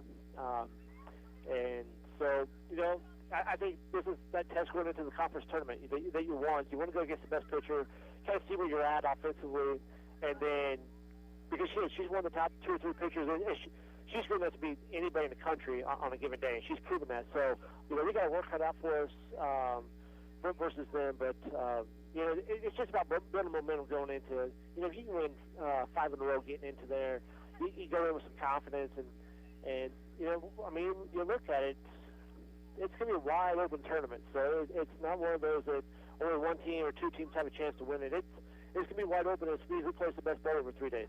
Well, and before we get off the air today, Coach, we want to mention, this is your final home series of the year. So Kyle Lowry gets the walk-off in Game 1. Alexa Romero got some big hits in Game 2. Hit the ball hard in Game 1, but got some RBIs in Game 2, and she's now up near 300 on the year. You've got some other seniors on the squad, Savannah Holland, looking at some others here for you, but they've been here through the whole run. I know we talked about it a couple weeks ago, but they've been here through the run to the national tournaments and into the AI World Series. But coming up big today with Kyle Lowry, it's just the ability to continue to make play after play when their numbers call. Well, I think it goes. You can't underestimate experience, and we're not going to play a game right now that's more meaningful than what we played what they played 2 years ago, where through the conference, we had to come back and win 17, so they understand how to do things like that. And to do something that nobody in our conference in softball has ever done, and get to the World Series and win the opening round. So they play some huge games that prepare them for this stuff. And I'm a firm believer that experience is worth a lot more than what people think. Elena's been a 4-hole hitter for 4 years now, so it's not like we're putting her into a position that she hasn't become accustomed to. So. I was a little shocked to actually pitch to her, but, we'll thank them later for that. Well, Coach, and want to mention Kylie Saunders gets the win in Game 2, 5 innings pitched, and Kyle Lowry was behind the plate, and it seems like when you have that catcher that's a senior behind the plate, a freshman on the mound, she seems to build momentum as the game went on and kept her pitch count low, and even though they did get a couple runs off of her, never seemed really to fluctuate on her confidence throughout that game. Nah, she was really good today. We needed her to be good. Because we had to get to Sage early in Game 1. But, she stepped up. She's stepped up the last 3 games, and we need her to. So, should be some confidence for her going into the conference tournament. We do need to get Brandy back to throwing a little bit better than what she has the last 2 games. But before that, she was very consistent. And, we can win freshmen. We got enough upperclassmen to kind of balance that out. And, we're going to score some runs with Copper's tournament to win it, or to play well. So, but it's nice building up some momentum going into it. Well, Coach, thanks so much for joining us, and good luck to your team on Saturday against Tabor. Thanks for coming out. As head coach Jay Cann, as Ottawa gets the 2-game sweep over Bethel College today here in Ottawa. We'll take one more break as we'll bring back in Matt Kincaid. You're listening to Ottawa University Lady Braves softball on 1220 and 103.7 FM KOFO. I came here to run cross country, and it ended up being way different than I thought it was going to be. It's unlike anything I've ever been a part of to be on the team. Everyone is so completely different. There are people you never thought you'd be friends with, nothing like your outside friends, but somehow you all click to be the same and have the same interests, but yet completely different. Everyone's always there for you. It's not just about running. Friendships and families, like they're your siblings when you're away from home. That's what it means to be a part of the Braves cross country and track team, to be a family. Be a Brave. Visit ottawa.edu. Sports, information, and entertainment in East Central Kansas. KOFO K279CS Ottawa, where keeping you informed comes first. Lady Braves get the sweep over Bethel to 2-0, winning game 1 11-10 on a walk-off 2-run home run from Elena Cott-Lori. And in game 2, Ottawa gets the run rule 11-3 over Bethel in 5 innings. Bring back Matt Kincaid. Matt, you heard Coach Kent in his comments there. One of the things that he mentioned is the ability that this team has to come back when they have given up runs, or being down 5 early in game 1 and being able to explode for 8 runs there in game 2 to finish it off. What do you think that's what makes this team a little more dangerous maybe than last year, or the ability to know that when you need to go get a hit, you've got players 1 through 9 that can go and get you one? Yeah, I think the team for this year is, as Coach alluded to, they've got experience. A lot of the players have been in these kinds of situations before.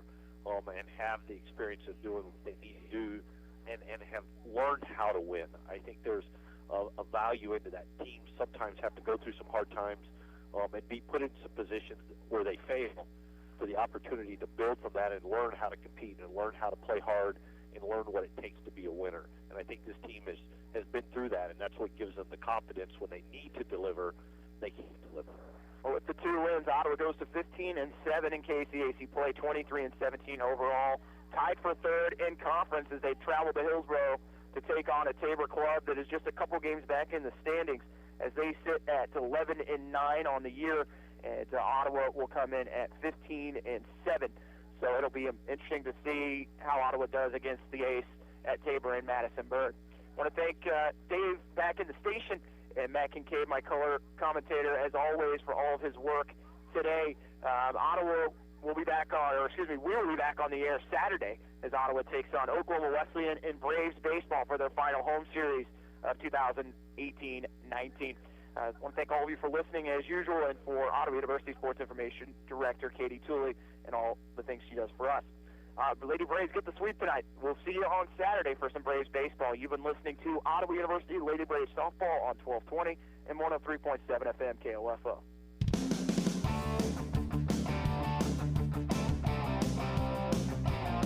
We hope you enjoyed this OU Brave Sports broadcast, brought to you by Sutton's Jewelry, Quality Structures Incorporated, Ransom Memorial Health, Ottawa University, Lamb Roberts Funeral Home, and by Kramer Pharmacy, Superstand's Cleaning Service, Kansas State Bank, Costantino's Price Chopper. This OU Brave Sports broadcast is also brought to you by the Ottawa Recreation Commission, Adamson Brothers, Dingle & Son Mortuary, CarStar, C.S. Cunningham Construction, and by the Ottawa Herald and the City of Ottawa. For more information about our next Brave Sports broadcast, log on to the KOFO Sports page at KOFO.com and listen Monday through Saturday for the KOFO Sports Calendar. This has been an exclusive presentation from your sports source for East Central Kansas, KOFO. We now join ABC News in Progress. Welcome here. This is a Scott's Yard. Pick up a bag of Scott's Triple Action today. The World Health Organization says children under the age of 5 shouldn't spend more than 1 hour on screen time every day. A medical device to treat ADHD in children has been approved by the FDA. The device is meant to be worn while the child is sleeping, delivering a low-level electrical pulse to the forehead. Avengers Endgame already setting a box office record. The world has changed. That's certainly the case in China, where there's a new box office champ. Avengers Endgame opened there Tuesday night, and through Wednesday, Disney is projecting a $107 million first day. That's easily a single-day record for China, over $20 million more than the previous best, the Chinese film Monster Hunt 2. And the previous best Hollywood opening was 2017's The Fate of the Furious with $69 million. We'll see if Endgame breaks opening weekend records in the U.S. It's in theaters Thursday night. Jason Nathanson, ABC News. The Avengers, a part of Marvel Comics, is owned by the Walt Disney Company, which is also the parent company of ABC News. Byron Pitts, ABC News. Pizza time is 7:04, 7:04. Good evening. I'm Dave Edwards in the KOFO newsroom with this hour's top stories. A Garnett man surrendered to authorities this afternoon after a 3-hour standoff. The suspect, Joseph Dalton, was thought to be armed and had gone into a residence in North Garnett, just north of the Kansas Department of Transportation offices. Officers of the Garnett Police Department, Anderson County Sheriff's Office, and Kansas Highway Patrol and units from Burlington surrounded the house. Roads in the area were closed and the Garnett schools went into soft lockdown during the incident. Dalton surrendered shortly before 2 this afternoon. KOFO will have more details on this story as they become available. The official grand opening of the third phase of the Goppert Teen Park was held Monday. The event was attended by dozens of city officials, school officials, played task force members, and lots of kids. Mayor Blake Jorgensen cut the ribbon on the third and final phase of the park, a Ninja Warrior-style agility course. The Community Development Director, Wendy Lee, says there are kids trying it right away. I watched one young lady run, and there's a ramp, and then you jump and grab a hold of a netting-like thing, and then you're supposed to climb down. I saw her run and jump at least twice and miss, so you've got to keep trying until you master it. Obviously, it's very difficult. When we do the Teen Summer Bash, we hope to have some adults there that will demonstrate that agility course and help the teens who are there that day learn to practice and maybe figure out as they're running and jumping where is it they need to lead off and how to start their development. The Teen Park is south of Kansas Park on 15th Street and offers a wide variety of activities to keep teens away from self-destructive and unlawful activities. It includes basketball courts, a skate park, as well as a new agility course. The exclusive KOFO Weather Center forecast for tonight: patchy fog after 4 tomorrow morning, otherwise gradually becoming mostly clear, a low of 49. Tomorrow, patchy fog before 9 in the morning, a 20% chance of showers after 4 in the afternoon, otherwise it'll be mostly sunny with a high of 75. Mostly clear tomorrow night with a low of 45. For Friday, sunny and a high of 72. Friday night, a 60% chance of showers, possibly a thunderstorm, mainly after 5 Saturday morning. Overcast with a low of 53. For Saturday, a 60% chance of showers and a possible thunderstorm before 8 in the morning, mostly sunny and breezy with a high of 73. Saturday night, mostly clear and a low of 41. I'm Dave Edwards, KOFO News. Your source for information and entertainment in East Central Kansas. 1220 and 103.7 FM, KOFO.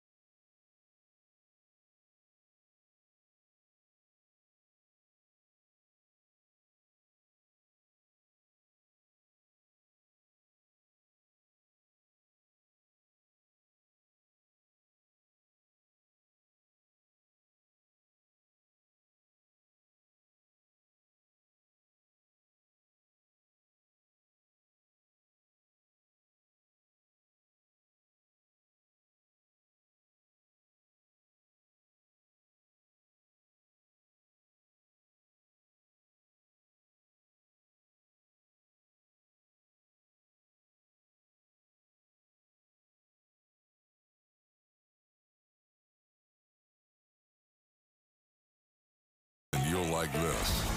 KOFO 1220, 103.7 FM.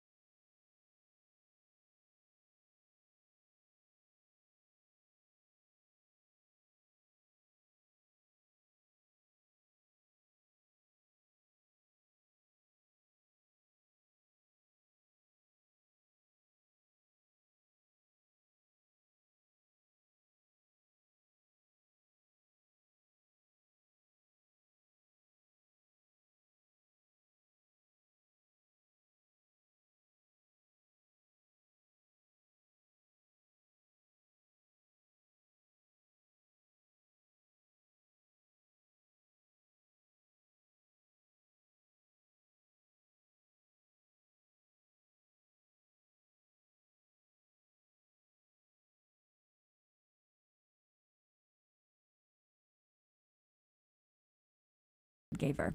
I'm Nikki. So today, I'm walking my dog. I look in the middle of the street and I see this old man who's smiling at me, and he's just walking along. He has a bag of groceries, and I wave at him and he waves back, and it's like he wanted to talk to me. So I was like, "How was your day?"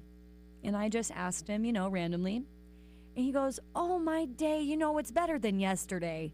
I got hit by a driver who was texting, and I'm limping now, but don't worry, I got an attorney." And this is the cutest old man I've ever encountered in my whole life. I'm like, "Oh my gosh, you got hit by a car?" And he's like, yeah, but I'm fine. I'm fine. And was just so not dramatic about it, but he just wanted to talk to someone. He just wanted to tell someone his story. And I think that's the moral of my story right now is be kind to strangers. You never know what they're going through. We got to have each other's backs. 1220 and 103.7 FM. KOFO. Question: what sells out faster than a Garth Brooks concert? Answer: nothing. Ask me how I know. We scored 2 tickets to see Garth Brooks in Denver, and I am so excited to go. What? Ineligible? Oh, bummer. Well, I guess we gotta give them away. Win round-trip airfare for 2 to Denver, a one-night hotel stay, 2 tickets to see Garth bring down the house. Somebody gotta shoot that whiskey. Somebody gotta bust that For rag. official contest rules and to enter, go to yourcountrystation.net. That's yourcountrystation.net. This is a national contest. Must be 21 or older. No purchase necessary. Void where prohibited. Sponsored by Pearl Records. Bob Doyle and Associates.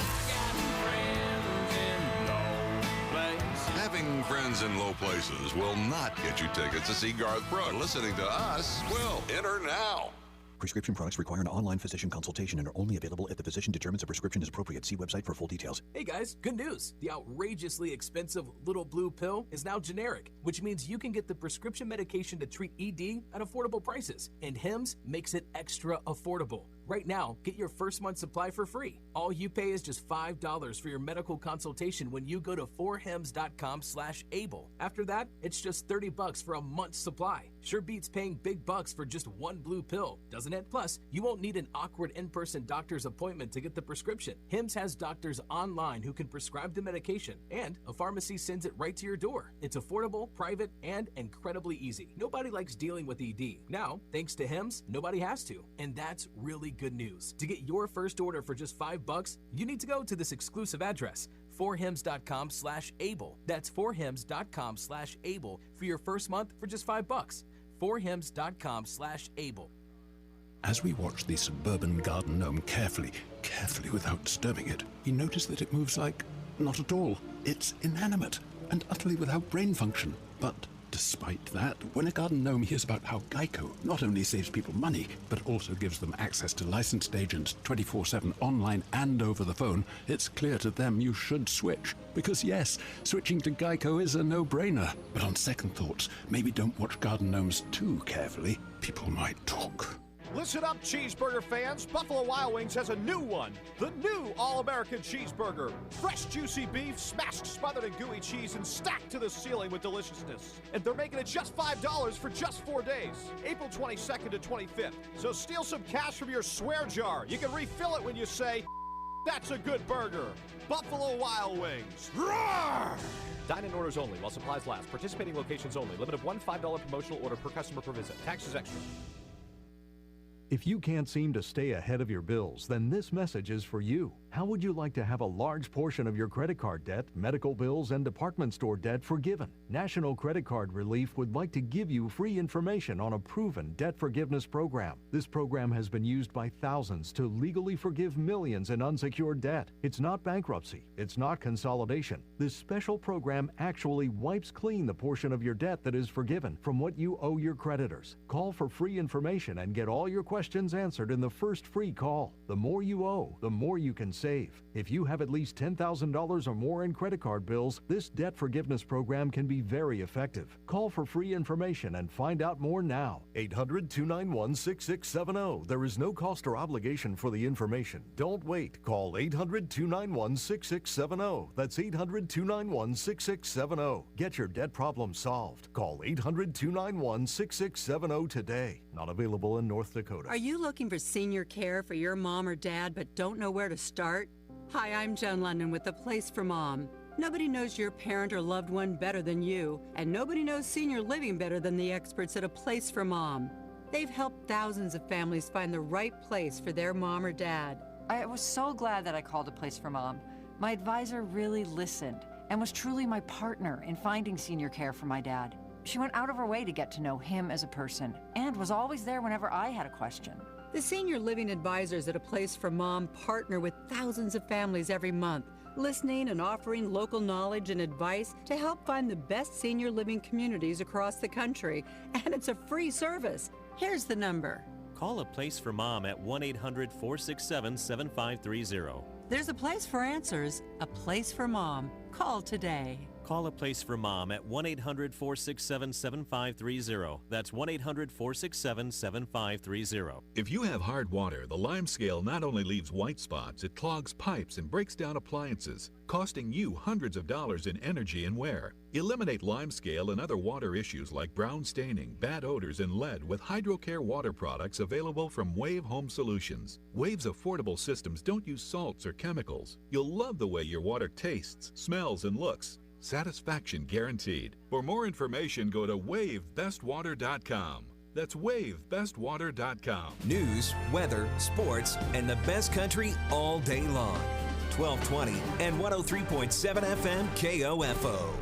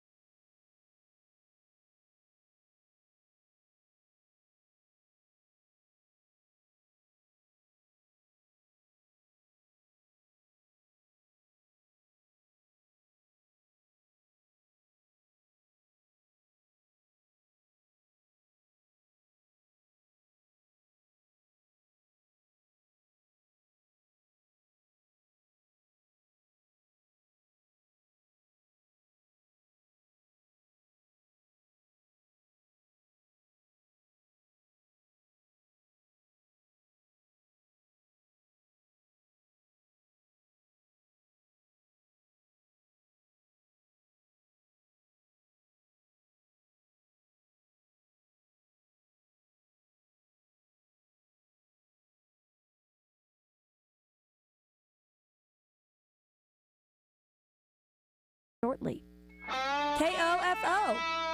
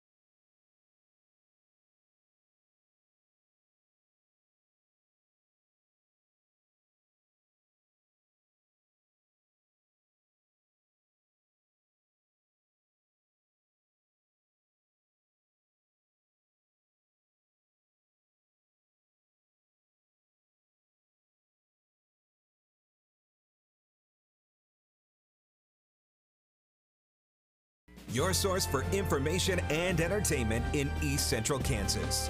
1220 and 103.7 FM, KOFO.